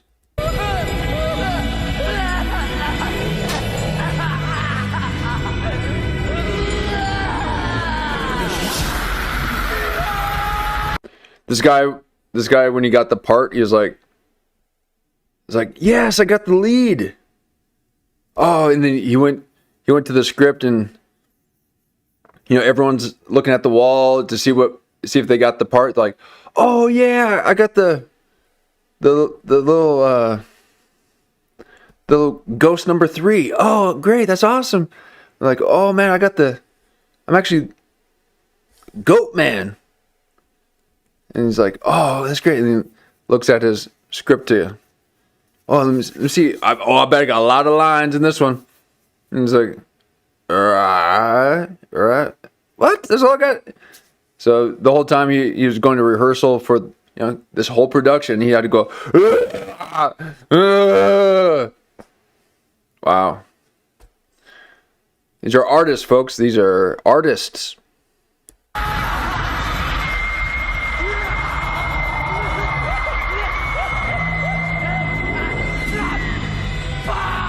And right after Satan comes, you have these demonic creatures again, and those 3 men who turned into 3 ghosts now seem to have reincarnated into 3 scarabs. Maybe they were all never the same thing, but the number 3 shows up a lot in this video. So, the trilateral agreement. The goat man, who we and it was very much like that. And so but his work, it was hard to verify completely because a lot of the churches, a lot of the sites were gone, or some of the cities were even not there anymore. So it was hard, but his writing existed. And yes, Tracy and her co-writer had that undertaken. And so she did a lot of work in that area. And it's very unfortunate what happened to her. And I'll say, I only knew her briefly and had like a little bit of conversation. And this was a time where I wasn't actually that interested in Baphomet or anything. Mm-hmm. We just were in similar circles, but I ended up finding out what happened to her and finding out that a lot of the, I'll say sources, sounds really cryptic, but the sources that I had that were kind of sending me information to look at that I thought initially were just maybe interesting people who were like interested in this work and, hey, you should read this author or you should look at this. And I found out they were associated with the people she was associated with and started making those connections. But like to get you into that secret society she was making from talking to Baphomet? Not to, well, sort of more like the people who were benefiting off of her work indirectly. So similar people. Do you know Jason Giorgiani at all? Yeah, I had him on. I had Jazz Jabroni. I had him on. Oh, okay. Well, I haven't had him on my show, and I talked to him a little bit, but I saw him for the first time on Danny Jones's, and it was like playing in the background, and I was like, oh, what's this? Sounds like wacky. I'll listen to it. And he started saying things that were really like similar to people I knew, and it was starting to click, and he was talking about the Londoner and all this. He made me connect a lot of things, I gotta say, that guy. He really did. I was like, okay, wait a second. I know this guy. His guys are my guys. And so I contacted him, and I was like, I know who the Londoner is. And he's like, let's go on Signal. So he and I talked back and forth. The Londoner? Who he refers to as the Londoner. Oh. Yes, because it's an individual who claimed to be a big part of the Illuminati. He was MI6. He was wrapped up with some of the Tracy stuff, like lots of behind the scenes stuff. But I confirmed it with Jason. And then I was like, oh my gosh. So I go back to the guy. And because he was interested in talking about the Baphomet book and all of that. And it just happened to be, I said, hey, it is sad what happened to, Tracy. And there was nothing, but what do you mean there's nothing? There was no comment. There was nothing about it. And then it just pivoted to, you should really talk to Jason. And I said, well, I have actually. And that's Jason, creepy as hell, man. And he even said, a perfunctory, like, oh, isn't it sad? And I wish nothing, not one thing. That would disturb me the rest of my life. Yeah. Well, he told me I should, look into Jason. And I was like, actually, I haven't. I've spoken with him. I was like, he doesn't, necessarily remember things the way you remembered them. And he just brushed over that and was like, yo, you should look at this book and that book. But this guy, he was written about there's an author, Teitelbaum, who wrote a book called Bannon's War for Eternity. Oh, yeah, okay. I haven't read it.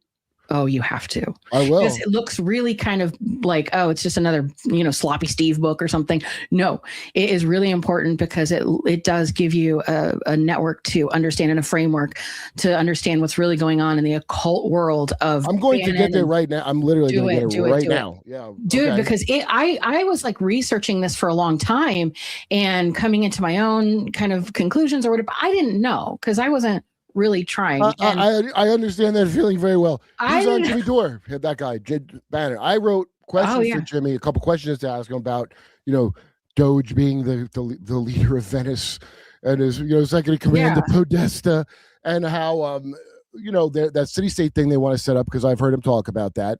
And So, TV program Stargate, they think they created Stargate. They think create this. What is this? Quantum. Oh, so you're saying TV program Stargate created a quantum leap? Wow.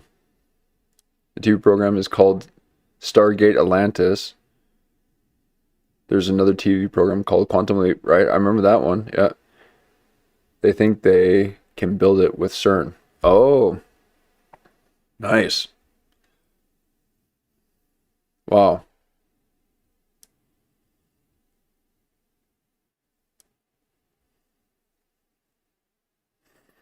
And I wonder if this has something to do too with this like interfacing technology where like that, almost like the head skull thing or something where it's actually your consciousness that's being transferred through I guess I suppose an avatar. So your consciousness would be transferred to the past to an avatar. That avatar being someone, an individual who happens to be tuned in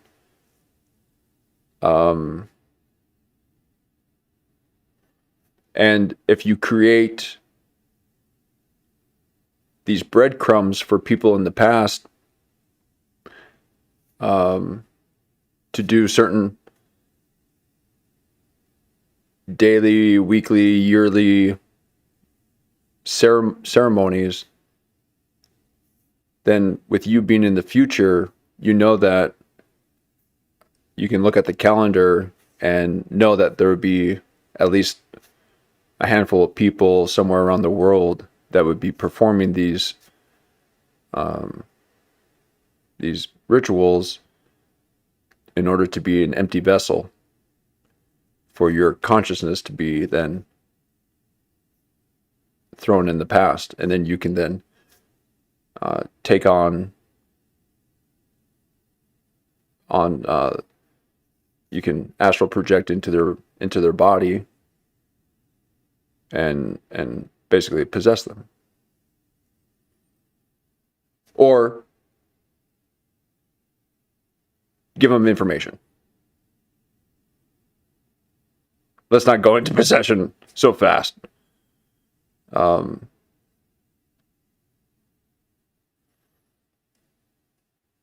to find a way to like how would quantum leaping really work? I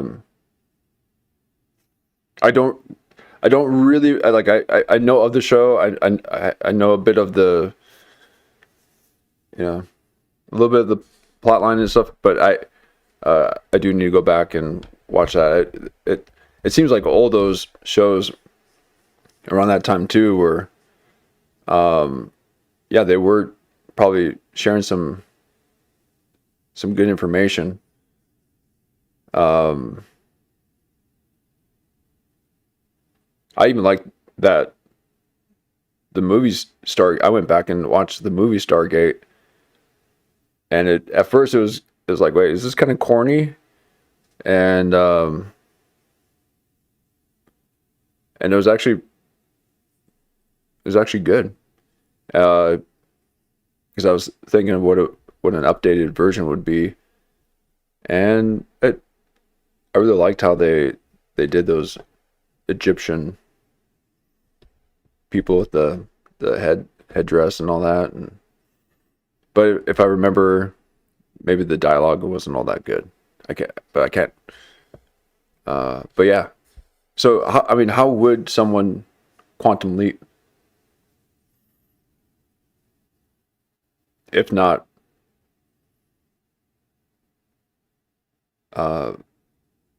by knowing that there'd be a container.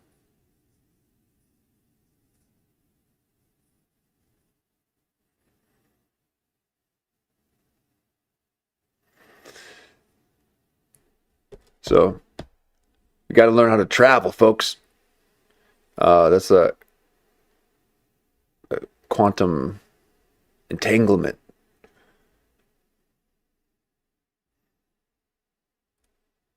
All right, let's see what we got.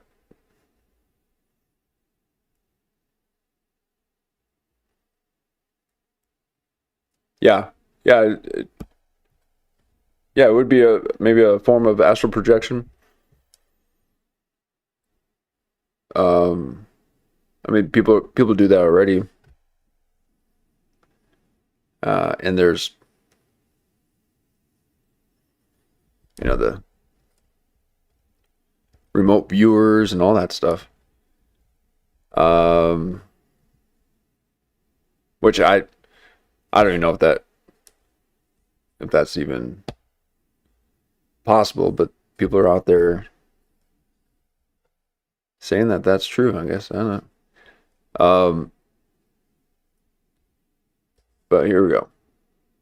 What did I miss here? Quantum, yes. Okay, so quantum entanglement. So if they can quantum entangle bits of information, computers and technology, if they create a Stargate, capable of wormhole transportation. So then, do you think you would go? Do you think it, just like a Stargate, you would walk into it, or would this be something that you would be stationary and then your consciousness would travel to? With there being a wormhole or Stargate, that sounds like your physical body, and I think you then have to have some way to either a suit or where you can tune your body into that frequency of that dimension. So you either have to do it yourself or you gotta. So there's a little abstract sci-fi kind of exploration that I feel like needs to be more prevalent in the entertainment industry. Everything's so cut and dry and so literal. All right, let me press play. But I like thinking that way. I like thinking, okay, well, if CERN creates some kind of black hole, this type of energy that you can create a wormhole that you can basically skip time and space.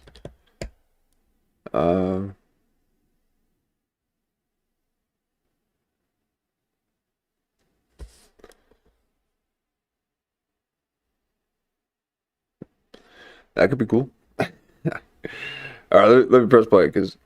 And I want to know, my buddy Jason Burmis, can't recommend Jason enough. Never got the credit he should have got. About Jason, too many Banner Burmis. Jason,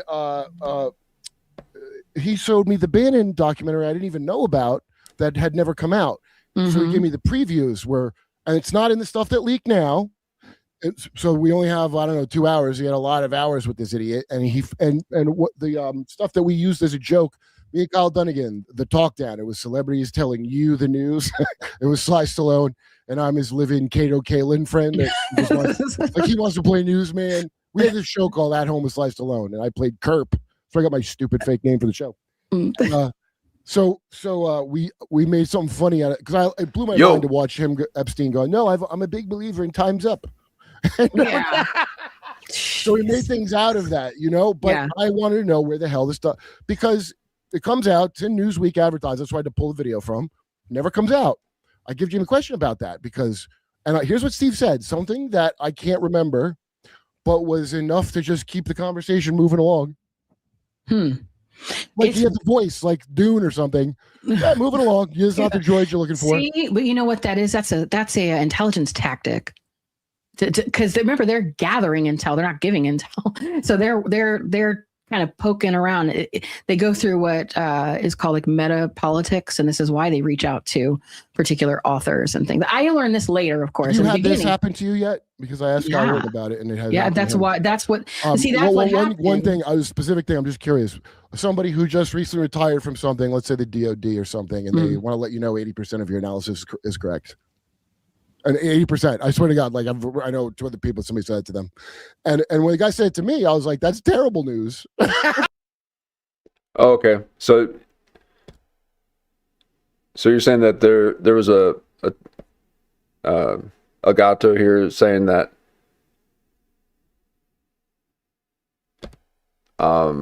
you've heard of a time where they had a laser go through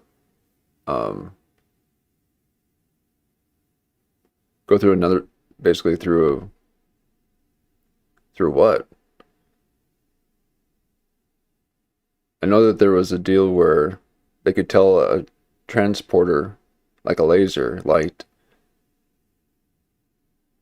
to another spot, but I think transporting something physical, like a human, may technically rip them apart until they overcome that issue.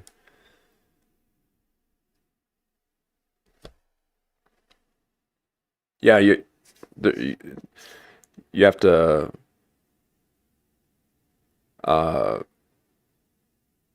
you have to match the pitch. You have to match the frequency. Now, if the idea that I had was that if it had that cymatic pattern, the patterns that occur based on a particular pitch or key, that will show you what frequency it is. And as humans, man, it's believe Hu stands for the spoken word of God. So we have to resonate, tune into that.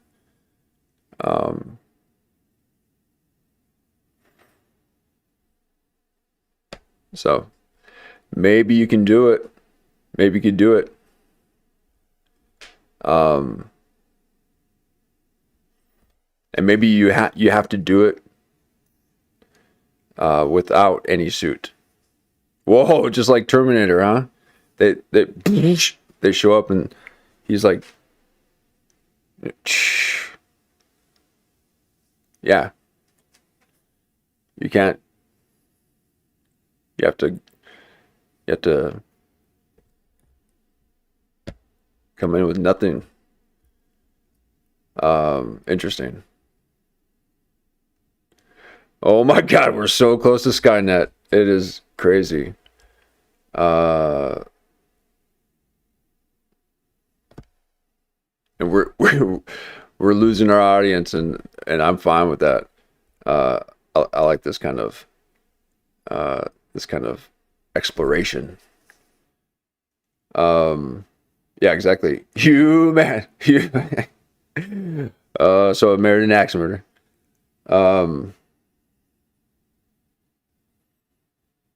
Now, but there's something to it. Okay, there's something to air and having it, be in you and also outside of you, and I think there could be a point where or humans can do that. You know, we can just create that sphere and just teleport. That could be cool. I used to play Halo back in the day. A lot of, believe it or not, but like the old school stuff. And I remember there being shields. That was kind of cool. Anyway, now I'm getting off topic, but you know, that's the new kind of soldier, you know. So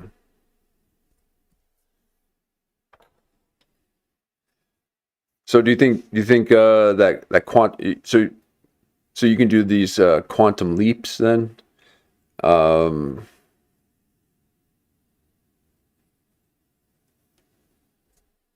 Interesting. Where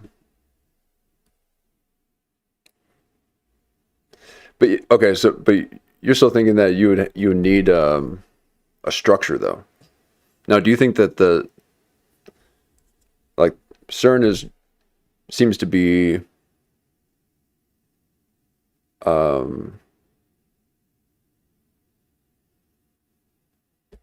you know, they're smashing subatomic particles together, creating energy.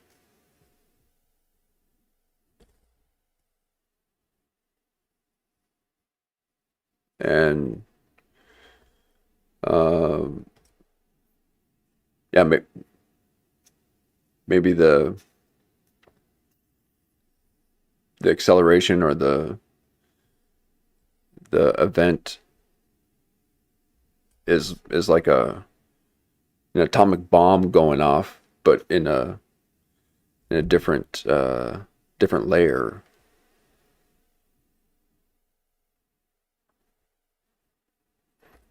And we don't know it. It's just poof. And we're walking, and all of a sudden we're in this whole other dimension, whole other time zone, or not time zone. I mean, parallel universe.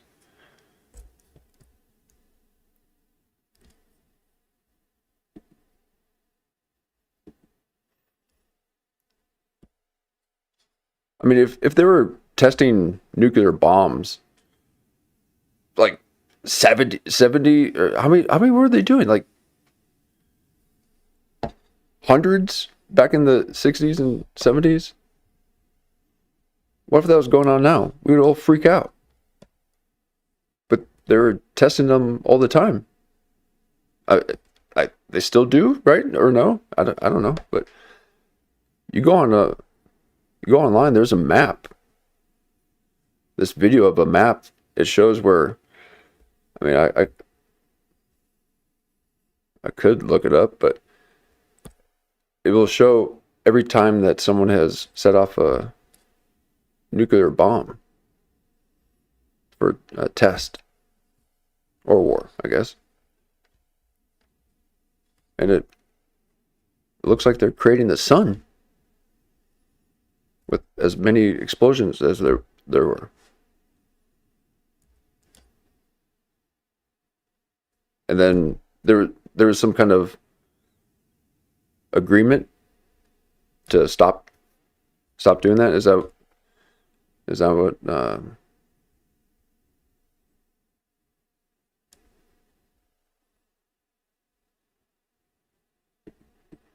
that what's kind of happening then? Now everyone's threatening to start using nuclear weapons again. Yeah, I don't know. Appreciate it. Thanks for hanging out, Jen. Yeah, we're getting in the thick of it.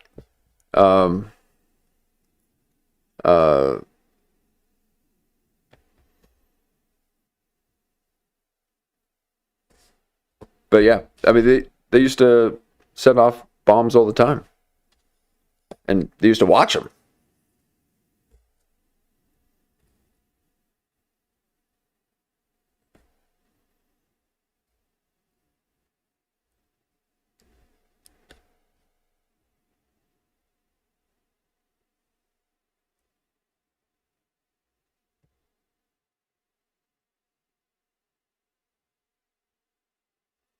Okay, so they can put it together. Human body is complex. Okay, so then the transferring of the consciousness to a vessel then would then have to be the way, right? So then it's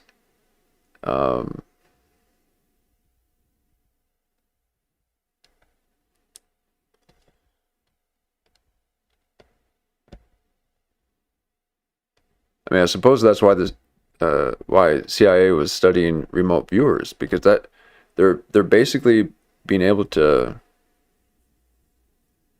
put their, I mean, unless that's just some kind of parlor joke, some kind of you know, sometimes I don't know how these mentalists do all these magic tricks, knowing the name of, you know, someone you're thinking and doing all that stuff.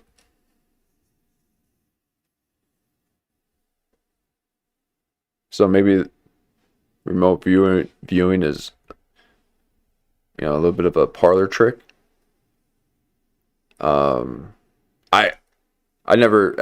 I mean, the drawings that they make and stuff, you know, and that's, and people, you know, people are saying that they train them and all that.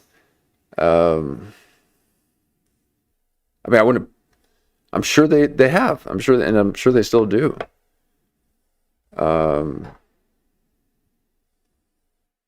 But it doesn't seem like they really need to do that any longer, right? So I don't think that's. I mean, everyone's got phones, so you got your own remote viewer right there.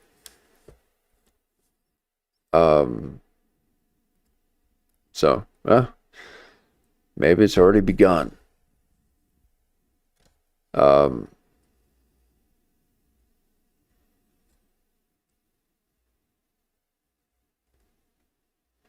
Now, if I do remember, there was a scripture in the Bible that says something about you know, the second coming of Christ, and that he wouldn't return until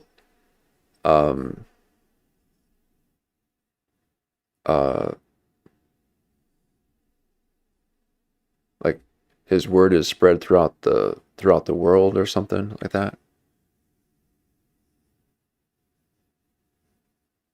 Like there needed to be this moment first, and maybe that's, you know, the Christians' apocalypse kind of thing, where it's like once, because I'm pretty sure there's a scripture that says something, you know, like, not until my word is spread throughout the world will I return again. And now, having the internet, this seems to have brought everything globally, everywhere. And way more so than telephones used to be. And then the means of communication before that was through pen and pad and mailing on. So we're at a time where, for what we know, the first time in human history, or at least from this reset that we underwent, we're at a place where information can be communicated instantly all across the world.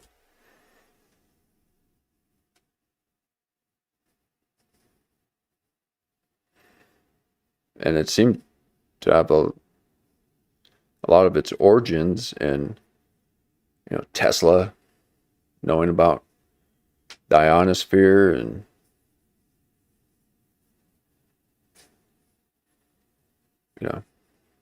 radio waves and means of satellite and telecommunications. It's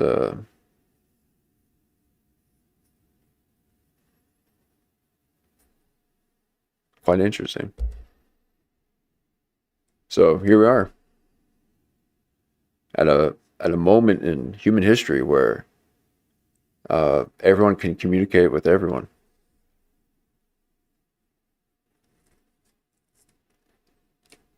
And I'm pretty sure that that's when the scripture said that, well, time for me to mosey on back. It's getting a little looks like the tree is ripe for harvest.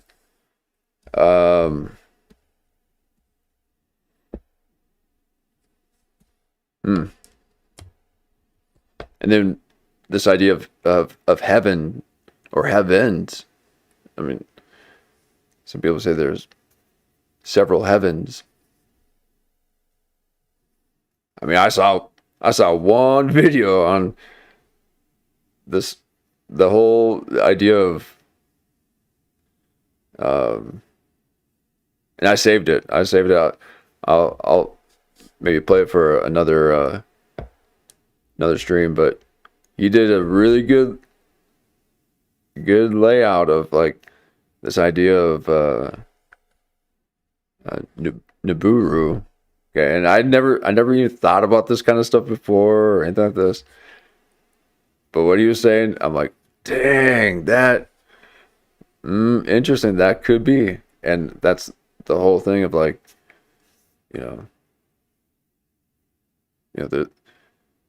we're just one little section of this huge, much larger continent. And so there's like beyond the ice wall or Antarctica, there's plenty, like massive amount of land, and it's it has its own sun system, and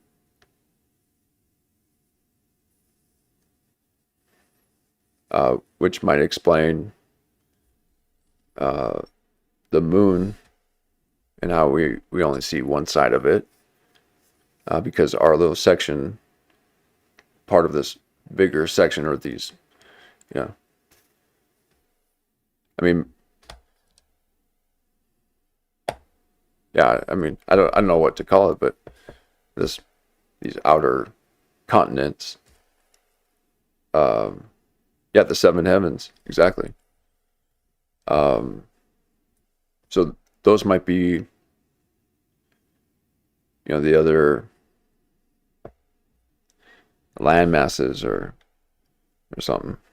But I thought of them too as just the different circles, but that's also the idea of this furthering out into this outer, like we as humans might have to do that every 10,300 years, go to that next level, just based on how this outer sun operates. And it's that the outer sun that is hitting this, this firmament that we're in, that then hits the reflection of the land mass and then bounces it up into the dome, and that's the moon that we see, which is actually a reflection of the world map. which was something that was known for up until the 1900s. I guess people were talking about it.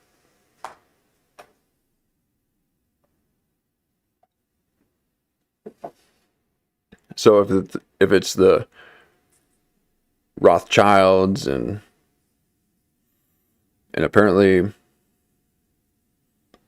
Ghislaine Maxwell's father in charge of textbooks and education and all that, they might not want people to know about this stuff. And it just so happens that there's a huge, world agreement with all the nations that agreed to not fly or go out in that area or anything. The Antarctic treaty. I don't know the exact name, but anyway, so really interesting to really consider, and it's like, oh, okay. And again, if you have to go underwater, like if you have this kind of like ice wall area that we're in, and this whole other area outside of it, the water and the oceans are connected. So you just go under the ice wall, and then you go up on the other side, and then you're in the fourth heaven. Maybe we're in the third heaven. And they're maybe some type of ice age, Mark was talking about an ice age, starts to form. And then we have to, this is no longer the Goldilocks zone for us. So then we have to go out into the outer heaven. And this is the calendar, the Aztec calendar. And it all pointed to 2012. Most of it. And doesn't it seem like everything flipped upside down since 2012? People say 2016, but it's, I'll say 13, 14. So maybe that would kind of explain a little bit of the. Thanks for hanging out, El Gato. Appreciate it. Maybe that would kind of explain this migration thing, and why all the birds just look at us. They're just like, what? Oh wait, no, the birds would have to stay in there. I was going to say that maybe the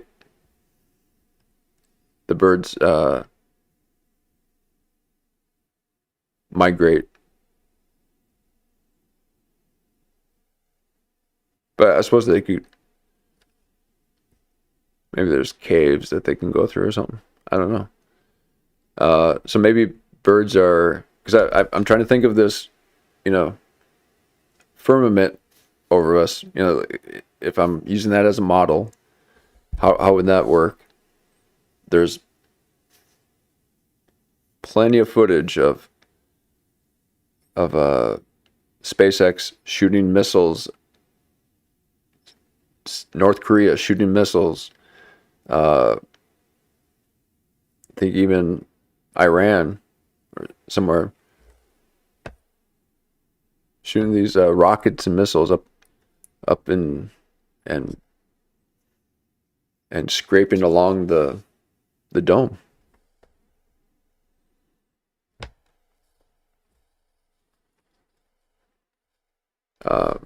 So it's kind of interesting stuff. So So maybe birds can't get out.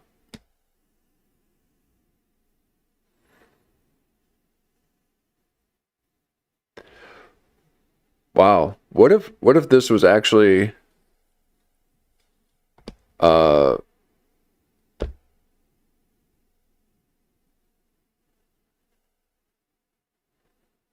incubator? A way to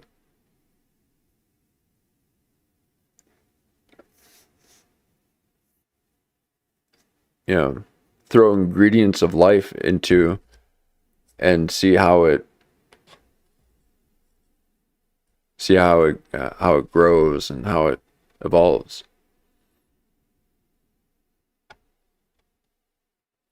Because I was thinking, well, I guess the birds wouldn't really be able to migrate out. I was thinking that they're probably migrating around and mocking us humans, wondering why we never go to the fourth heaven, right outside the ice wall. But if there's a firmament,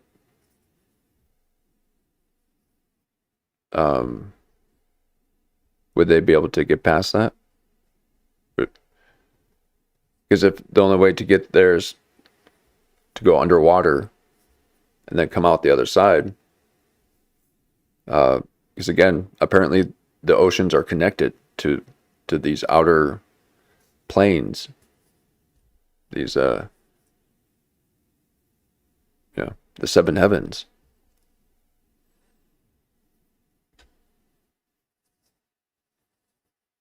And apparently the government's telling us that these UAPs are submersibles,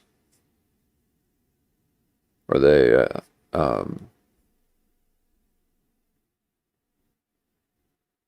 dual, I forgot the term, but where they can fly and go in the water. So what better thing to have than one of those things, checking on your earthlings.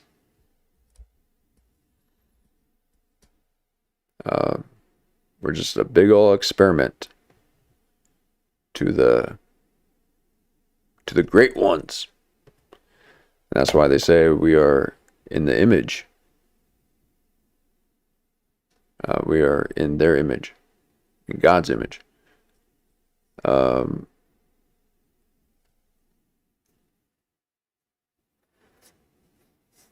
like this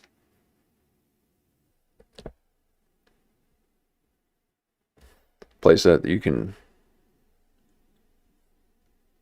incubate, I guess. Might be an interesting way to think of it. Say, Earth is it's a incubator, and I guess the further out you go, maybe that's where the giants are.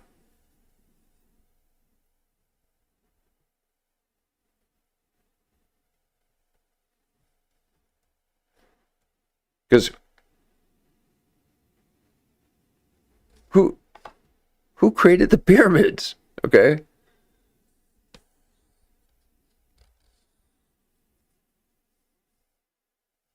And these other insane structures that you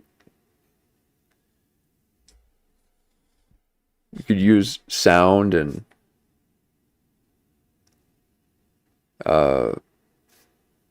vibration. I mean, I think in some of those, I mentioned this before, but I think some of those temples look like they were summoned up right out of the ground. The way that they look like a stalactite. Stalactite. Oh, you can do it.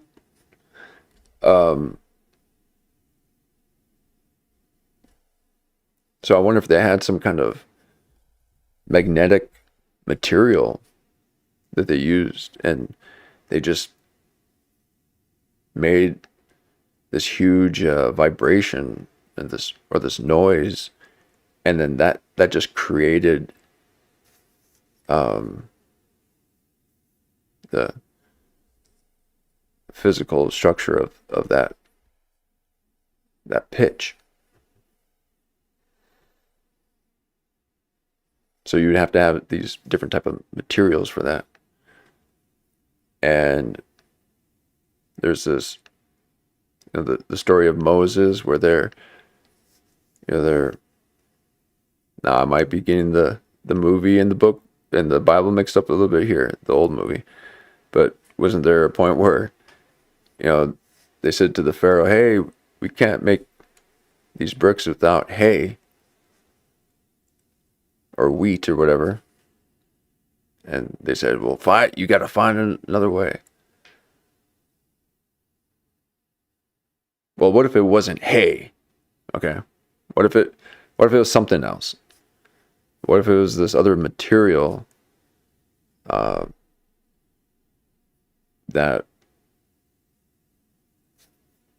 I don't know, could do things? I'm not sure.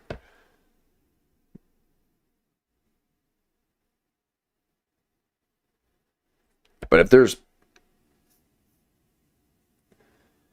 and there's movies coming out right now with Emma Stone poking the firmament. They're toying with my mind. Man,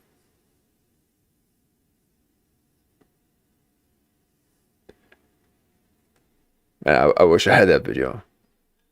I wish I had that video. So it was really good. I almost instantaneously became convinced. I'm like, that makes sense. That makes sense.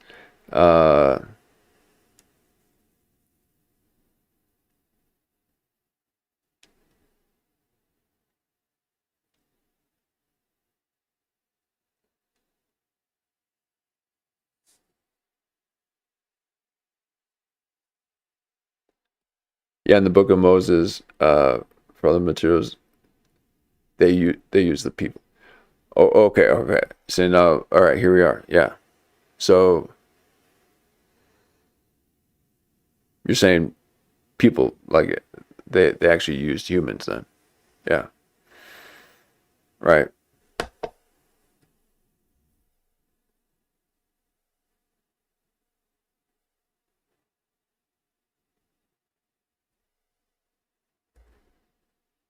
So if they,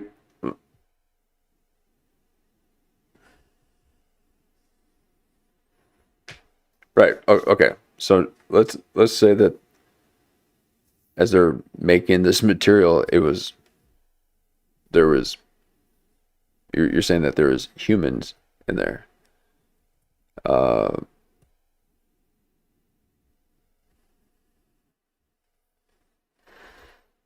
Yep.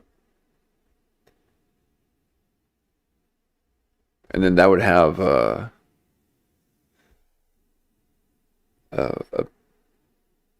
bit of a charge, wouldn't you say?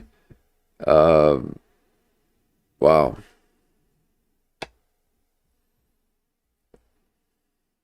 Well, and then I wonder if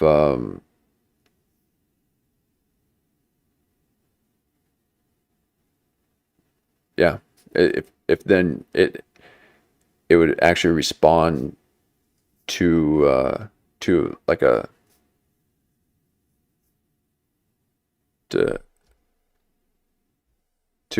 resonant frequency better. So maybe they started doing that.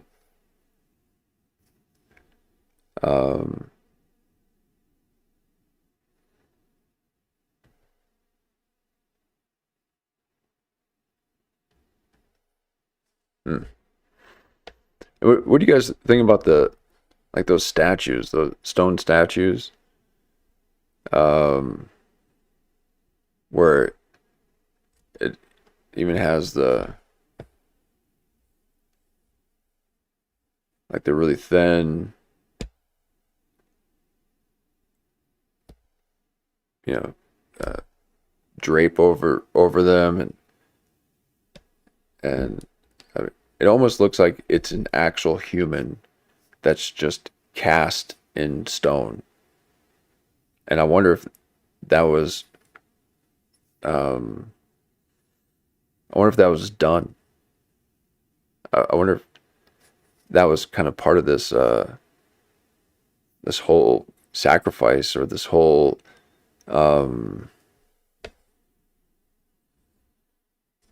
idea of preserving the self, just like how film, you know, is forever. Well, if we can just cast you in stone, they didn't chisel that out. They applied it, smoothed it on them, and then they move their bodies in a certain way, and then they can, they're cast in stone.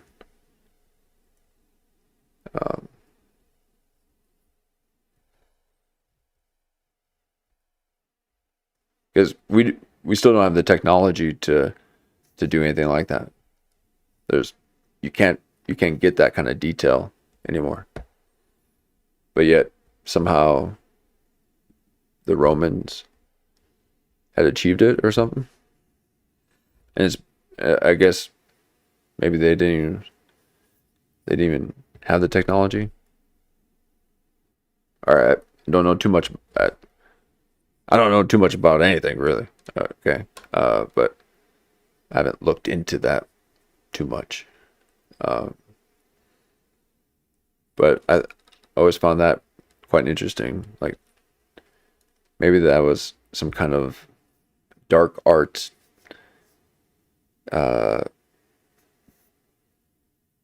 performance, you know, dark art performance thing, like, where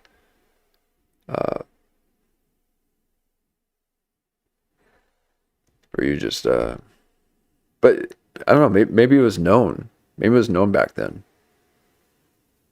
It was known back then, and people, you know, proudly displayed, the people who want to do that. I don't know.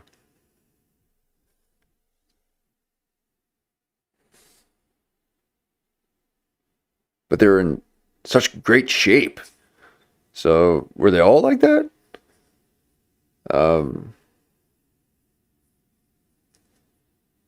So maybe they did just chisel it. But some of it looks too real.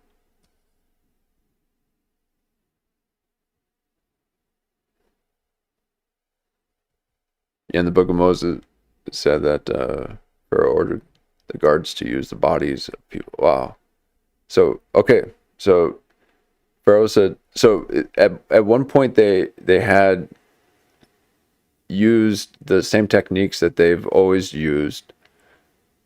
And then there was a moment where they, did they run out, or it was just ordered by Pharaoh, Pharaoh or the Pharaoh, to switch it? Was that a necessity, or just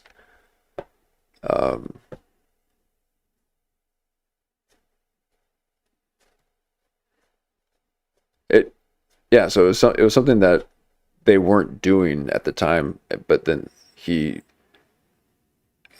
initiated it.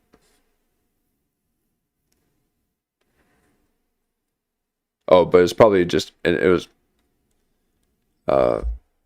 just a display of power.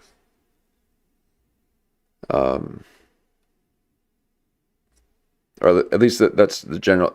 It seems like that's the general idea that you get reading it from the Bible. But just like our Gregorian calendar has changed, and it used to be something else, not what it is now.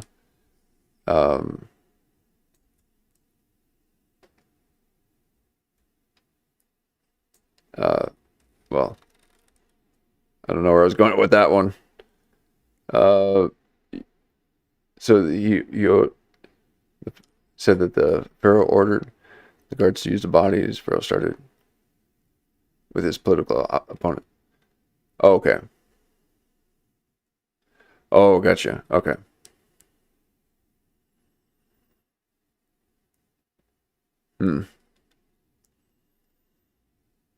Interesting. Well, and I just want I was wondering if that was a common thing. If that's kind of part of this plasma technology, where they use humans for material making. I mean, you heard what they said about what could possibly be in some meat patties in certain fast food restaurants. They could be,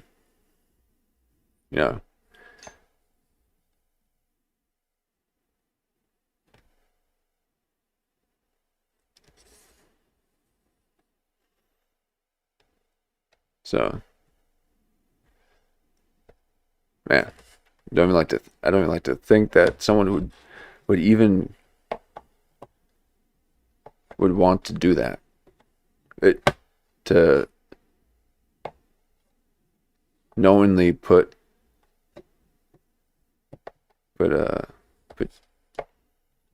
human remains in food so that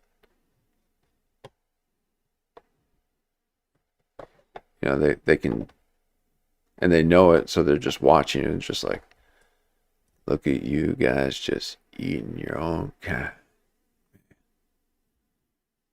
just eating it up, huh? And they're doing the same thing, and so they want to watch everyone else do it.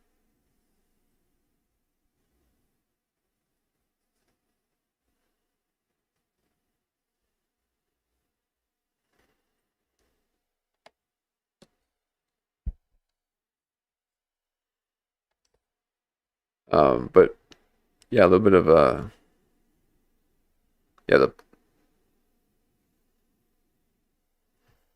the plasma,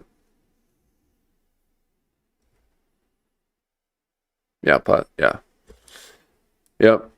and it's no, a little spooky, a little too spooky for me. So maybe that's a little bit of the mark of the beast or something. You're using humans for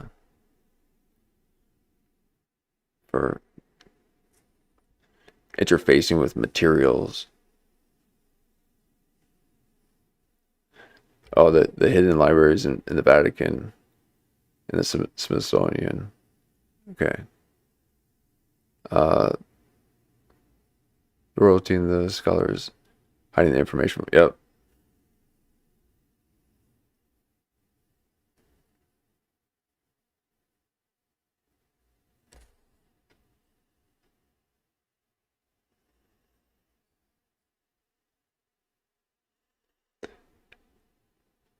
Yeah, Tinkle, we're a slow burn right now. Nothing too hype right now. we are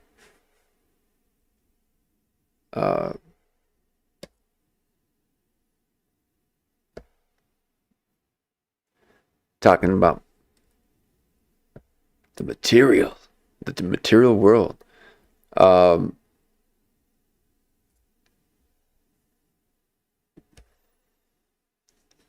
Yeah, man, and they're introducing this into our psyche, into our vernacular. They're saying with video games, you know, they call them skins. Yeah, I got these skins. So people are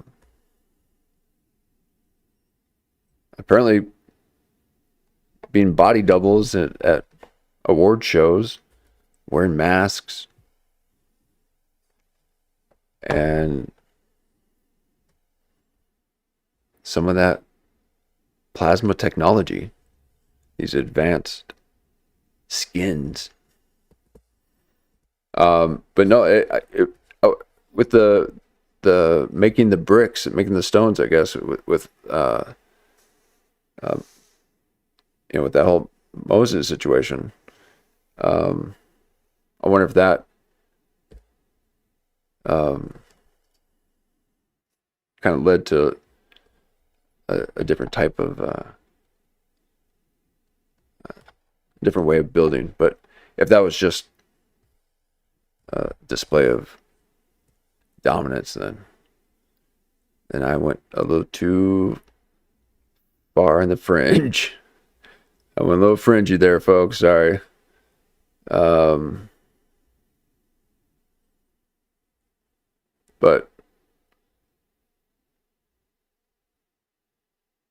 there's going to be some plasma technology. It's pretty wild. All right, here we go. Let's play this out a little bit here. Like, why don't I hear that? No, tell me I'm wrong, you asshole. Wow. Yeah. Well, so I get contacted by, you know, these individuals, and I didn't know. What I was trying to do was, I guess, keep my sources, but also try to figure this all out. Mm-hmm. And I was thinking maybe I should write it. Yeah. Yeah. And I was trying to write maybe a book. I was like, I don't know what to do with this, but I feel like there's something here. And I kept seeing weird things happen. I'm getting connected then through really strange people who are offering lots of strange things. Okay. Mm-hmm. Like castle parties. And now that's a one that I've never, and I mean, I'm not much of a raver, but that seems kind of vampiric to me. Yeah, like weird stuff like that, but then also funding, like big funding of like potential documentaries I would do, saying that I would have like all the support by the government to fly in and fly. Lots of weird stuff happening, which was alerting me. Sounds like the Satan temptations of Jesus. Kinda, yeah. And so they sound new. No, they're not new. It's totally, you know, old. But I thought I need to just keep this. So I've always kept every message, kept everything, and I never really talked a lot about it openly because I'm just trying to say like, hey, Anunnaki, what's up? And then I was referred to this book about War for Eternity or whatever.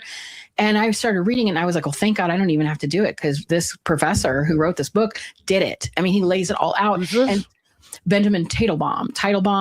Okay. Yes. So that is okay, good. So when you read that, and I don't know for what it's worth, you know, credibility or not, but just another human being can tell you right now what he says is true. Like the people, because I've spoken to those people too, and I think they were trying to get to me, maybe still are. I don't know, but I know that there was a connection to Tracy and Jason, and Jason's out with it. Jason's like, because he got burned. Jason's like, see, this is why I like the dude at the end of the day, because you could tell somebody was wanting to use him for something, and he's kind of a prick where he's going to do what he wants. Yeah. This is why I like. This is what I sense when I had him on the show. I got a distinct sense of that about him. So, you know, where he's like, we can negotiate with Hasatan. I don't think we can do that. Or the trickster. I don't want to negotiate with the trickster. But what I like about him is I don't think he ultimately can be used for these things because he does what he wants. And that's why they stitched him up with that closet case, Richard Spencer, who's obviously some gay op. And but I could be wrong, but when I talked to him, I got the impression, no, he wasn't in on it. If he thinks he's right, he's going to be a pain in the ass, and that they're going to vet you and not use you if you do that. Yeah, no, they screwed him over real bad. Not even just with Richard Spencer, but with the whole thing that they had that recording of him talking about. Yes, I knew about it before, and I was like, I have my own fucking thing with the media, try to destroy me for like a week. And his was weird because I'm like, oh, that's weird. They make him like he's the founder of the alt-right. Yeah. And also, they wanted him to help overthrow Iran. Right. And right.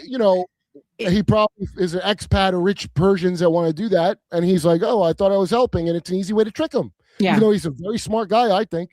He is very smart. And I was told now it's a little like recursive too, because then those people, the Londoner and others, all told me, hey, look at Jason's books. These are everything he's talking about's right, which, take that for what it is, because all of this is like a den of thieves where everybody's trying to point everybody in different directions. And so I'm just observing and trying to figure it all out. But at the end of the day, it became really clear that what we're dealing with now is not just a left-right paradigm, that there's these things, and so when people are stuck in this kind of WWE mentality of like good guy, bad guy, and not realizing the so-called like traditionalists with a capital T, or the individuals. Yeah, and they're not Christians. There's some weird shit, possibly Atlantean, if you could stomach that shit. Oh, well, one of the people that I was told, I talked about this on Greg's show and it was pretty funny, but one of the people that I was referred to, so to speak, their work was Joseph Collin, Frank Joseph. I'm getting his real name in his real name's Collins. So his real name is, his pen name is Frank Joseph, and then he writes on all this Atlantis stuff. And then his real name is Frank Joseph Collin because he was the leader of the Nazi Party in America, and he marched on Skokie, Illinois, creating like a landmark case for the ACLU. He ended up going to prison because the Nazi Party kicked him out after they walked in on him sodomizing 2 children. And so that was his deal. He goes, serves his time. He's more of a Collins than a Nazi, if you know what I mean. Okay. His actual name's Cohen. So he changed. I know. Yeah, that's right. He changed it and changed it and changed. Then there's a lot going on there too with his association of who made him part of the Nazi Party in America. A guy that was murdered or suicided or however you want to look at it. But that whole thing's shady, right? But then you get him now rebranding himself as a guy who was on my publisher's roster, and I had met, and I didn't know. I was at this conference with him with these like ancient mysteries people, and he seemed like such a nice little guy. He was like a Buddhist, so he said he's eating his little vegetarian lunch, and I was like, I have such respect for that. Because he just doesn't know. And I was like, I wonder who he is, and I started looking, and I'm like, holy shit, my like people dar is completely off, because I did not even suspect that he was like a child raping Nazi of all things. So I was like, well, I can't deal with this. And so I've told people about that. I've told Greg on Higher Side Chats, and he kind of was, he was like, well, it was alleged. I don't know. I thought it was something maybe like less than that. And I asked him, would I be able to present some of the links to the evidence that I have that show exactly what he was charged with? And of course, Greg was like, yeah, but I asked him because I didn't want to go on there and look like a, so but Greg's like awesome. So he was like, of course. And so I put the links up. I love him. From Mark, when I found his time and I found all his shows, and then he came on, and it was nice of him to come on. But he's a good dude. He's like legit. He's really, really good. So he said I could, and I posted those things. The thing that was important to remember about what this guy was charged with was that the statute had been changed where he was to be worded differently. And so in the old wording, it sounded kind of like, he was a diddler, but then in what it would have been called is basically rape. And so it is easy to just point people in a direction and say, well, it wasn't that bad. No, it was that bad and worse. And so he's still out there trying to get on everybody's shows. He's being promoted by people all over the place. And his whole thing is this Atlantis. We were like created with dolphins, and we're kind of dolphin people. Oh, a little bit of John Lilly in there. That's nice. Yes, totally. And that's the interesting thing, because the Londoner was trying to tell me that was a very important key to all of this was our relationship with dolphins. And I'm like, at this point, this guy's like, right? Okay, wait, I gotta go to the bathroom. I'm gonna just run a quick ad from a sponsor that no, Black Pillars, I didn't make it up with AI, so shut. All right. Well, I think that's probably a good stopping point here. Lot of good information on this one. We got into a little bit of the the Esoteric. Gotta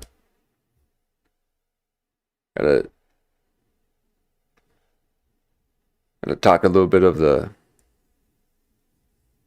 quantum leaping. I love leaping some quantums.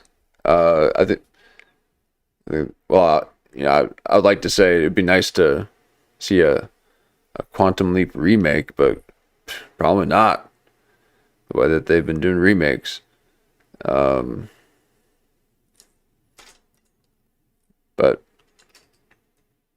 that'd be kind of cool.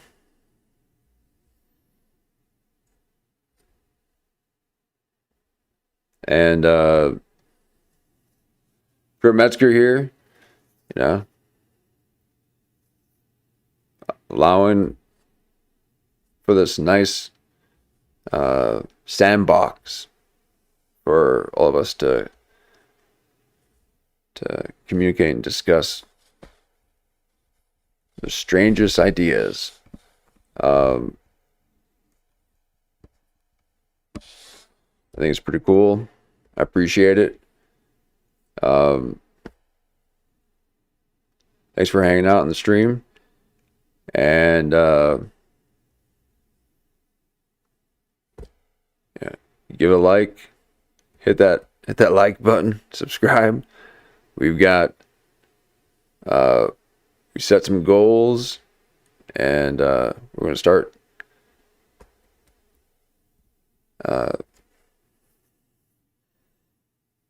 changing things up a little bit here, folks. So I appreciate the time, and can't wait to do it again. So thank you very much, and I'll see you again.